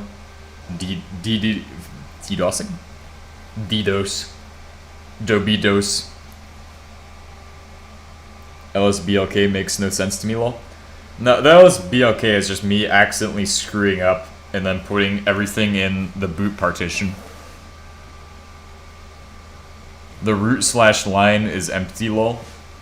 But partition 2 is root, and I was basically putting everything from Arch Linux into boot. And if boot's 512 megabytes, and Arch Linux is more than 512 megabytes, that's why it failed to put all of those files in there. So that explains that part. But then when the thing pops up on the side giving me a notification, that can be explained because of the requirement for the eMMC to have the bootloader for both the SD card and everything else. Although, how it's able to boot when I do mask ROM is like some weird hardware magic. I don't know how that works. I've already done mask ROM a few times. If you need a reference, that's just where I might do it again eventually, but it's where I just fucking press the tweezers in the thing, and it just works. But there's really not much to it. 3.1 gigabytes. Okay. That makes sense. No, I filled up my boot before, haha. Yeah, same. I just did it right now. LSBLK should return that we have... Did the size on the... Oh, it's the same. I was like, did the size on that change? Alright, so we're good. Got into that. Step 2. Mount the correct one. So, sudo mount / mmc, or mmc blk 0p1. No, p2. Can't find it in fstab. I miswrote it then. Yeah, /dev. What do you mean you can't find that? That should be in there. MMC BLK 0 P2 is present in fstab. Right? LS BLK. Oh, wait. Did I just put etc? Oh, wait, no, I put dev. Right? I put dev. If I generate a Linux image with NVIDIA drivers inside, 300 megabyte image, haha. It's BLK0. Did I put... That's correct. Oh, wait. But then, why... Oh, wait. Oh, you know what it is? I need to root then? Yeah, my bad. I'm dumb. I'm big dumb. Yeah, I forgot that shit right there. I'm like, oh, this looks right, but why isn't it working? And then I realize, oh, because I forget the second part of the command too. Or put it in the fstab, then you only need one parameter. Yeah, we're not doing that. That sounds scary. Anyway, let's go ahead and ls root, which you'll see is going to look like the arch one. ls arch. Arch sample, please. Alright, now you can see that there's some things are similar between these two. The first thing that you'll notice is lost and found exists, which is unimportant and unneeded. I don't really care what's in lost and found. I don't think it matters. I think that's just part of how this works. It looks stupid, but it's there, so we'll just leave it. Then also, what other thing? Snap is present. So there's snap present in there. Media is something else that's different. So arguably the things we need to get rid of are those other ones. You can just copy the line from cat /proc/self mounts to fstab. I'm good on that for now. SRV is present. SYS is present, which I'm guessing server and system. Temp, user, var. Snap is weird. Let's go ahead and remove, like... We want to keep some of them, but we don't want to remove them all. Which ones are the most important for the getting it to boot? I think it's like... One of them, we can remove root, that's for sure. If we remove root, we're fine. Actually, we can remove most of those. But, you can see it's 2.4 gigabytes of stuff in there. So, obviously, we want to try to remove those.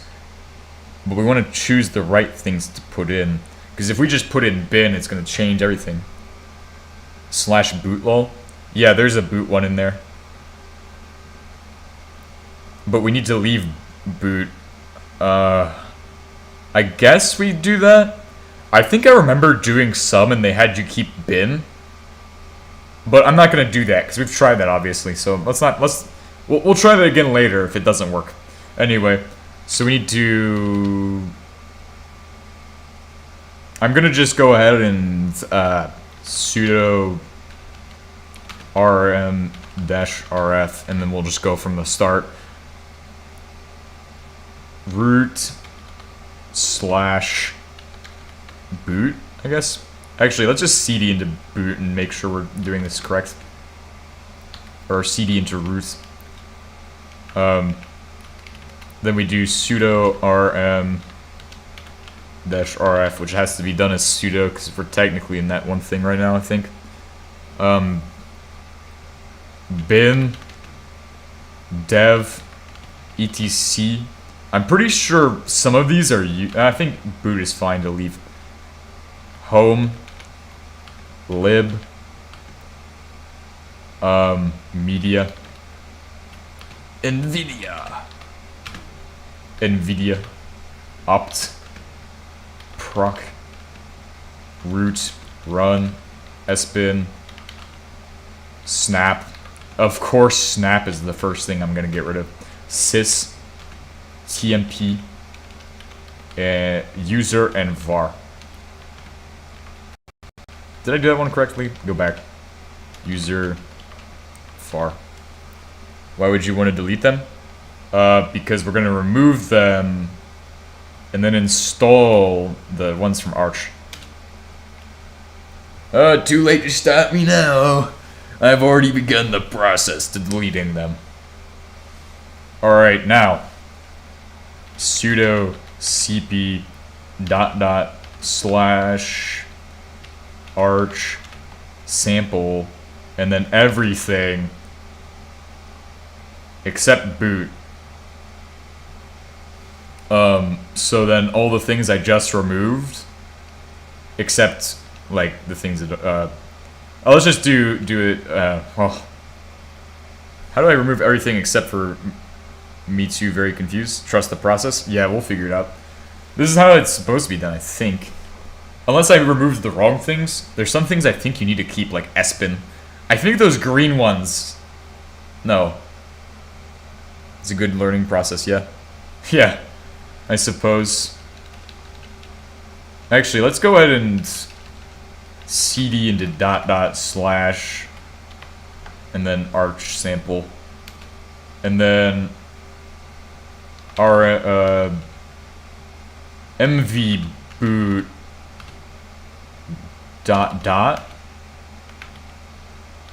Oh, I can't do that because I need to sudo. It might have symlink though. I might have just broken the symlinks. Green ones are symlinks. Sbin. Oh yeah. Go to user bin. Oh okay. Oh okay, that explains it. Because some of the ones in boot are also green.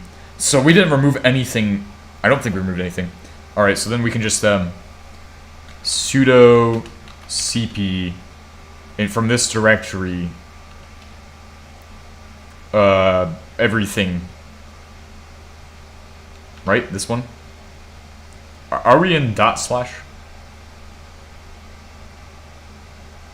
Anyway, everything from here, and then do it to oh yeah, and make sure that's a -r, so that way it gets the directories, and put them into .. slash. Oh, what's the other one called? Root. There we go. I think I got the correct command. That looks really weird, but I hope that's correct. I don't know why it looks weird to me, but it's a lot of dots and / asterisks. What a weird command I just did.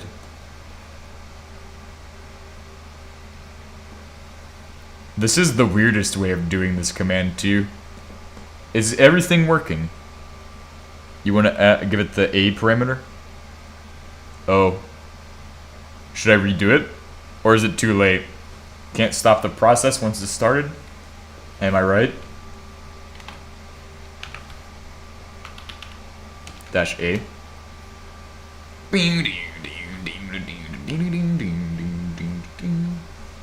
Probably should have cleaned up the directory that we were trying to copy everything into.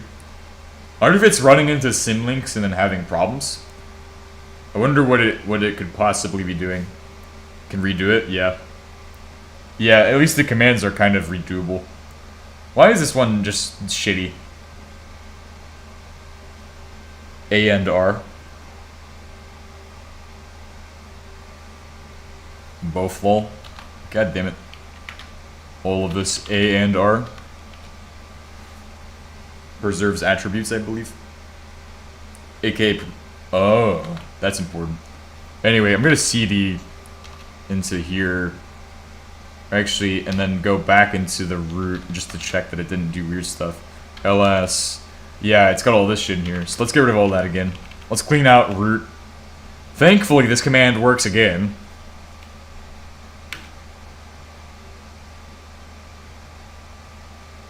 And then we can just cd ... slash and try it from the other one. AKA permissions and stuff. Okay, that's good. That's good to know because then we'll have the attributes and stuff. It'll be important. What's the directory called? Arch. And then from here, the next step is simple. We go and we do that copy command.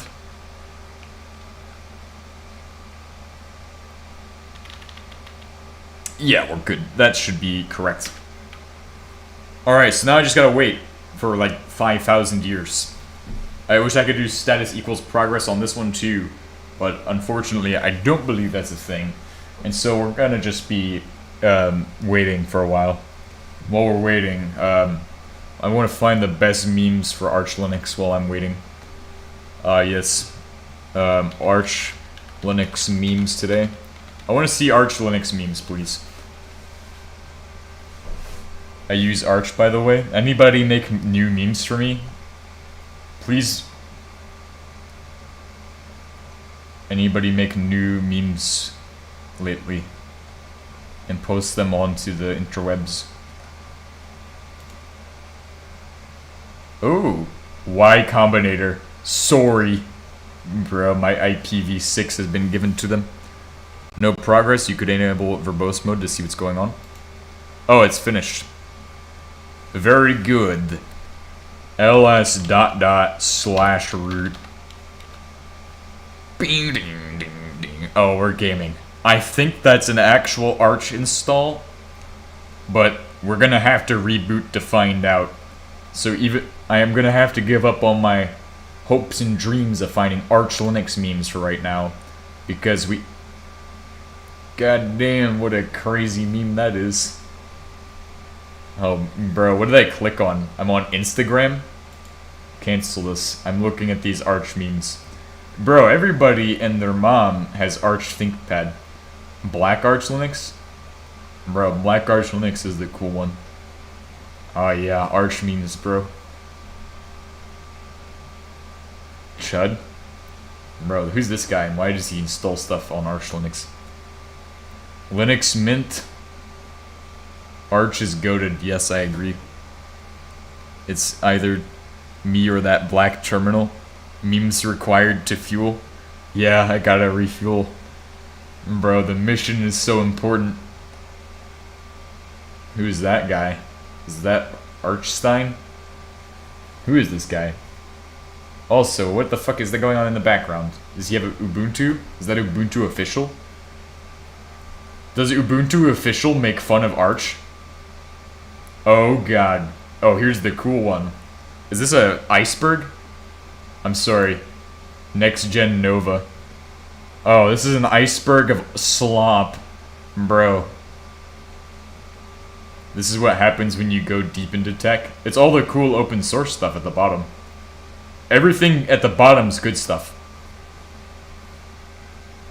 Terry Davis, creator of Temple OS.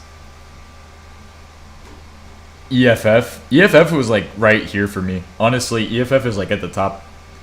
Bro, EFF is not at the bottom. Don't put EFF at the bottom of the iceberg. It's not super obscure. It's like super common.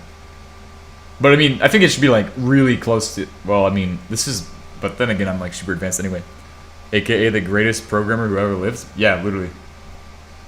He is the best programmer because he made Temple OS himself. Bro, if you can make an OS on your own, bro, you must have some incredible brain power. Fucking diesel-powered brain.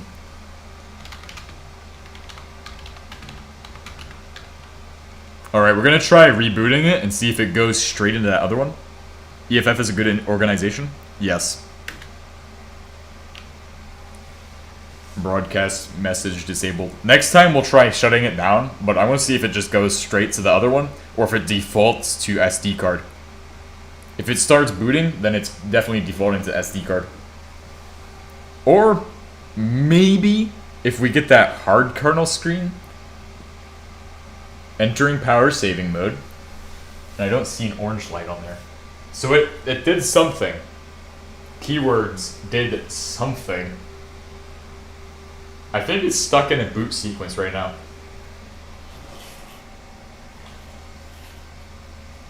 Are you stuck in boot sequence? Yes. I believe so. It's stuck in the boot sequence next time.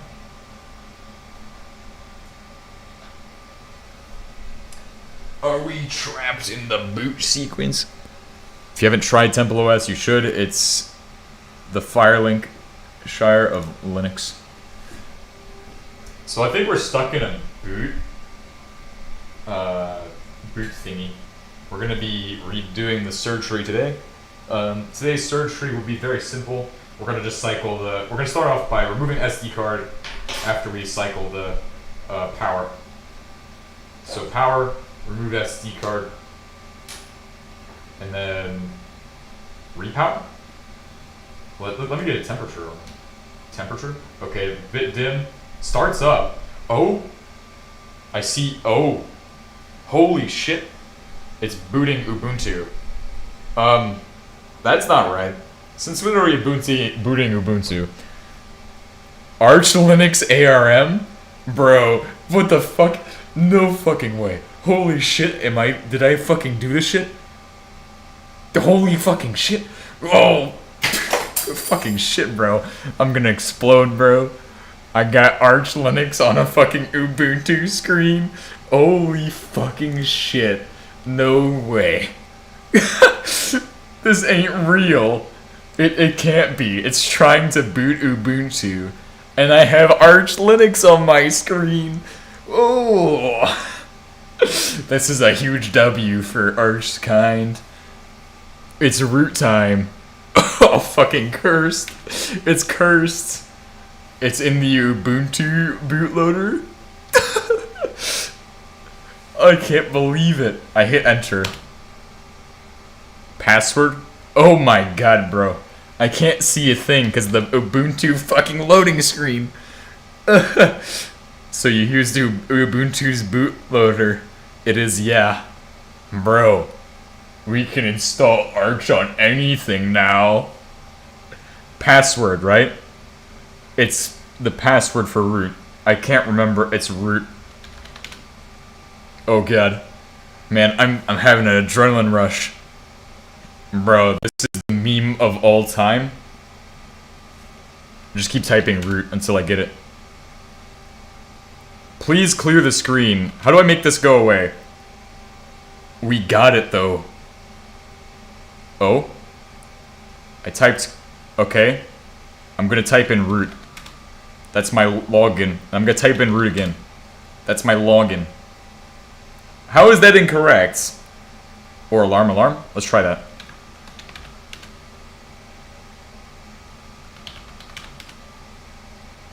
Incorrect. Oh god. Once you log in? Yes. Let me check. Oh god. Now knowing what I know, god damn, I can't believe it worked, but at what cost? Because now I have a fucking Ubuntu terminal. I've popped open alarm in an Ubuntu terminal. God damn. Holy shit. This is so insane to me. This is actually... Like, I gotta take a picture of this for the meme, bro. Hold on. I gotta get some memes going. Guess we needed a notepad? Yeah. Hold on. I don't know how this has happened, but I don't actually have the passwords. Bro, this is crazy though. Boot into a live system, chroot into this system, and password root to change password.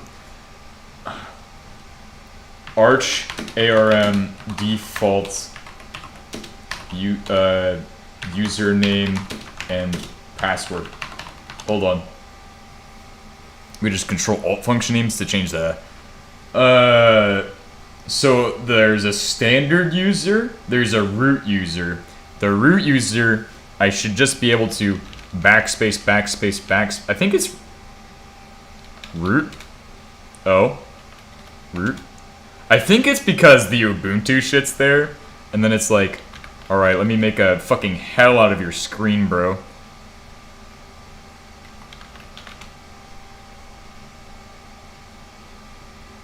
Root. I'm gonna keep typing root. Better watch out, I'm typing root. Oh? Alright. Root. Fucking son of a bitch! That looks like rot? Yeah. R-O-O-T. R-O-O-T. Bro, I think I need to reboot it. Remove the splash from the kernel parameters to disable the boot splash screen. Alright, yeah, let's go ahead and perform surgery again. Let's go ahead and access transformer my system again. We're gonna take it to the next level. It actually has internet too. Bro, I wonder if it has the correct device tree. Where did I throw my fucking pliers? Let me get Magnetron to help me out for a second. My gizmos. Oh. You wouldn't believe what this can do. You know, a magnet can be super useful sometimes. Oh, fuck. Oh, fuck. Okay, it doesn't want to be there. So we've actually done it. We have Arch Linux ARM. We just need to destroy the Ubuntu Slaponium. I am a happy man. I'm a happy fellow indeed. But we're not going to install any desktop. I might install a desktop if I can find the correct device tree to put it on a touch screen. If I can do that, I will put it on there for you all. And we'll do that for the next episode if that's the case. Surgery is underway. Oh, you know what I did wrong? I'm a jackass because I forgot to put the shit in there. I just now realized how loud this thing is, and we've had this going the whole stream. It really doesn't really serve much of a purpose other than cooling, but this thing only gets up to 40 Celsius when you're actually running it.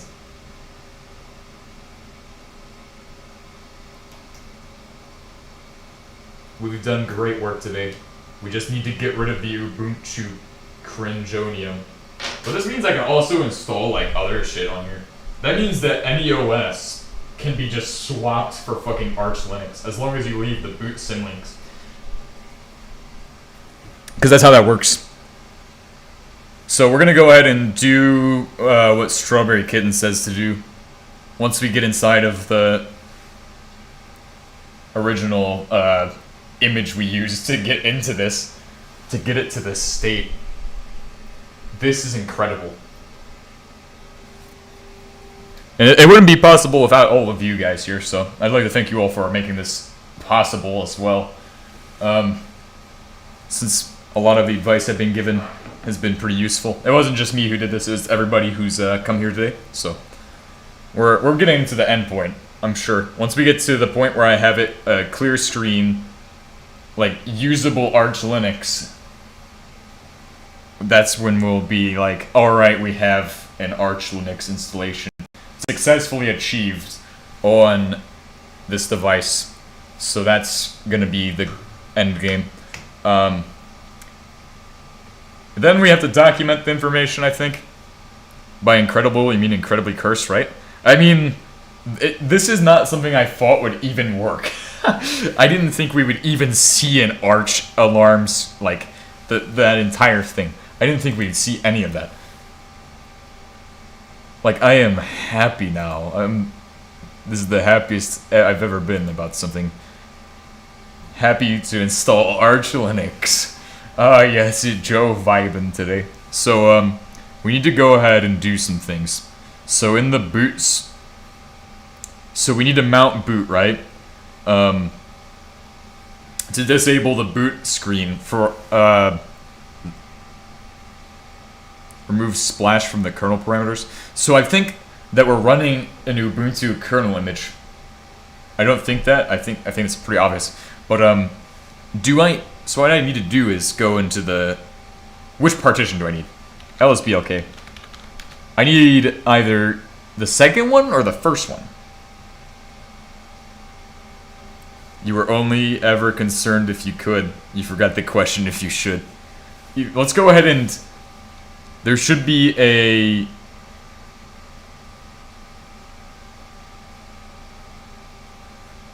to force a shell. Init equals /bin/sh. Okay, so I need to go ahead and, which partition do I need? Yeah, but do I need to modify that? Or do I need to modify it in root? Including the kernel images? Okay, let's go ahead and try mkdir boot just in case. Actually, let's go to CD downloads. mkdir boot. mkdir bot. Fucking bot, bruh. Contains the kernel editing stuff. Run mkcpio -p under chroot or something.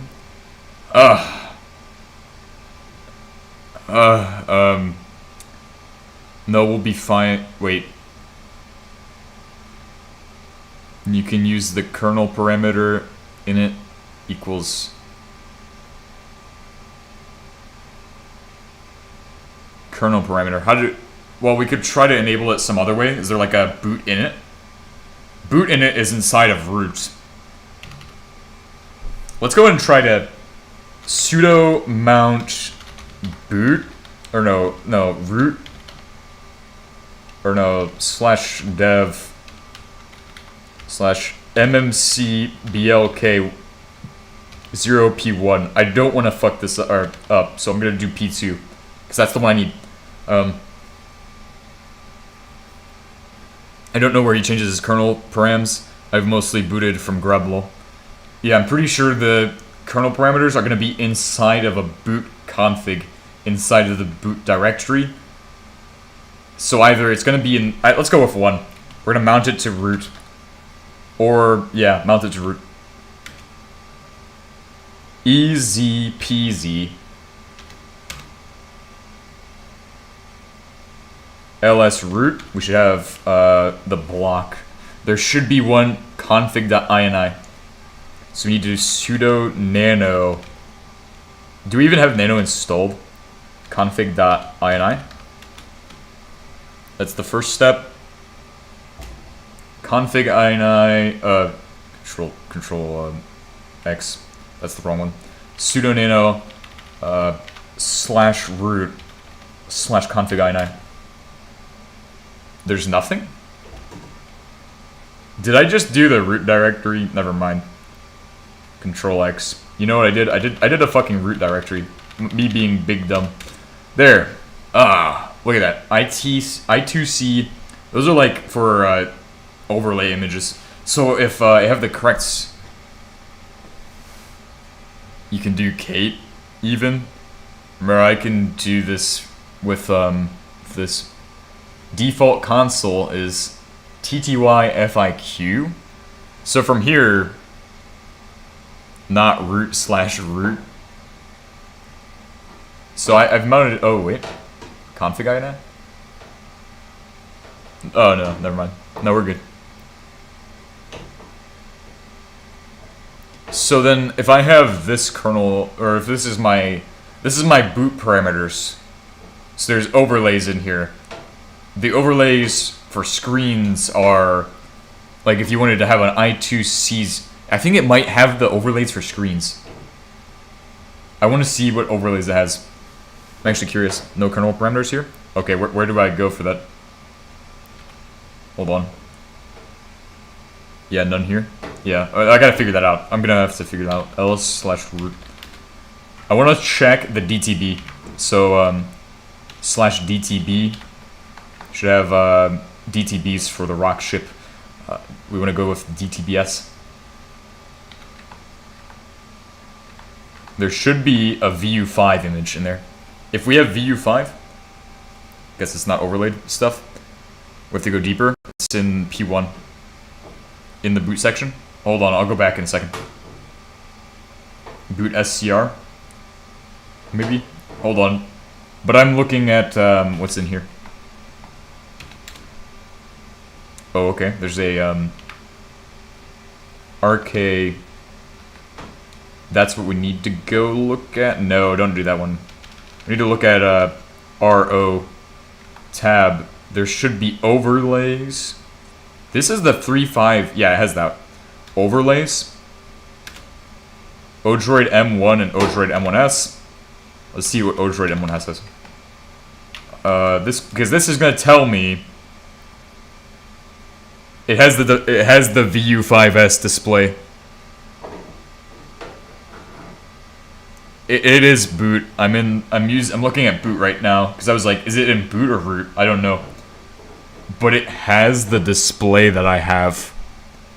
And that means I could do a full desktop install. That means it's possible to do Archpad Pro Max. You know, that joke I made a long time ago. Let me pull it out. Let me explain. Let me not pull it out. That sounds weird. But I should have it. I think you all saw last episode if you were here for last episode. Where did I put it? Oh, it's right there. Grabberoni. Oh yeah. But here, the Archpad Pro Max is possible. We can do it. We can make the Archpad Pro Max. This thing. This is just a case right now.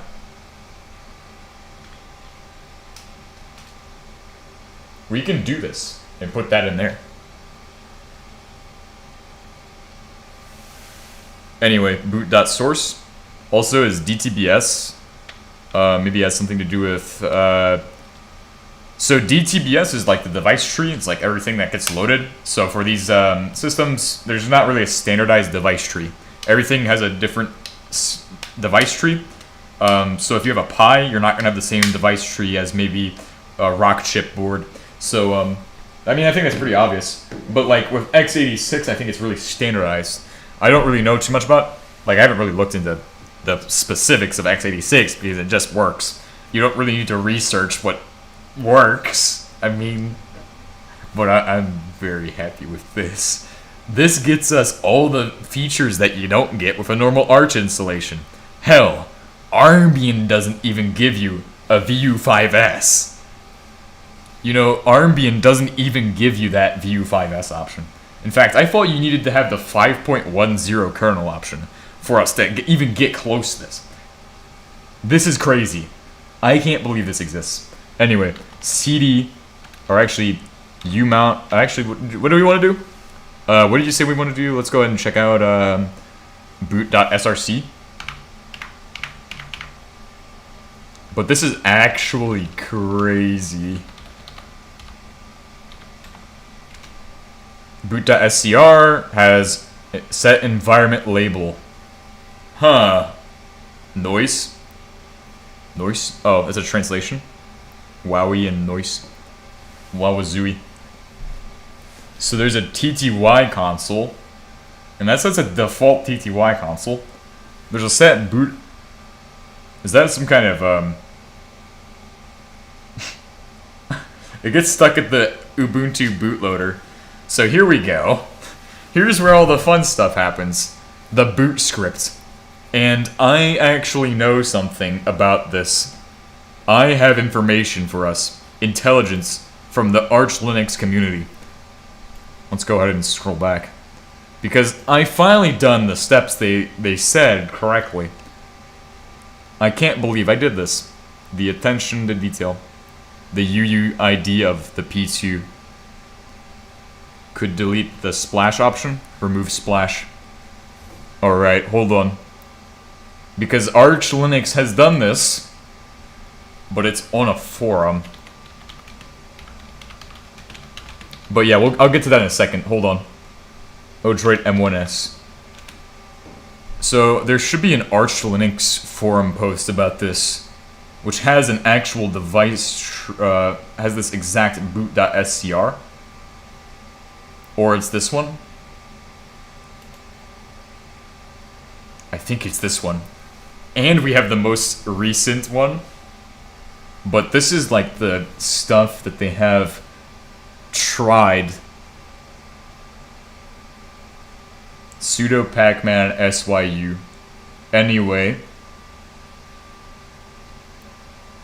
That's not the one I'm looking for. I think it's one of these.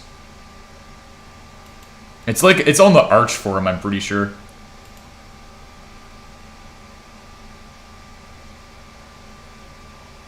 Odroids? This is a forum post. Somebody got it to work on the M1S already? When were these? 2022? Damn, they beat me to it.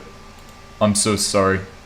Well, I've just reopened the past. EOS, EndeavourOS. M1. M1 is super easy. I haven't tried. Oh, here we go. So this is the post I'm talking about. This one right here. The read training result. A whole bunch of stuff in here. But at the bottom, there should be one where they have a section dedicated to talking about this stuff. The Odroid M1S. Copy files from Ubuntu image into /boot. And the way we did it before was we create our own boot by copying. And I didn't know how to do -AR for CP. So that might have been the difference as well. I was installing my Raspberry Pi. Yeah, kind of the same. But I think that's honestly what you should do with this if you want to get it the correct device tree and everything. However, we've effectively done the same thing, but we just didn't put the Arch stuff in there for the Arch device tree. And, I mean, that's fine. We got it working, but we have two things going on. And they have a boot script here, so we'll check out their boot script. This is their boot script, and it contains a whole bunch of stuff, but it doesn't contain the splash,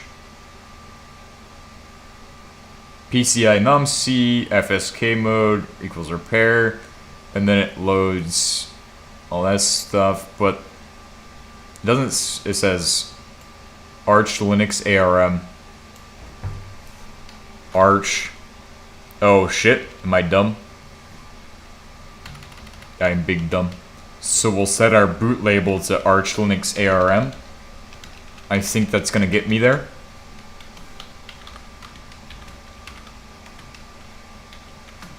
Alright, because that's gonna do something. But it really just for the effect. That's all, that's non-printable stuff at the top with the file. You open the Nano, you probably don't want to use Nano to edit.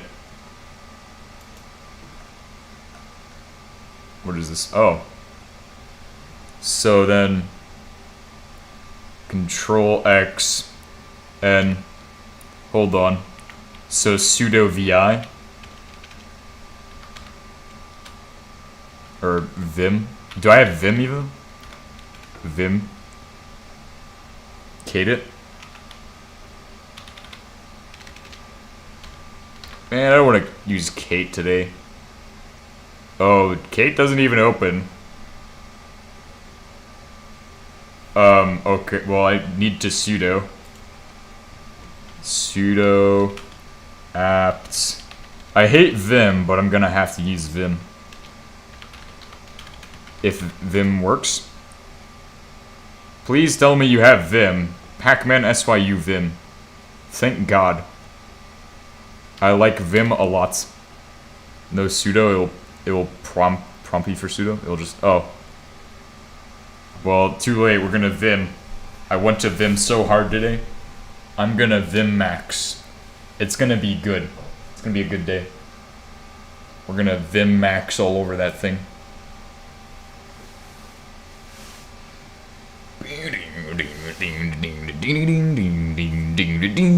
Oh yeah, I'm so ready. Get me into the Vim editor. No, either a hex editor or more likely some other. Okay. Well, let's see if Vim can do it. Oh no, but what is all of that?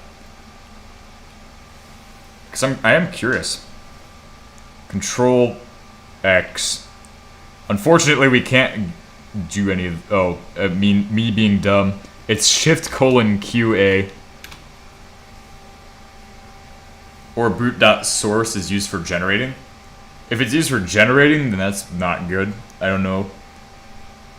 Hex text editor. Yeah, we'll probably need hex editor then, won't we? I know a hex editor we can use.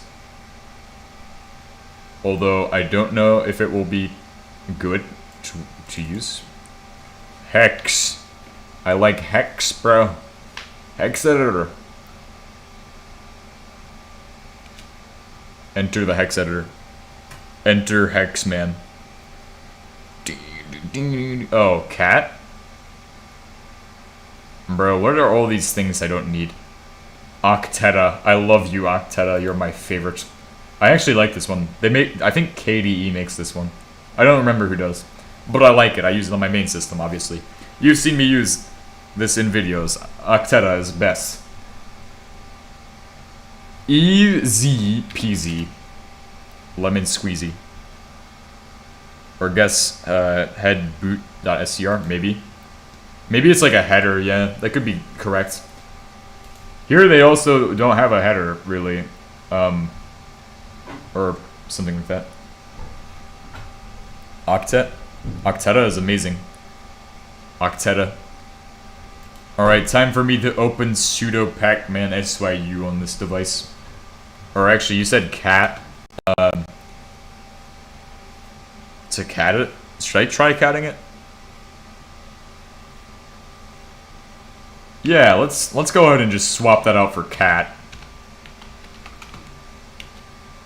Whoa, look at all that Linux right there. Oh my god. Still not great, but I'm guessing something header? Head? Do I want to do that? Could it damage this? I don't want to damage the file. Head? Whoa, okay, that's the head. Check for non-printables. Pipe XDD. Wait, does XXD come pre-XXD?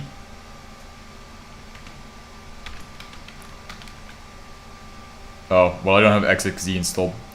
The top is non-printable. Look at those. Yeah.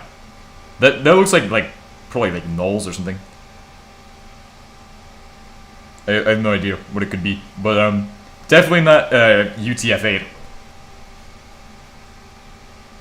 To see it in hex? Okay. Sudo apt install xxd. Sudo pacman SYU. Oh, I can't wait to be doing that on this thing. Bro, I just installed Arch Linux on a fucking Raspberry Pi. Well, no, not on the Raspberry Pi. The Raspberry Pi was fucking trivial. It literally has an image already that has pretty much everything you need. Trivial installation of all time, honestly. Alright, now. Whoa! Okay. So it pipes to that, and it looks really painful, but, it's just a bunch of dots. I think it's a header, like, to tell the system what to look for. So is this fine to edit with a text editor? Like, what can I do with this? I don't know if you should be editing this though. Yeah, I have no idea either. But it looks like it has what I need to get rid of.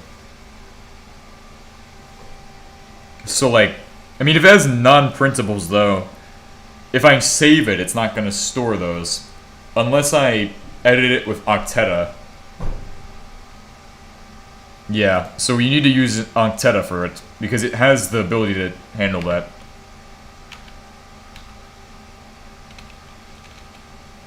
Hold on, let's see if I can open Octeta from here.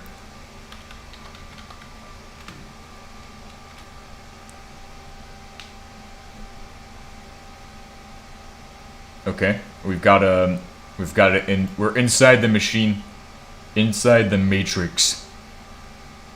Oh yeah, matrix time. Matrix memes. This is like an artifact generated by some script. Yeah, Google it, lol. You have to use a hex editor or look up how to properly change the kernel parameters. Alright, so we're looking, and this is an absolute pain in my face. I'm looking at some absolutely horrible things to hack into, but it's okay, I'm a hacker, man. Lol, I'm a hacker. If the issue with the hex editor is that you don't have any good way to make more space, you can't edit it with it, really. Yeah. You just have to know what you're doing and what to change, I guess. I don't know if I want to change this, though. I mean, what could go wrong? I mean... But what do we see with, like, Nano, right? It was like, I mean, at least we got it to pipe to that. Let's go up. I want to see what it looks like in Nano, so I can have a reference. Well, technically you can, but you need to add more space to the file, like with DD, and then manually shift all the bytes. Oh, that's gonna be pain. Super weird. Depends on the text editor. Depends on the hex editor. Okay. I want to see what it looks like in Nano again, because this is readable to me. I can read this, but set env boards. That sets the label. Where does it do the thing where it sets TTY? Hold on, what do they do here? Set TTY console, that's fair. Set boot environment boot label. So, nah, just insert mode. So do I just need to change this? What does that need to change? Does it have like a display as well?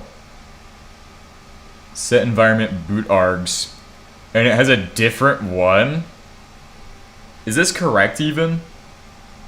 So it's trying to boot Ubuntu with a different one of these? That's like its target? I'm confused, kind of. So we have this, and then on the Arch one, they have this. So that's weird. So I need to change all of this to match that. The U-boot support for, let's check U-boot boot script documentation.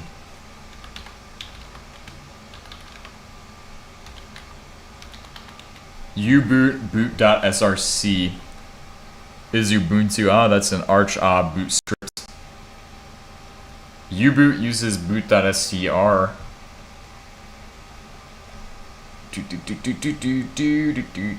There should be information about it. However,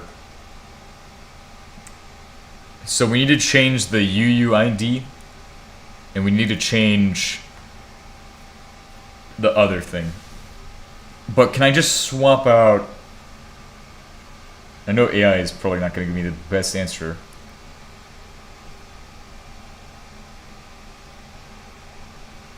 No idea. He just made this himself, I think. Successful boot using the kernel provided by hard kernel, copied from steps to reproduce. Copy the files from the Ubuntu image to /boot. We pretty much did all that. Copy kernel image modules. Your UID works. Okay. It booted the system. That's good. You mounted the root. That's good. and then didn't do anything. So what's different? Maybe I need to switch to the different TTY console. I kind of want to go back into it. I'm go cycling, be back in 2 hours. I don't know if I'll still be live in 2 hours. Hopefully not. Hopefully we figured out the issues by then. Boot.txt says. Then that boot.txt goes to some tool that makes boot src.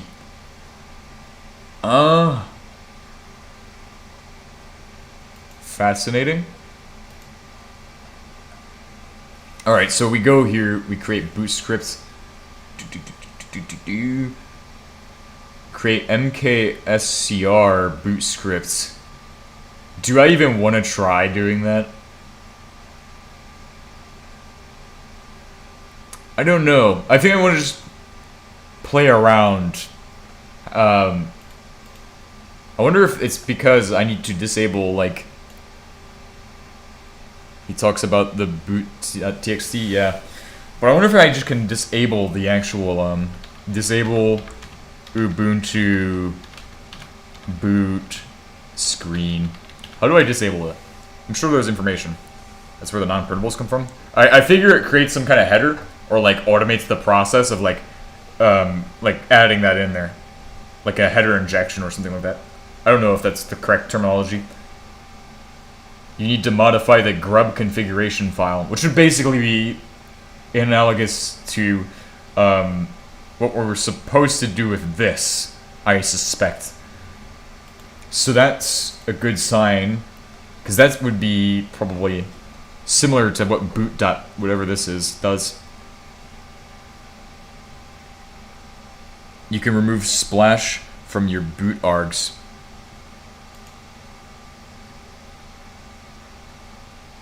But you shouldn't be editing the files directly in Nano. Yeah. So let's go into a hex editor. Where's my boot args at?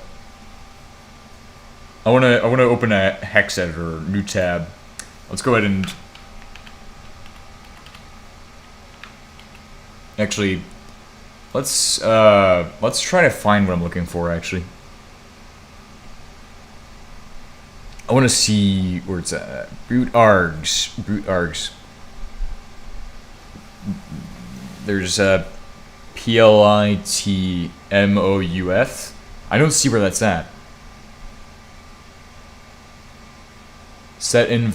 Oh, here we go. I see it now. Quiet splash.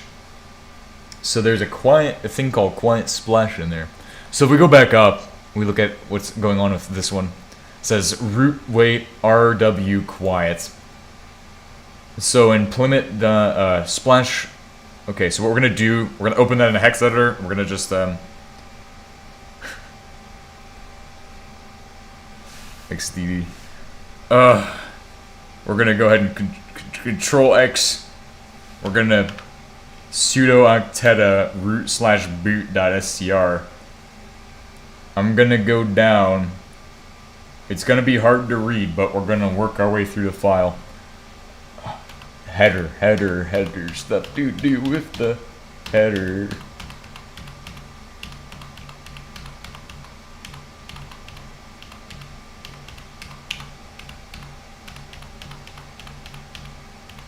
Oh wow. Address to load the UU set. Alright, we have set env.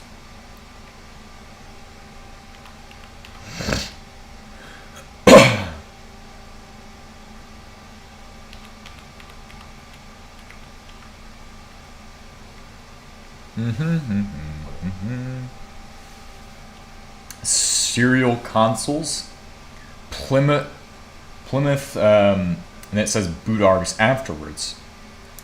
And I should probably take a picture of what that actually looks like. So how do I just swap all of the stuff at the end for like that? Maybe some of this didn't even load in because it wasn't even.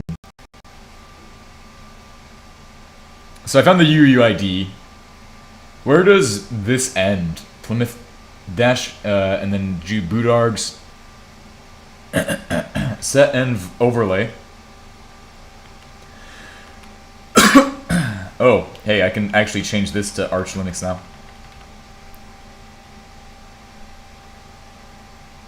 Oh, yeah. Yeah. Good idea. Control C. Oops. Now I have to exit, but, CP-AR. Actually, yeah, keep the attributes. And then put it in a folder. Just put it in, I need to make mkdir and make a directory for it though first.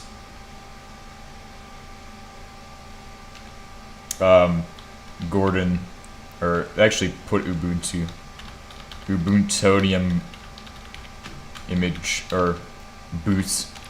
Ubuntonium. Yeah, just call it that. Yeah, make it simple. Ubuntonium. Put it next. Hold on. But I'm gonna go ahead and copy it now.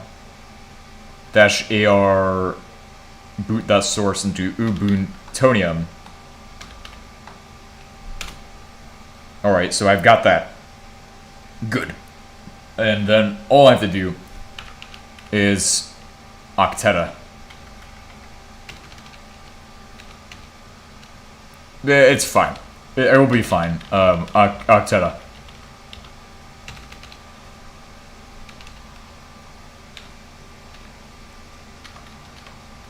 Oh yeah. I wonder if it's gonna have apt or if it's gonna have the correct things. I wonder how fucking weird this will be. So we barely need to scroll down that much. It's right here. So we just need to remove all of this. Yeah, but it should be fine, right? Like, it should be present in that folder. I don't know, am I dumb? It should have copied. I think it succeeded. ls Ubuntonium boot.scr is present. So we should be fine. Although I don't know if it's a good answer. It's not like the best one, but I'm sure we'll be fine. It shouldn't do anything wrong. So we can do Plymouth.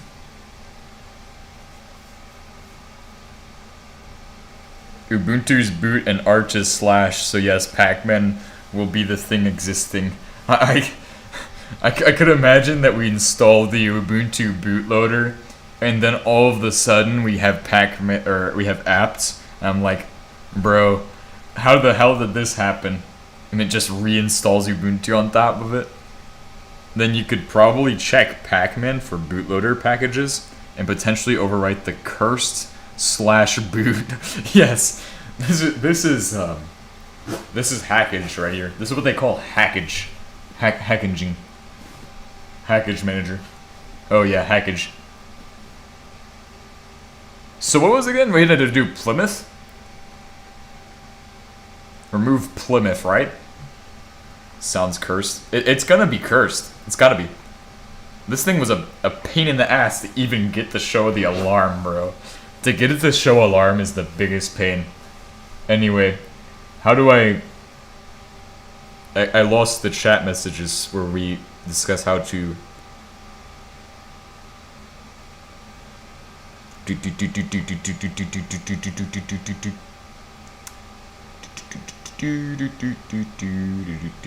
just gotta do Plymouth? I can't see where it's at. You remove Splash and Plymouth. So I can just... Oh, just those? Hold on, I think it would be easier if I just,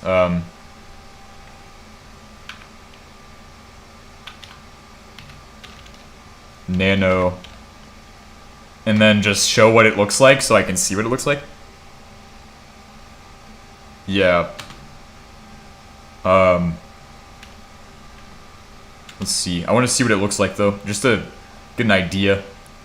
Alright, here we go. So we have quiet splash, And I also want to look at this one as well to reference what I'm looking at here. So if I go up, there should be this. Root weight, RW quiet, right? Should I put that in it? And quiet if you want more info. Okay.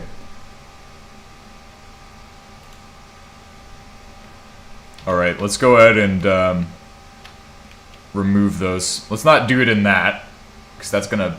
No. Cancel that. That's a bad idea. That's no bueno. That's not gonna work, it did. Hopefully I don't fuck shit up on there. Where's my cursor? It's right there. Oh, hold on. INS. Backspace.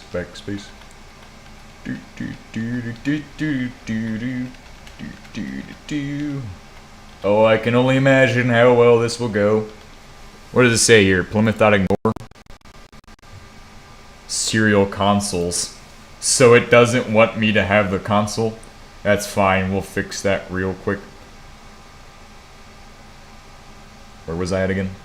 Ah, here we go. Plymouth.ignore serial consoles. And then boot arcs.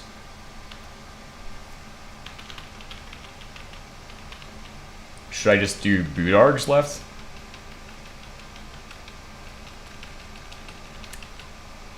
I think that's what I'm supposed to remove. Me slowly chopping the shit out of there. RW should be by default, not necessarily. Quiet makes system logging, not prints. This is so jank. Oh, but what are boot args even for? So these are important. We're gonna leave those. Maybe Plymouth should be left, but I wouldn't worry. Wouldn't it's part of leave boot args? Yes. Okay. So I think we're good. So back to here, it should end at 4, and then we should get rid of that null, so that way it doesn't, or that space, so it doesn't end up as like a null terminator or something. Control S, and then actually before we do that, Control X here. Control S.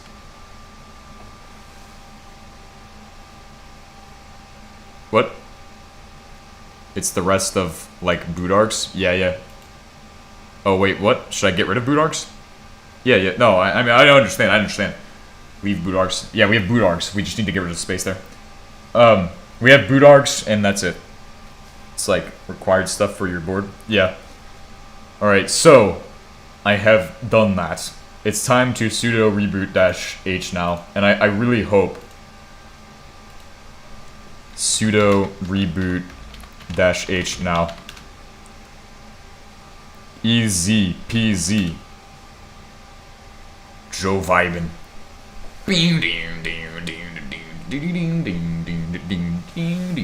This is the arching.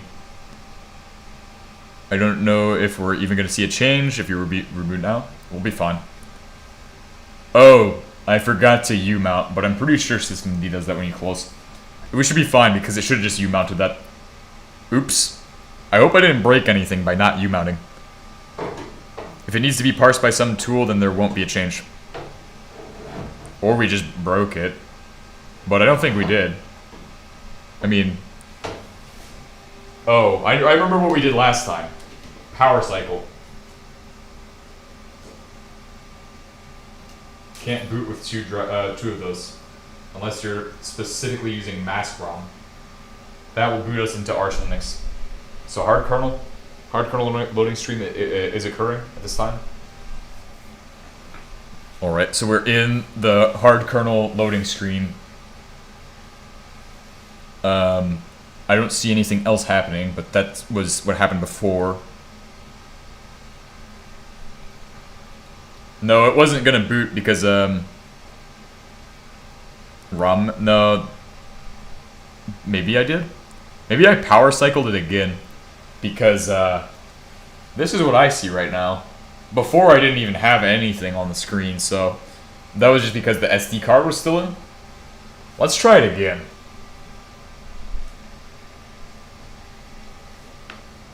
Bro, this thing is gonna fall off. I swear, this camera's gonna fall off by the end of the episode.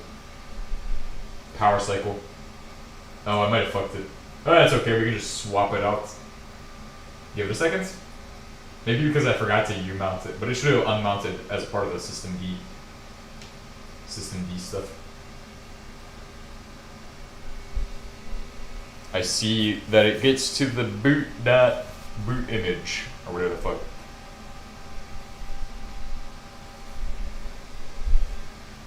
Alright, there's no activity. Oh god. This time I think we might have screwed it up a bit. Well, we were really close. God damn.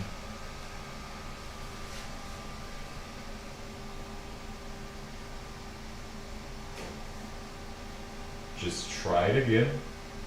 Keep trying to unplug and replug until it magically just works.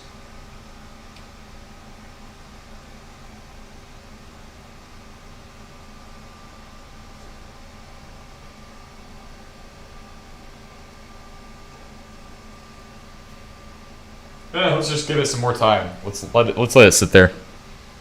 So boot.src is broken now, and that's the live config used. We should still be able to boot from the Armbian SD card. So if this third time we don't get anything within like the next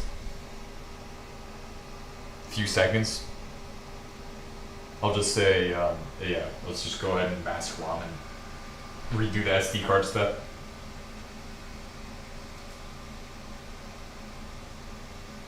Okay, let's go ahead and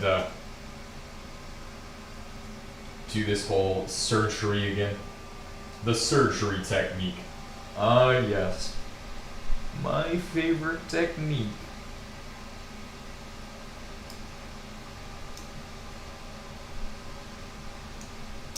These fucking pads are so goddamn small. Okay, we gotta zoom in the camera on that one. You might think to yourself, why am I zooming in the camera? Am I looking through the camera? And the answer is I'm looking, but I'm right above the camera right now. This is like a live perspective of what I see.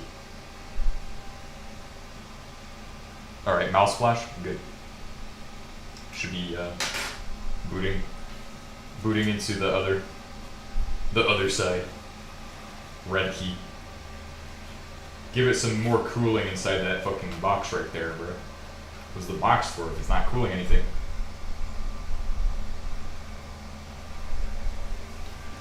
I'd love to see if it was more than 3 pixels. Yeah.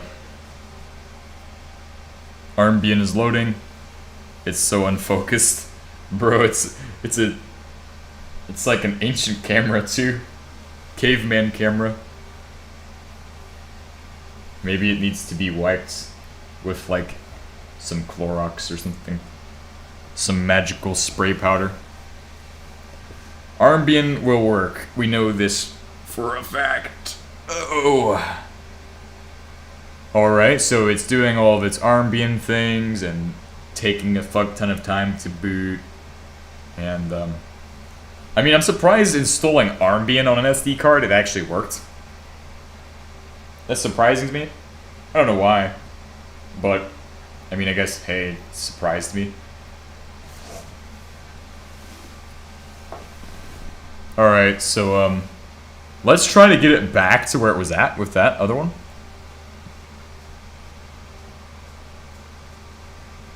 Maybe we bricked the whole entire installation. So... terminal. Give me the console. CD down, up, down, loads, ls root, sudo mount /dev /mmc blk0 p1 to root. Easy peasy is my password. ls root, which is all the boot stuff right now. We're gonna go ahead and rm dash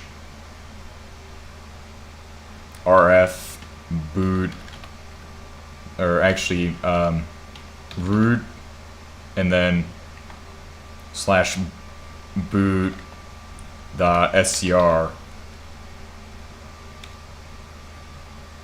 I think we're gonna do that as sudo. If it's like regular Arch. Alright, and then we're gonna slash, or no, ubuntu boot scr into slash root. You can do mount p2 then to root and then p1 to root slash boot. I don't think that's gonna work here. Maybe? I actually might. I want to keep a copy of this just in case. You can move boot.source.bak back to boot.source. We're good. Okay, let's go and actually, can we switch into the file system? Sudo umount root. Wait a second. Oh, I put it in my own root. Bro, I just did something dumb.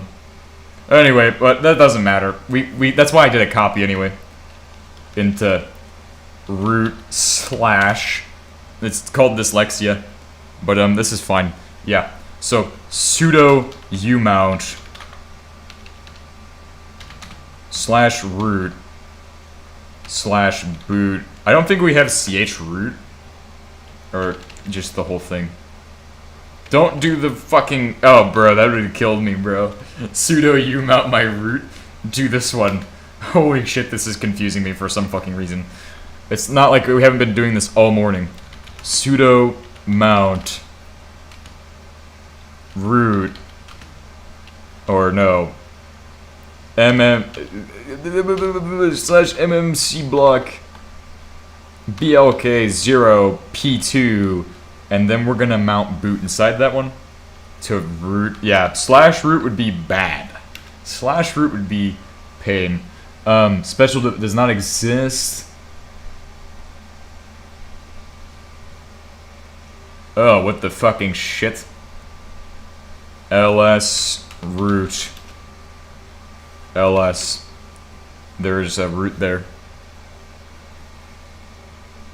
Oh, I figured out what I did wrong.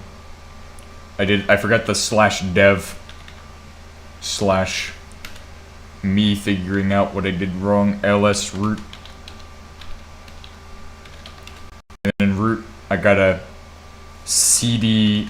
Actually, let's not go into root. Let's go ahead and just we're gonna go ahead and sudo mount slash dev slash mmc blk 0 p1 to slash, or no, not slash root, root slash boot. I'm gonna ch root. Okay, I can chroot. I will chroot into my fucking shit. Did I do the correct block though? Because that could have blown shit up if I did it wrong. Okay, I think I did the correct block. Chroot. So how do I chroot? I forgot how to chroot. Ch root, right? Change root. Root. I need to chroot into root. Sudo chroot into fucking root. Oh? Cool. So now what do I do? So what's the next step from here? You said that I can do something? What am I supposed to do from this step? Just type fast. I am eager. I'm eager to put in the next commands. Cannot set change local to enus utf8. Pac-Man? I wonder if Pac-Man works, bro. Holy shit, though. Change root? Pac-Man? Do I want to do that? You can run Pac-Man, lol. I mean, I guess I can run Pac-Man, but I could have done that anyway. So, what's next? I just changed my route, that's about it.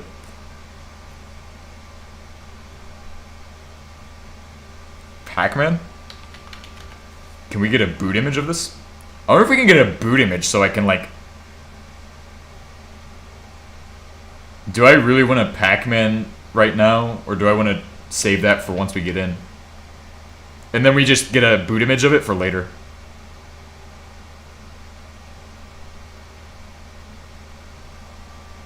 Pac-Man dash QI. And then... grep boot. And then grep boot. This is a crazy way of doing it, I think. Oh. Rockaboot.libspl.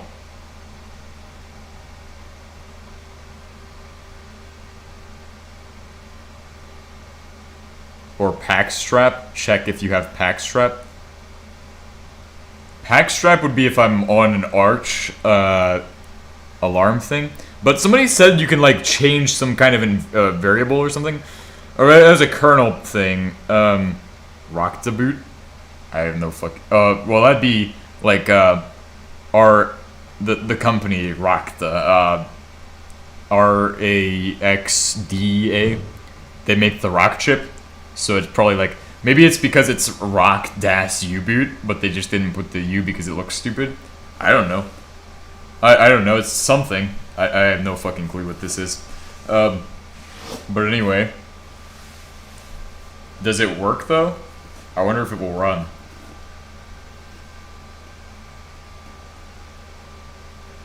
So, do we do sudo pacman SYU? I'm in Arch now, lol. Uname -a.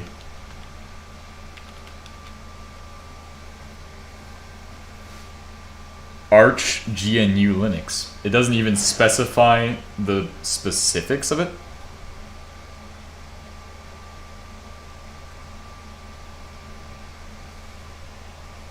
Sudo pacman -syu.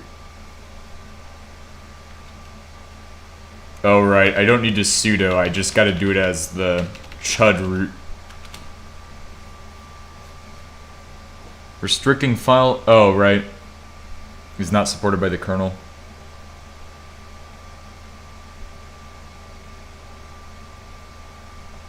That's a bad sign.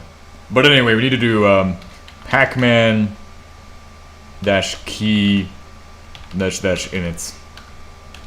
Step 1.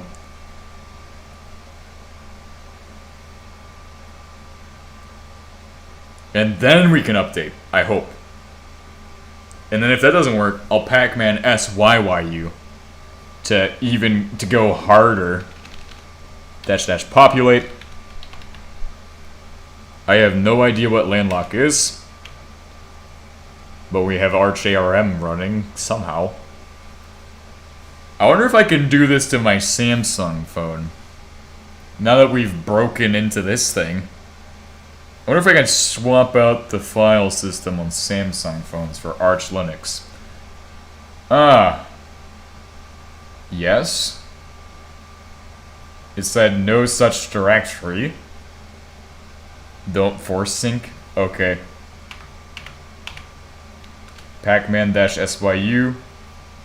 It's probably because we're inside chroot. Pacman -s fast fetch. I have to do this. Yes, please. Oh, okay. Looks worrying. Yeah, this is interesting though. Whoa, chroot is really cool. Missing file descriptor, lol. Anyway, is this all I needed to do? Like, I mean, I have it running inside chroot, but that doesn't count, right? Like, what do we do next? I mean, right? We can't really change the boot, really. So that's not an option. We've already seen that.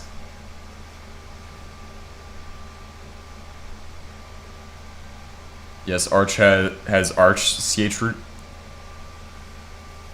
Wonder if I can age top? No. Wonder what else I can do. Kinda counts? Yeah. I wonder if I can sudo apt. What if I do apt? Okay, good.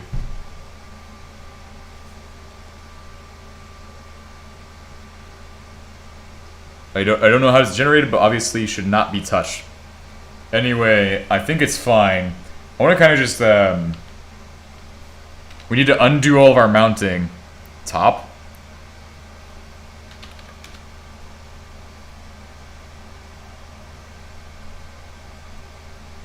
Anyway, I'm gonna go ahead and how do I hit this? Control D?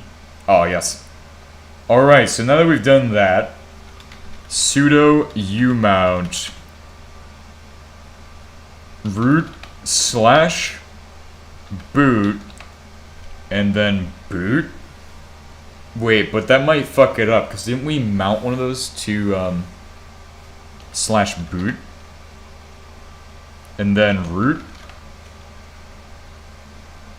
What is it?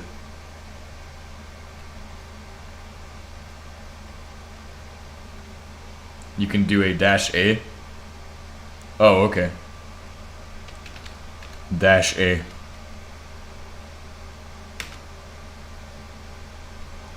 Is busy. Uh-oh. That's no bueno. How do I un-ch root that? Because I trued it in.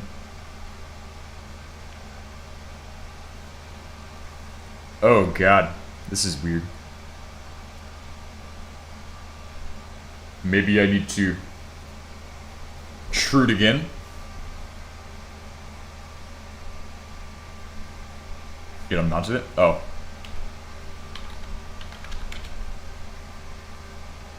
No, it's still mounted. Hold on, I know what to do. ls/root/boot. If it doesn't work like that, just gotta do it manually. Why am I doing it like this?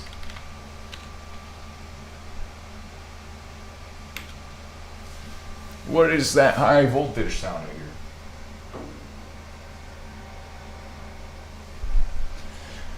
Alright, so there's nothing in boot. Then root, which is okay. But there should be stuff in there. Yeah, it's fine. We're just gonna unmount that as well. So then root won't because we opened the processes and started those in there. So /root them? No. Oh. Okay, thank God. Root. Target is busy. Check what's holding it busy. Snap. Target is busy. I mean, snap is busy, but then root target is busy. But that's because of TTY, maybe?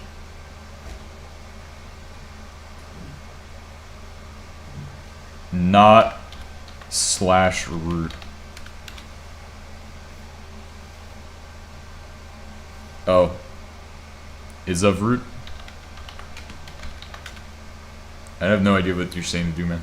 Not /root? But yeah, not /root is, yeah, that's just me typing in root. Oh. Is of list open files. But, oh, wait. Oh, lsof root. What? -A? Yeah, I figured that out. Sudo umount root. Maybe if I just sudo shutdown -h now, it'll be fine. So there's no information about what's going on in there. What if I just I need to root into there.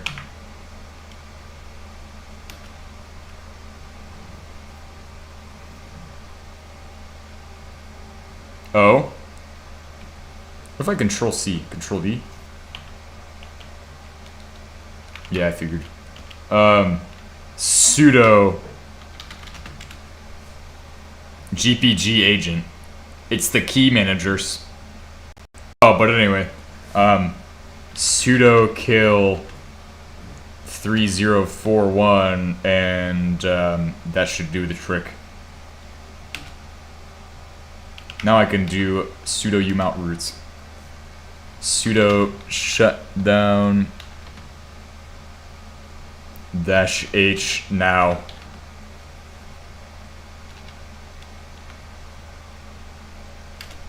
I killed them. Oh, I just shut it down. That's fine. I gotta remove the thing from the SD card anyway. SD drive would be crazy.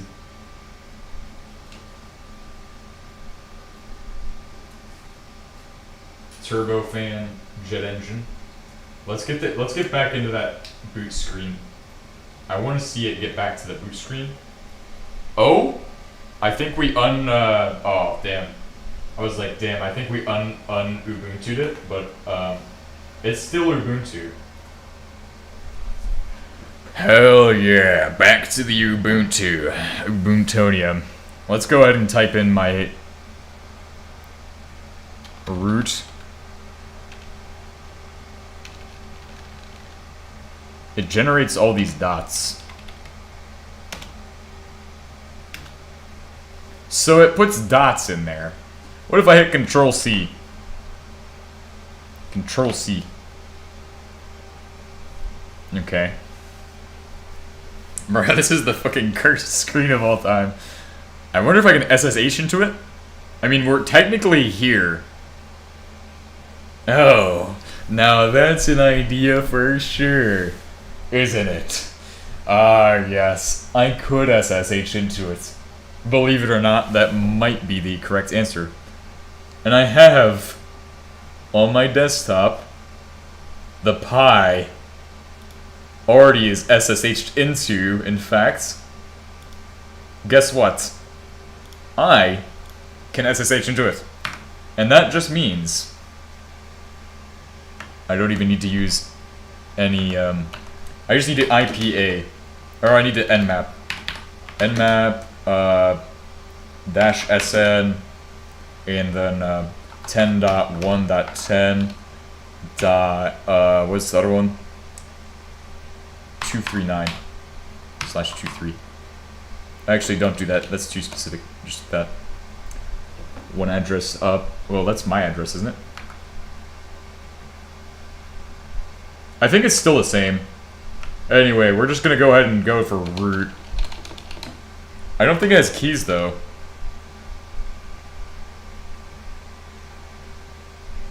No root to host. Oh, shit. That's a problem. So right now, it's just generating zeros the entire fucking time. Fucking Ubuntu creating zeros. What script does this? Let's switch back. I wonder if I can somehow... I just got a root in there, I guess. No SSH service. Yeah, that's unfortunate.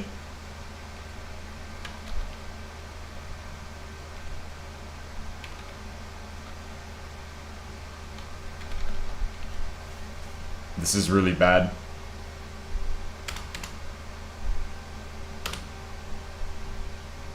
Alright, so here, let's go ahead and...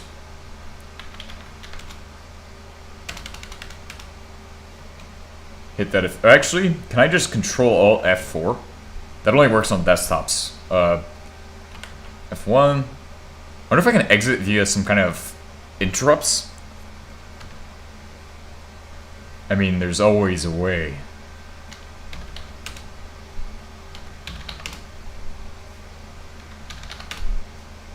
If I type it fast enough, I'll do it eventually. Oh, see, it kind of takes my thing away from me. Because it wants me to be down there.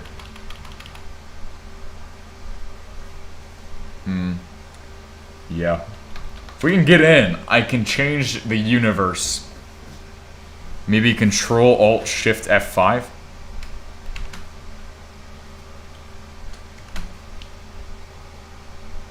So maybe try a different TTY.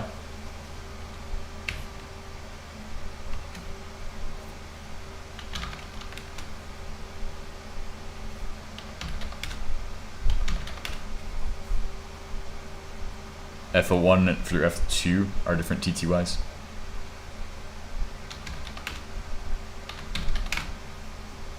Alright, I'm typing in my roots. I keep typing in root and if I type it in fast enough, surely we'll put it in there. I mean, I guess we could set up an SSH daemon from Chroot, but I don't know how good of an idea that is. You think that's a good idea? Shrooting into it and then setting up SSH daemon and then logging in from there. I guess Control Shift F1. I mean, that'd be like the even jankier way to get around this stupid Ubuntu 2604 screen. I mean, I can, but is it the path of best system CTL enable? Why not? I mean, I don't know if it will even work. Oh, and it also keeps going back.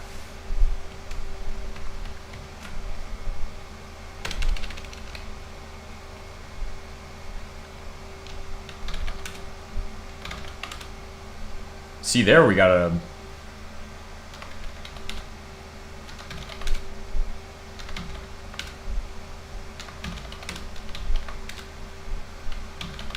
See, I'm going fast enough, I can beat the dots. Oh, did I get it? No, I did not. Oh, fuck. Me typing fast enough is not going to be faster than the computer, I think. Fuck you, Ubuntu!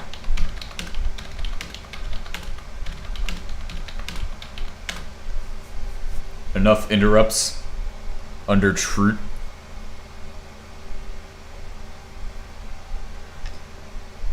I mean, this is the farthest I've gotten so far. This is good. See, it says rot, but I type in root.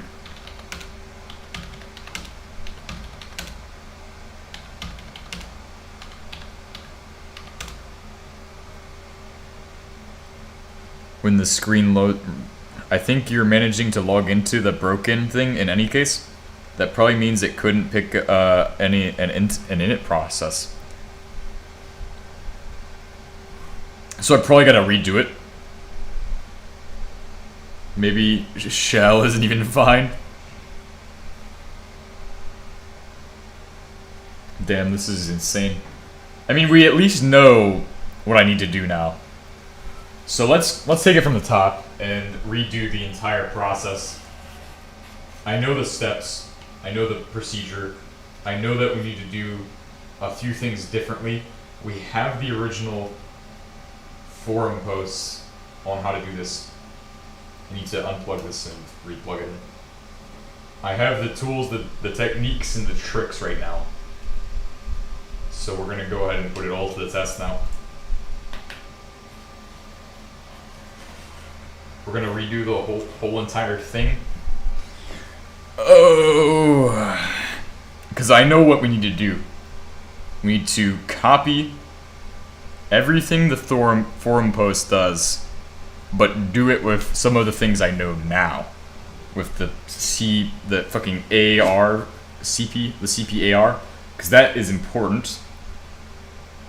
Oh, I forgot one thing. It's stuck in a boot loop right now. Honestly, I'm kind of done for today, but I want to give it one last shot, so that way I can guarantee we have attempted the best that we have attempted it before. Give it a minute to boot up.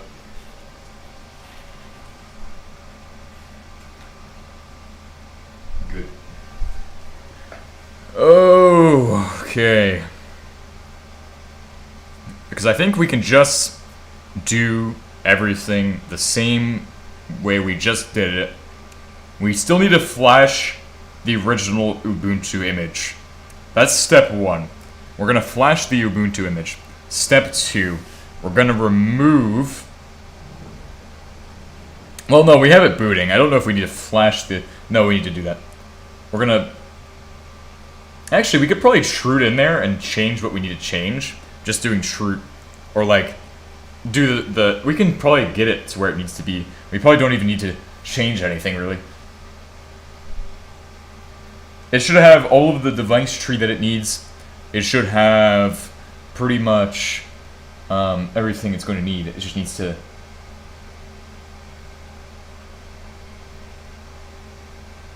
We just need to do shit better. We need to get the correct boot.scr. And I think that's what we need to do. I think that's what we're gonna do. I'm gonna try to get us a boot scr to use. There was a couple other things that I noticed in boot. So if we obviously in a let's get a Brave browser going. Damn, this is so crazy. Well, sad because it's like I got it to work, but then I didn't get it to work. Like I got it to show the fucking alarm, but I'm inside of the fucking Ubuntu screen, and I can't do shit from there. I mean, I guess I could try to shroot in there and change shit, but you're probably right about it not having all of the shell defined or stuff like that. So it says the copy overlays VM Linux and the RK5 Odroid M1S DTB from the guide. Because this didn't work for me. It didn't work. This is really old and outdated. And also does not say copy kernel modules into Arch root FS. This won't work usually. So I tried this and it doesn't work. Create boot.txt, and boot.txt is going to contain all of this. And then enable additional DTB. Oh wait, here we go. Create mksr scripts and compile uboot script. Is there not one? There is no guide for the Odroid M1S. So create mksr script and then compile uboot. So they compiled uboot.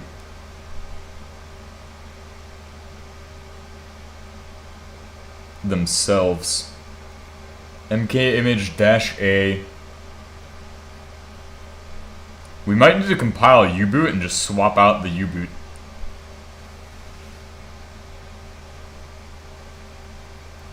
But also, maybe we could try the SSH daemon option. This is a lot of stuff. I don't think we're going to do this today. I think I'm kind of done for today. I think I've got my success I want. You can call it kind of a success. We partially succeeded. These are all super out of date too. Booting Arch Linux from MMC 0.1. So here's what he got when he got it to work.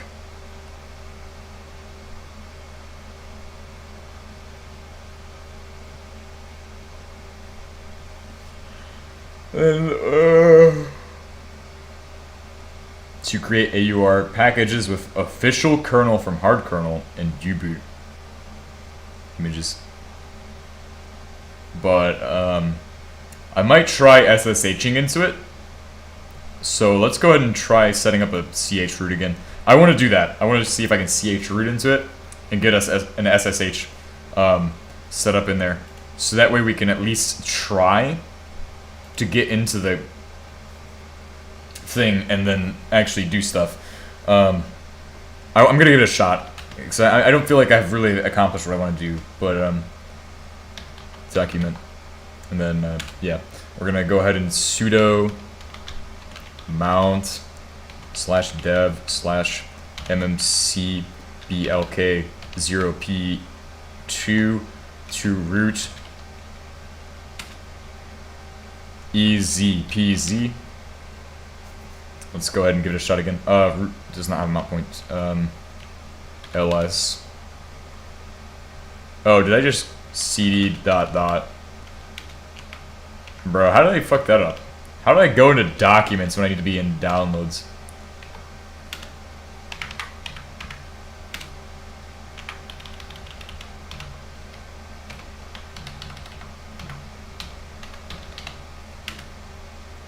Boom.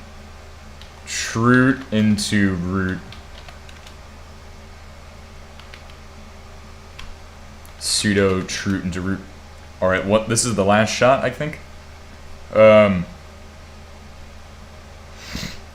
ls. I have boot. ls boot. How do you actually Arch Linux form probably has it, what I'm looking for. Because I remember when I did the original Arch installation, we followed the Arch Linux guide. Arch Linux. No, I don't need memes. I need the Arch Linux forum. God damn it. Arch Linux forum, please. We're finally gonna try this trooting. I need to see though. Sudo pacman dash. Actually, it should be just sudo. We don't need a sudo system dash ctl enable SSH. If it sends target without, that's pretty SSH. Oh wait. Maybe I'm wrong about this. Proc is not mounted. Proc is not mounted. ls? Oh, because we're not in an actual one, like we're not actually here. So we can't run any processes.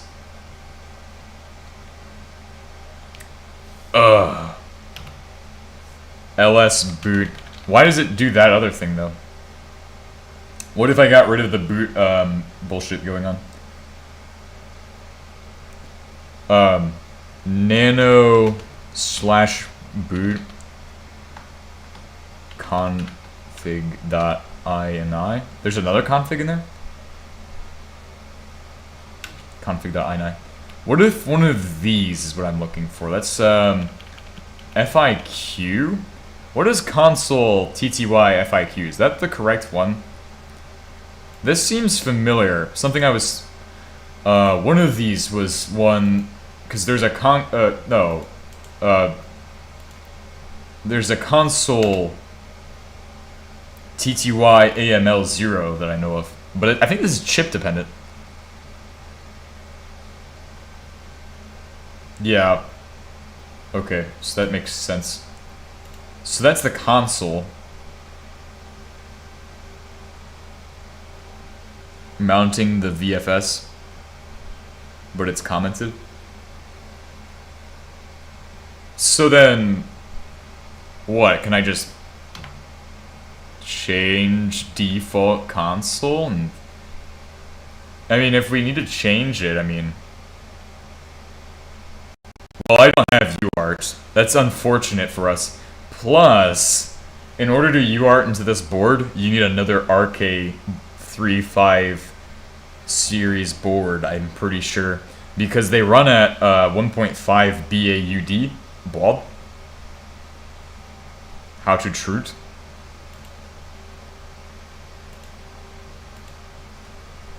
How to troot.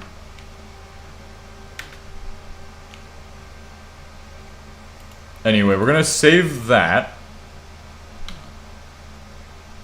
I'm gonna go ahead and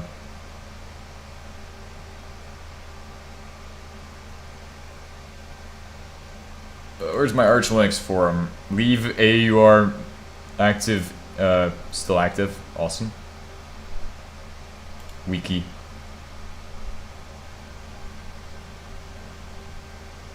Installation guide. They have a section on Troot. Where's the Troot section?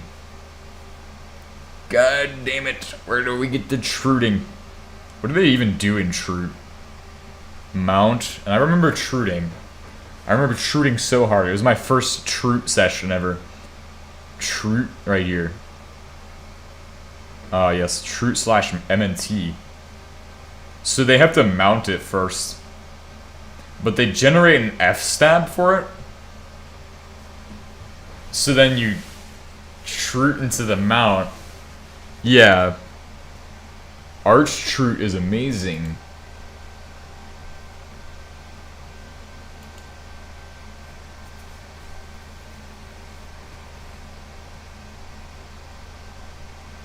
Oh, okay. So maybe we've trooted wrong. CD dash dash. Actually, Control D. Me being big dumb. Alright, LS OF. Actually, sudo umount dash ally dash help, please. Help casualties. A dash A, and then I don't see it's mounted anymore, so I think if I ls blk I should be good. It's unmounted. Perfect. Alright, so we need to then go back to here and do some fanciness, apparently. So mount the file system. Identify your target partition using and mount it directly to MNT. Alright, so that's what we're gonna do. So we're gonna start off by mounting that to /MNT. And then we're gonna go ahead and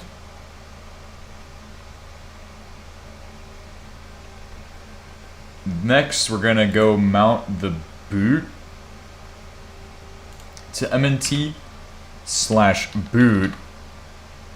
We're gonna do partition 1. Done. Alright, now I can pseudo troot into my mount.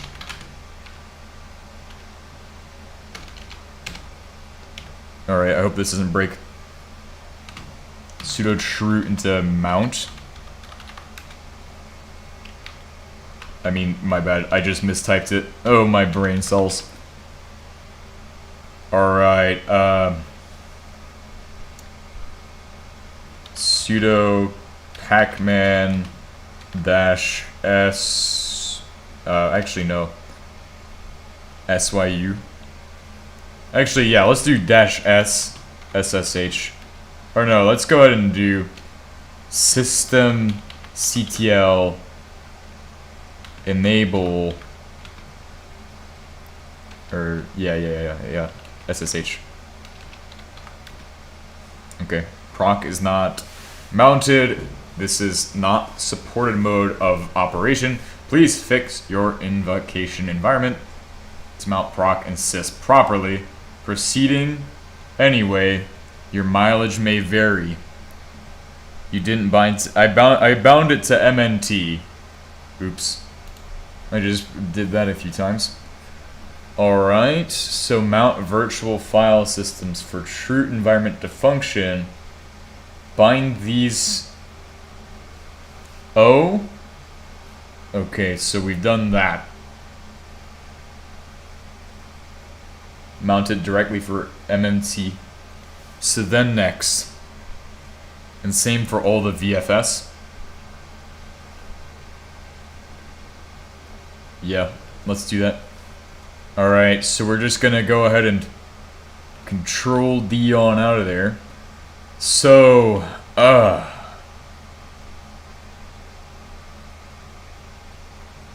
so then what? Do I mount dev? So I need to do -r binds.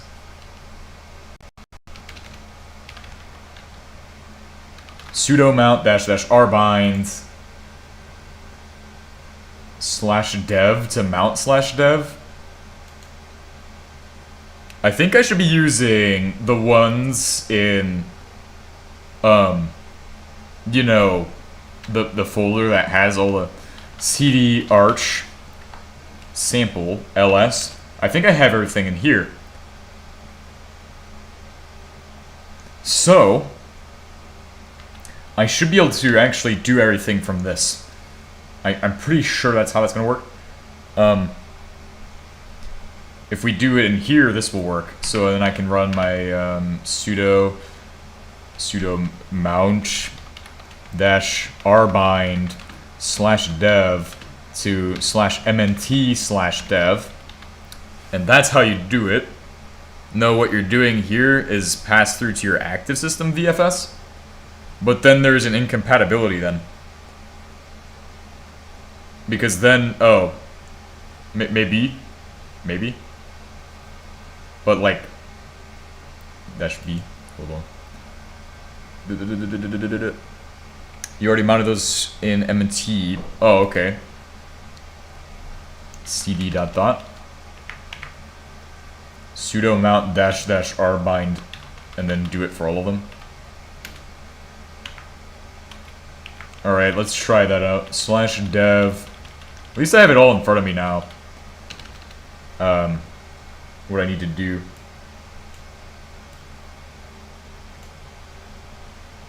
Alright, let's try that out. Let's see if I can do it better like this. Proc and system.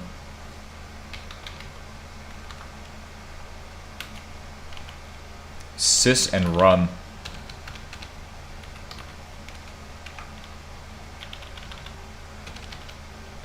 Run.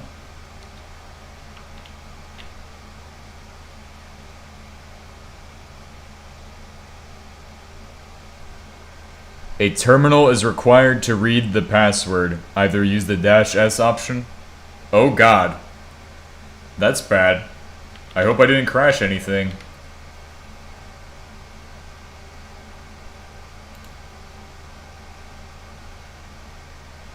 Oh? Failed query. Anyway, what was the other one? What was that last one? The config one? What was it? It was like something.config. I don't have any idea. But I think we're like close. It just wanted a config. What was that last one it had on the screen? Do you know? Because I'm not sure.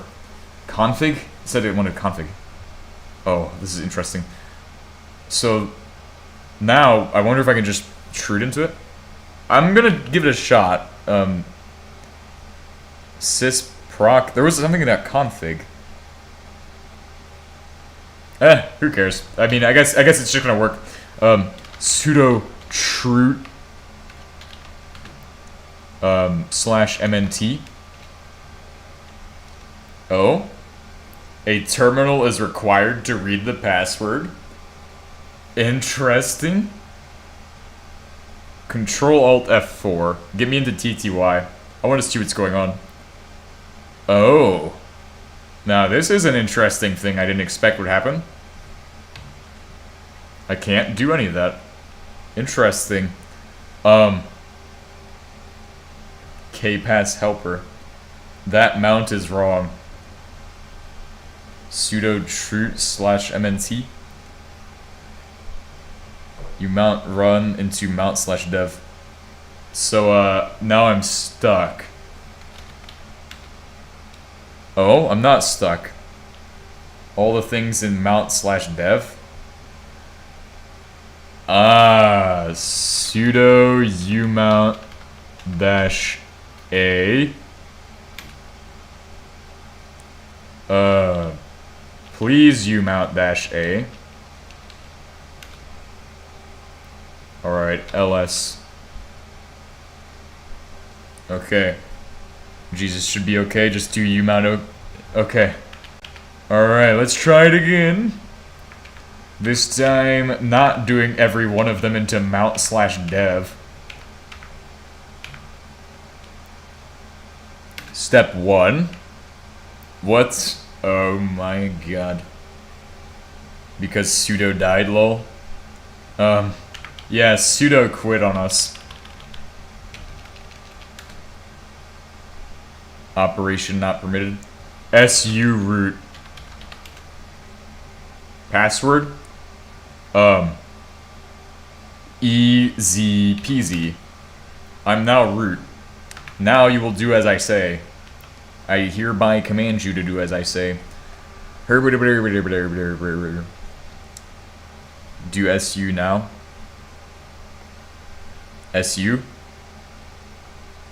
Type root password. I've already done this. Where is my thingy? My thingamajib. Gordon Freeman. Where's the one where I did all the mount stuff earlier? I don't want to do all that again. I don't want to type that out loud again. Sudo umount -I.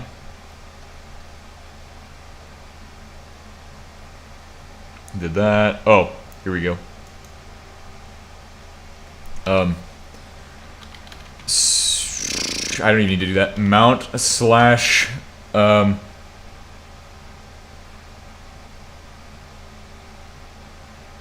MMC or slash dev slash MMC BLK 0P1 P2 to slash MNT. Okay, CD slash and then try it. Hold on. At this point, your live system is broken and needs restart. Restart -H now. I'm surprised it's even running still. Oh. Oh wait, I need to reboot. My bad.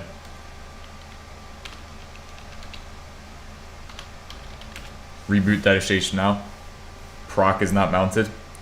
Running chroot, ignoring requests. What the fucking shit have I done? Oh god. I'm sure. Restart. Please restart. Holy shit. If I can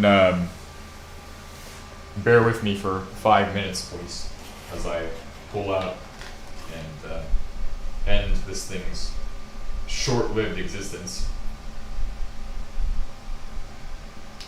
That's one way of rebooting. I'm sure that caused no issues and didn't corrupt anything. It's always a great procedure to try.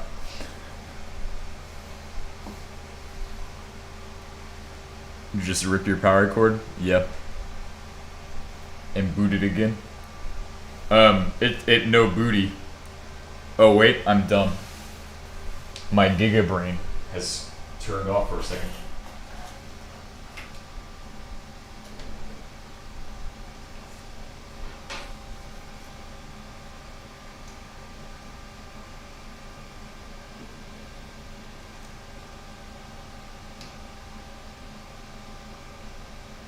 Full reboots with button pad pressing. Turbo fan activating. This is it. Here we go. Part 64 of trying to chud root into this thing. If I can't get it this time, I'm gonna have to be done. I keep saying I have to be done, but I'm like, nah, let's keep going. I think we can get it. We're like halfway there, but like not really there. Oh god, that's a fun thing to see. Oh, I was watching that on the camera. That was amazing. It's because of this bulk of cords that comes out the side and happens to be very abundant right there. Chud root. Yes. We're gonna chud mod. Sudo chamod. Plymouth quit service. Did we just, oh. What did we just do? I saw Plymouth quit service and I'm like, what the fuck is that? Is this just an Ubuntu thing, a Plymouth service? Does it like track my gender identity and send it to the government. It probably does that. Because, just systemctl, enable SSHD. Yeah, it probably tracks information about me, and it's alright, surely. Yeah, I'm just like, bro, is this gonna break it again? I was like, Plymouth? I've heard those words. Those are bad words that I don't like to hear. Plymouth sounds evil. Console. I have the console. I'm going to go ahead and lsblk so hard right now. I'm going to sudo mount /dev /mmcblk 0p2 0p1 as expected. It's a splash screen manager OS. Something enables early graphics. Interesting. We will disable that after we figure out how to reverse engineer it. But anyway, I'm going to mount my root. No, just /mnt. Please do. Sudo, please do. Yes, I got the P2.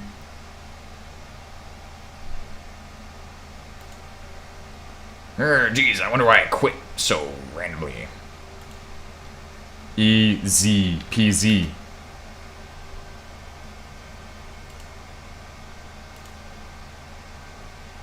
Alright, here we go. And then for DNS resolution. Do we really need DNS resolution? That's fine. We could just VM this shit at this point. Hell, we might as well be.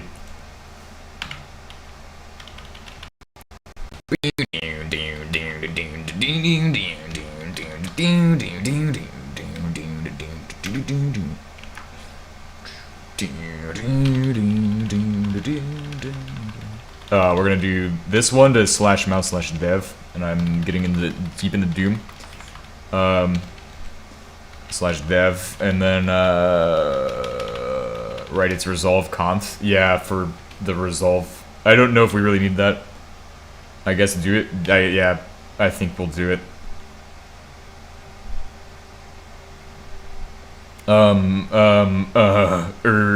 Confused? Arbines? Pac, because so Pac-Man can work better, yeah. -- Arbines. Alright, we've got dev. Let's not fuck it up this time. Proc goes to proc, not proc goes to dev. If proc goes to dev, the second we get run ready, then run goes to dev, and run says, wait, where's all my things I'm looking for? Why am I looking for things, but they just don't exist? What the hell have I been put into? And they put them in a foreign environment and they can't figure it out. So sys, and then last is going to be run. Because you do run last, because if you do run, bad things are going to happen. So we are bound our shit. If you do run first, bad things are going to happen. Probably already does the run before everything else. I have no idea what I'm even talking about. This is way above my brain grade. I hit enter and shift at the same time. Oh, never mind. Hell yeah. And now, that's the last one. Copy and pasta. Good job, Mr. Freeman. Oh, paste it in. If we set up a desktop, we could game on this. Run is mostly for fuse and stuff. Not a big deal, that's why it's optional. Do I hit the enter button? I think so. Sudo! Sudo! Hit it with a sudo. Alright, now. True into mount. As the sudo master. Sudo master XXL. Yeah, but watch me sudo Pac-Man. Watch me Pac-Man keygen. Pac-Man dash keygen in it. What's the other one? I want to do fully functional arch and stem. Arch install. Yes. Pacman keygen init. Prepare me with the commands I will need after I get the init done. We'll do init. I think it worked earlier, but I don't know. That's not a good sign. Apt. Pacman. Alright, so Pacman keygen. Maybe I'm typing it wrong. Gen key? Oh, I think it was gen key. I think it was gen key, I think. Maybe Pacman-key, that's just in it. Okay, that works apparently. I don't know. Populate. There we go. So that's getting us to that. Should be able to resolve the DNS and should be able to do everything. Not keygen. Yeah, I think I'm getting it confused with SSH right now. Then after that, SSH keygen and SSH enable. Awesome. Okay. System CTL enable SSH, right? SSH.service does not exist. Probably open-SSH. Or maybe open-BSD SSH? I have no clue. But that probably doesn't matter. SSH-keygen. This needs to happen. Yes, and then keygen not important. You can, for now. Oh, never mind. Even though I was about to generate this. Keygen not important, especially not on local network. Okay. Let me hit Control C. Sudo pacman-s. And then install OpenSSH. Oh. Me being big dumb. Also forgetting to remove sudo. Why? Because, oh, errors were encountered.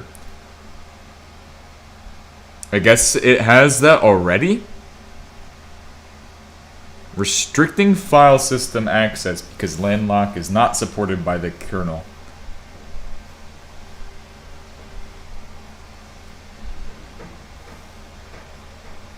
Alright, let's try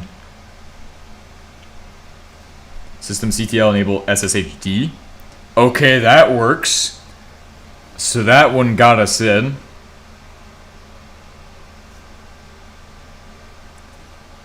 Alrighty then, what's next? What other things can we do to give us the best chances of a success? I guess we could try sudo pacman sy, or no, pacman syu. But that's probably not gonna work. Yeah, did not work because that, I mean, but anyway, we have SSH now. Can I get us through that? Also, you said to look at,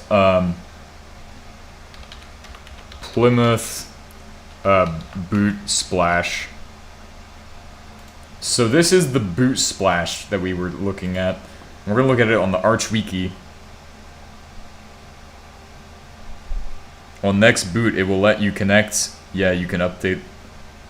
I tried no update, but anyway.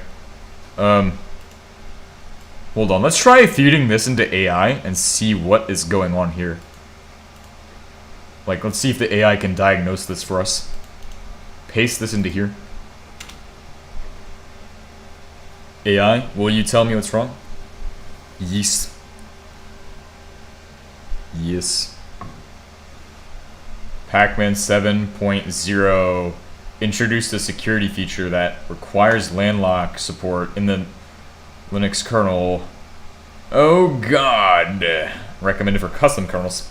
Oh, I know why this won't work. Because we're out of date, isn't it? Anyway. Let's just go, oh. Probably need Alpum? Alpum? Alp hard and prosper. Yeah. But why? So you need pacman-u?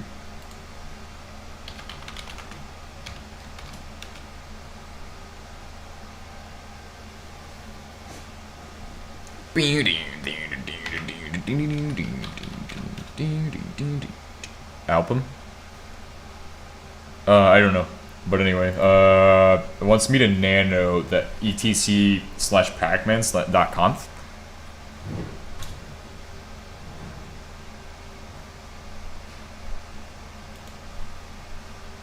Pacman. That's where you fetch data from. Album?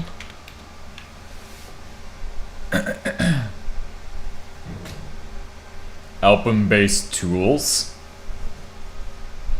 Arc Linux package management library. Well, first, because our shit's restricted.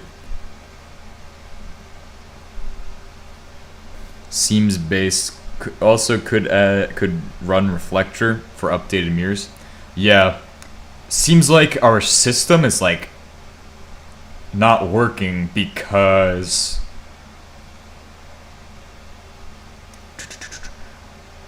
here, this is the first thing I need to fix. Then we'll fix album, so we'll go in order. So I need to go ahead and nano slash etc slash pacman.conf. So pacman.conf, and it says disable sandbox. Find the hashtag disable sandbox and uncomment it. Which I don't think is a... Oh, actually it is. So it wants me to find disable sandbox and uncomment it. But that's not a thing here. So there's no sandbox here. What? Disable sandbox. I guess go from there. But I wonder if sandbox is like where we're at right now in Troot. Is this a sandbox?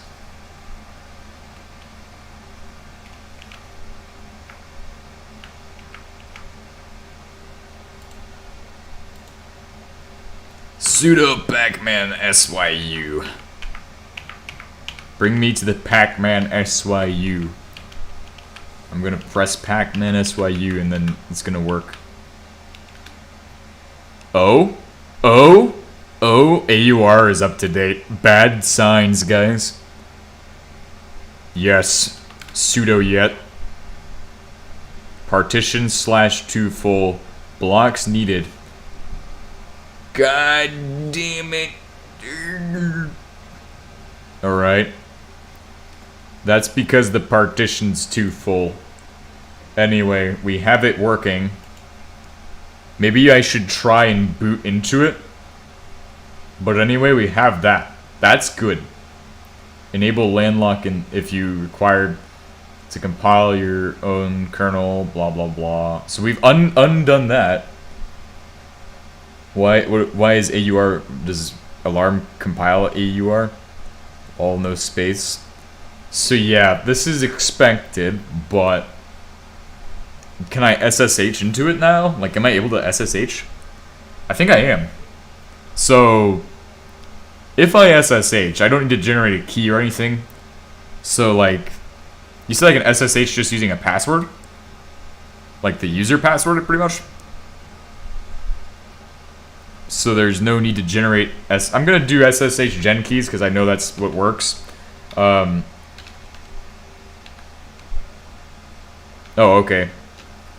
Surely? Okay, I'm gonna do that then. So, Control D, and then, chud root our way out of this shit. Or, sudo umount. And then, dash A. Target is busy. Okay, then... Because then, how are you gonna get the key? Well, you can just generate one with a password. Let me see if I can unmount. Let's see if AI can generate the unmounting answer. The unmountification. Chud root, yeah. Bro, we're chud rooting. Chud modding. Chud modding. Oh, yeah. Exit. Oh, okay. Maybe let me ch root into it.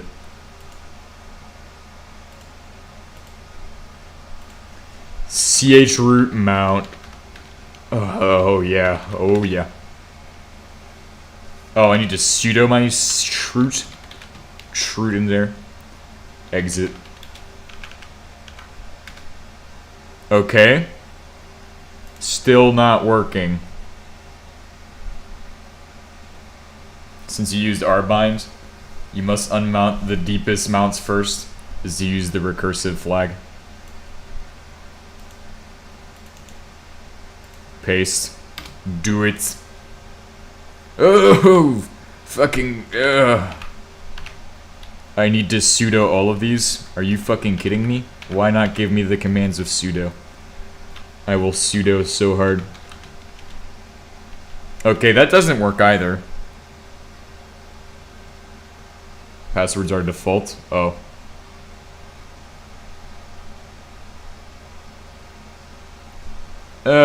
Lazy unmount. You know, I could just sudo shutdown, reboot.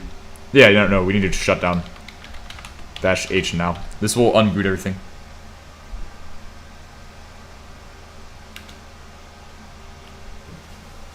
That will unmount everything as it's a part of the process of it shutting down. And I'm not too worried anyway if it gets fucked up, or you know how to fix that. We've installed Arch 1,000 times apparently, and this is one of the worst installs I've ever done. Actually, no, it isn't. I'd say Black Arch was harder.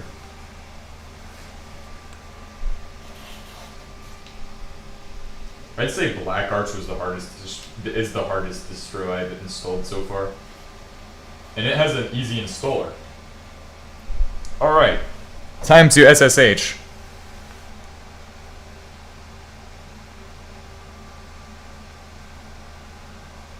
Mount/dev/shm is some for secure boot or something. Yeah, probably. Microslop. Shitteroni. SSH.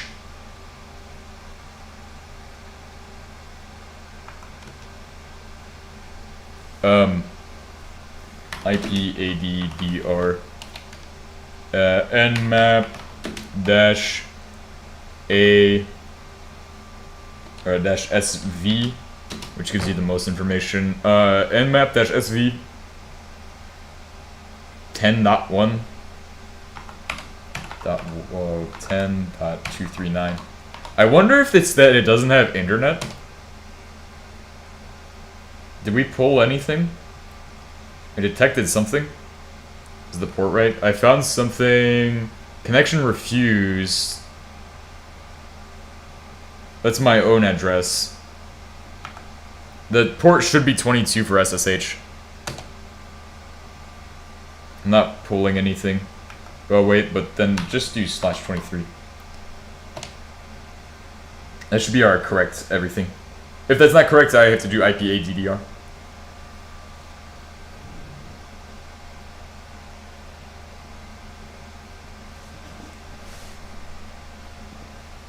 Yeah, SSH should be 22.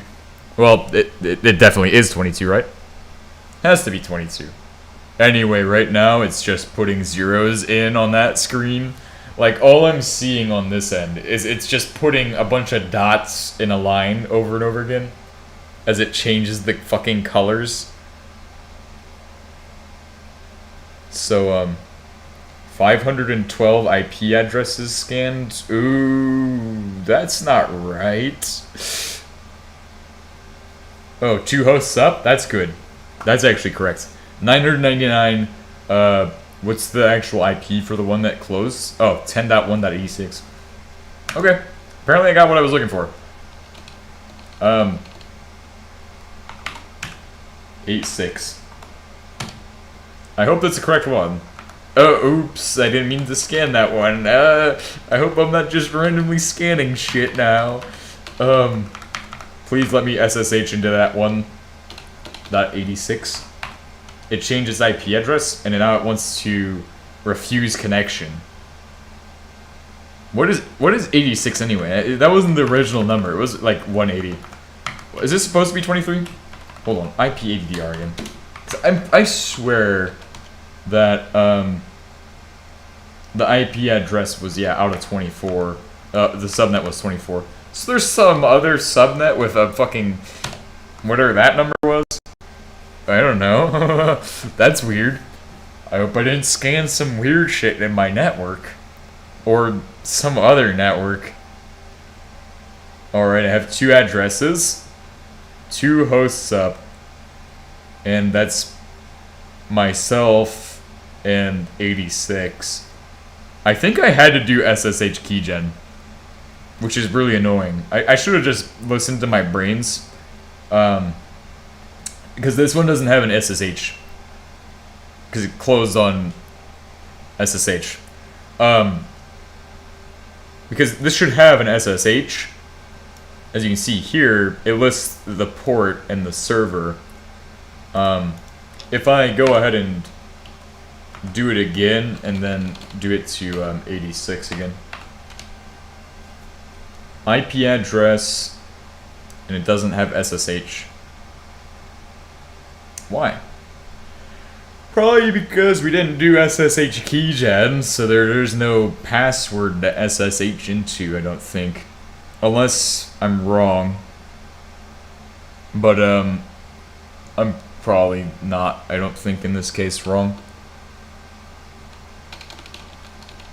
This is weird. Maybe if I try it on the other one again, like, let's see, so we're back in the Ubuntu screen.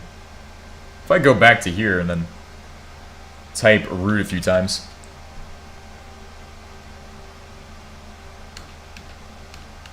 See, like, look what it's doing. It's just generating more and more of those. Wait, R-O-O-T.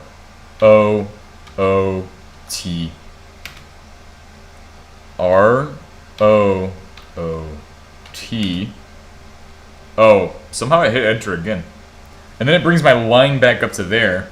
So when it prints these dots out, what program do they have on this screen that does that?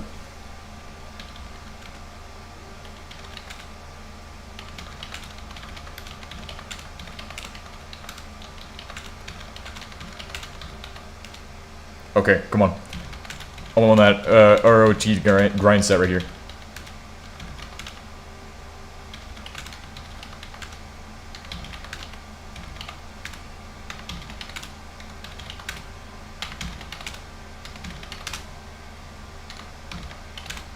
I think I'll get it eventually. Did I get it? Nope. Nope. Nope. I wonder if... So we tried all of the other things, but what about F5? F4? F3? What if it's like right on the initial boot, right? So once it's initially booting, like it has that second before it really starts building those dots and just constantly making fucking annoying ass dots everywhere.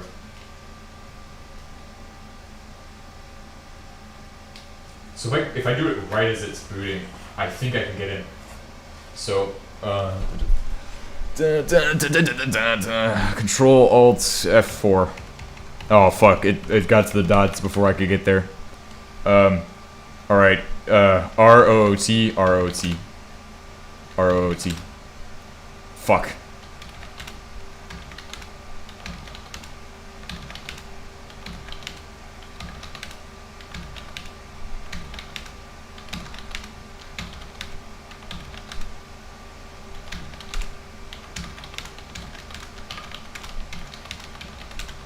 Bro, I'm just fucking spamming O and R.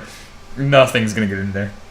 I wonder if I can stop it. Like, if I can Control C, or how do I get out of this Ubuntu screen? I wonder if the Ubuntu screen is like something I can get out of.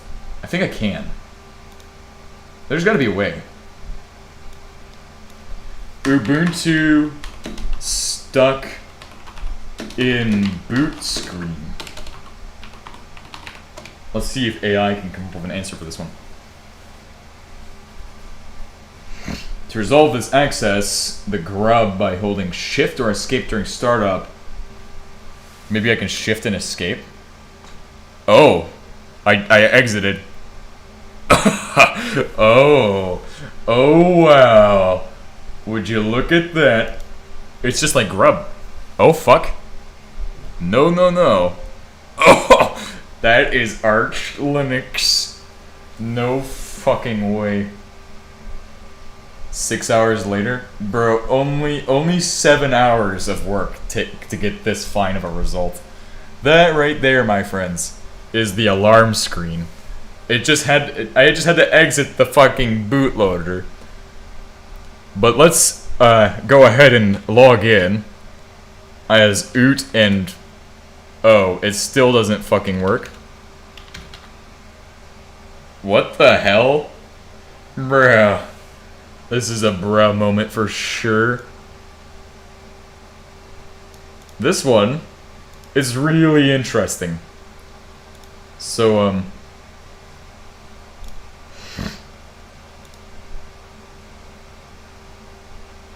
so we got out of there. And now it's just spamming.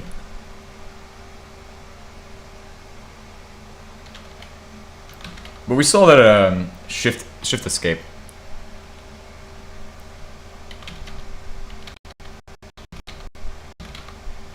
But yeah, every time I try to log in, see rot. I am oh, my keyboard doesn't work correctly. Okay. There's a few seconds before it really initializes and starts spamming that shit.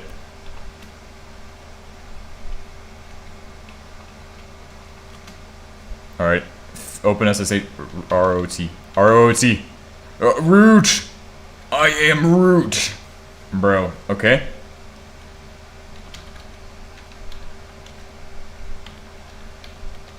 Fucking son of a...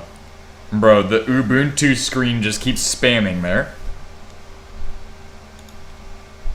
It won't let me log in because it is spamming dots.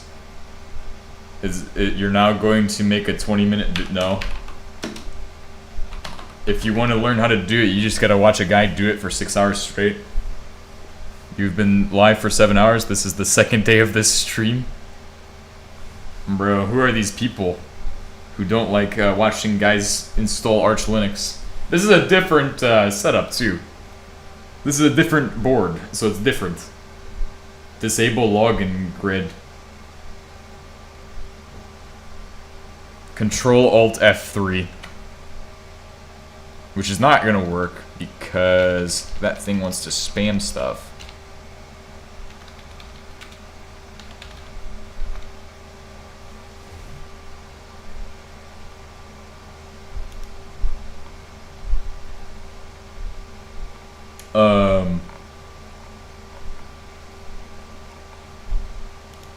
I'm stuck in boot and it's spamming dots.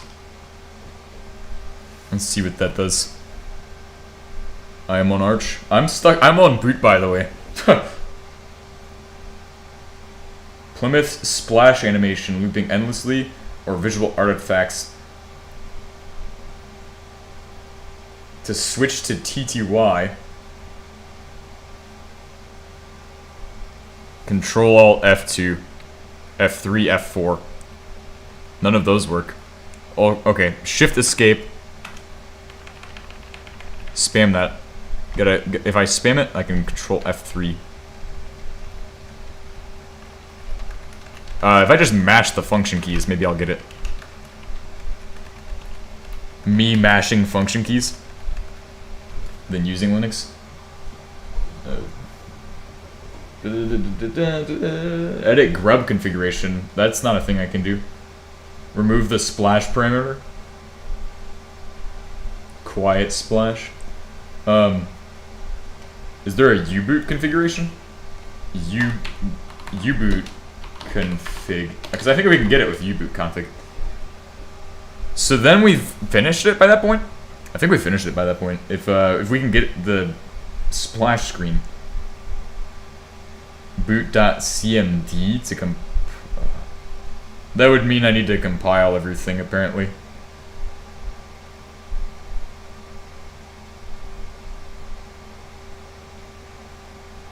And that's the exact partitions, too. Usually enter space. Oh! We can get in. Shift, escape, and space. Wait, what? Oh?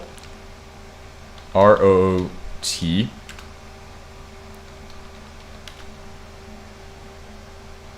Yeah, I figured that would not work. Because now it wants to spam stuff.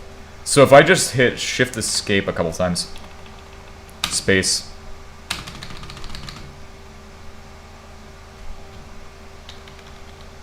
See, it wants to keep doing that.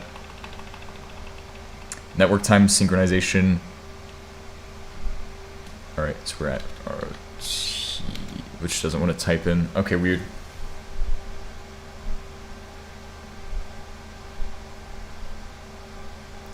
Enter, escape, or space.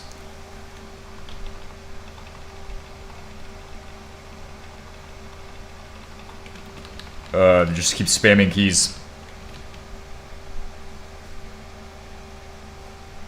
Alright, well it gets us to the screen. That's the screen we're looking for. So let's go ahead and let's go up here. Try this again. Upgrades were good.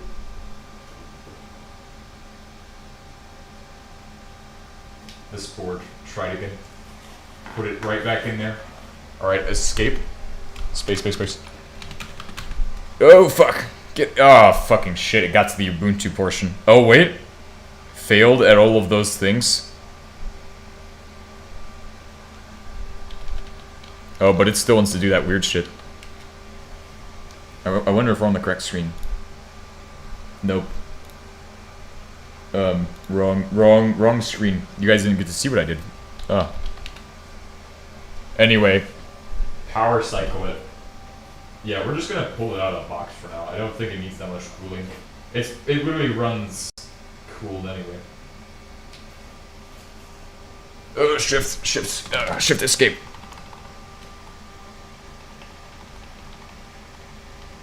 Fucking shit. It gets to that screen and continues. That's me hitting shift escape 5,000 times. C doesn't want to do that. R-O-O-T R and then it just enters already? R-O-T. I wonder if we can enable an automatic login somehow. So I just automatically am logged in, but then it's still generating zeros.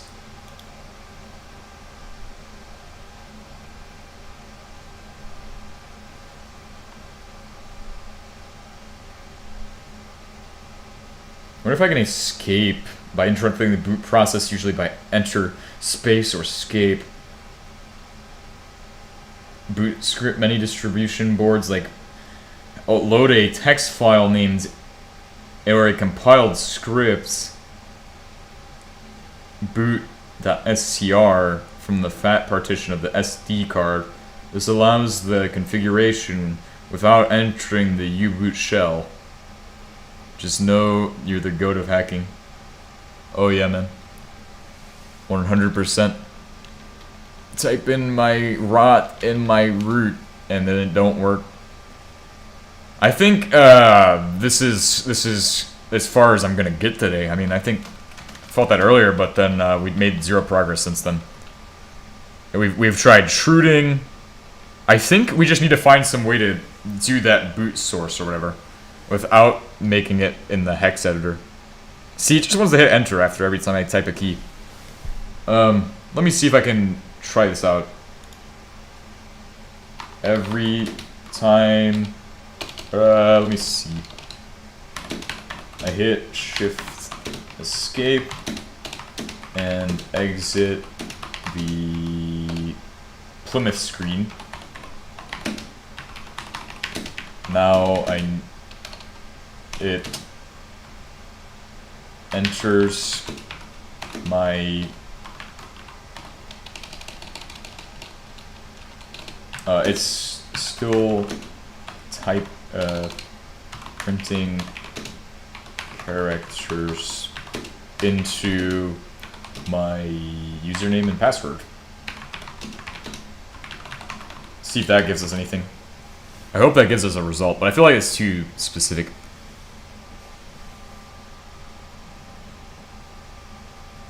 Flooding username and password fields indicates that the system is interrupting a stuck key or hardware interrupt as a continuous input.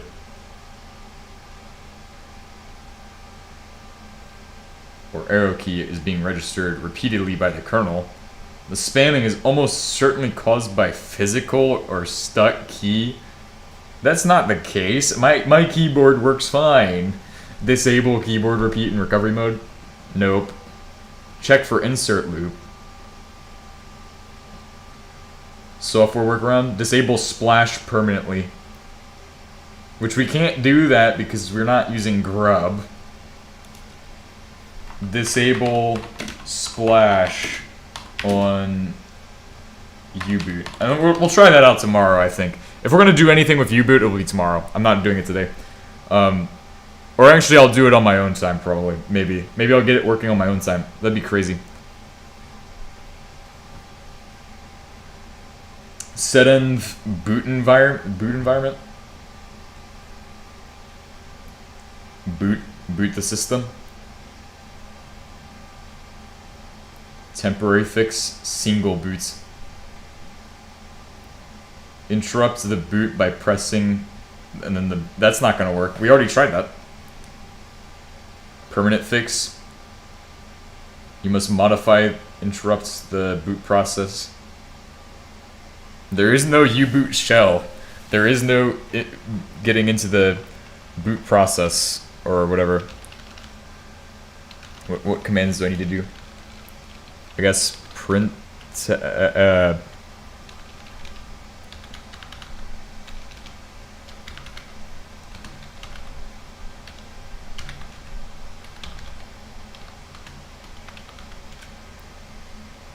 That's not right.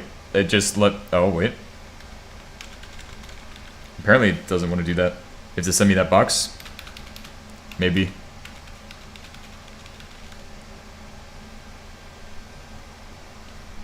Shift escape. I just have to keep,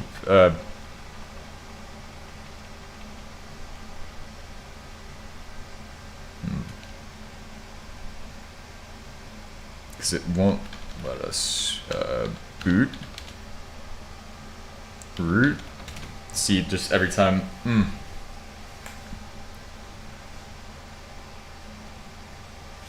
Let's see if I can access U-boot shell. Let me look at their wiki or whatever they have. U-boot shell. Accessing U-boot shell, also called a monitor.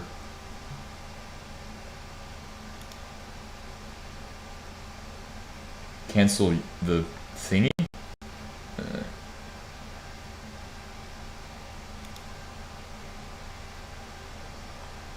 There is no real U-boot shell. I guess the U-boot shell is like when I cycle it, power cycle, and then hit space, or like escape or something.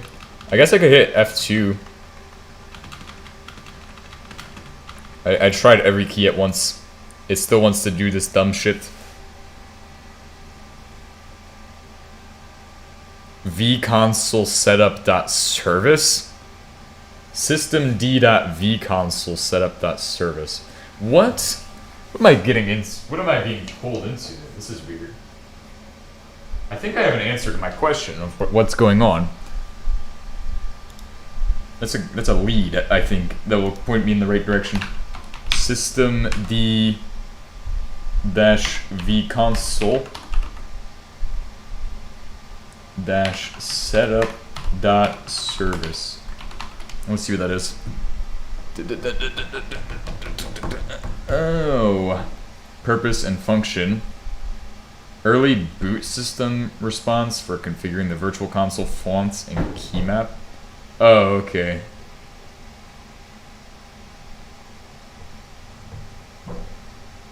I mean, it's still there. I mean, control, escape. Didn't need to do all that, but hit enter, nothing will happen. But I need to see. It's still trying to do this. See, yeah, that's bad. Escape. Escape is the exit, so escape exits from it. Enable persistent storage system D network D. I see network initialization failed network. Yeah, we just need to redo the whole U-boot thing tomorrow or sometime. Maybe I can do it. I don't know. I don't know what I'll be like today. Anyway, we've gone for too long. Me saying I'm gonna actually get it on this one. But we got the farthest we've ever gotten with this board. I'm actually impressed. This is the first time we've gotten this to even have close to Arch on there. So that's cool. That's a first. But other than that, it's pretty much a fail. We'll probably need to do it properly next time. But I'm not doing all that, so. Anyway, I'd like to thank you all for watching. This has gone for too long.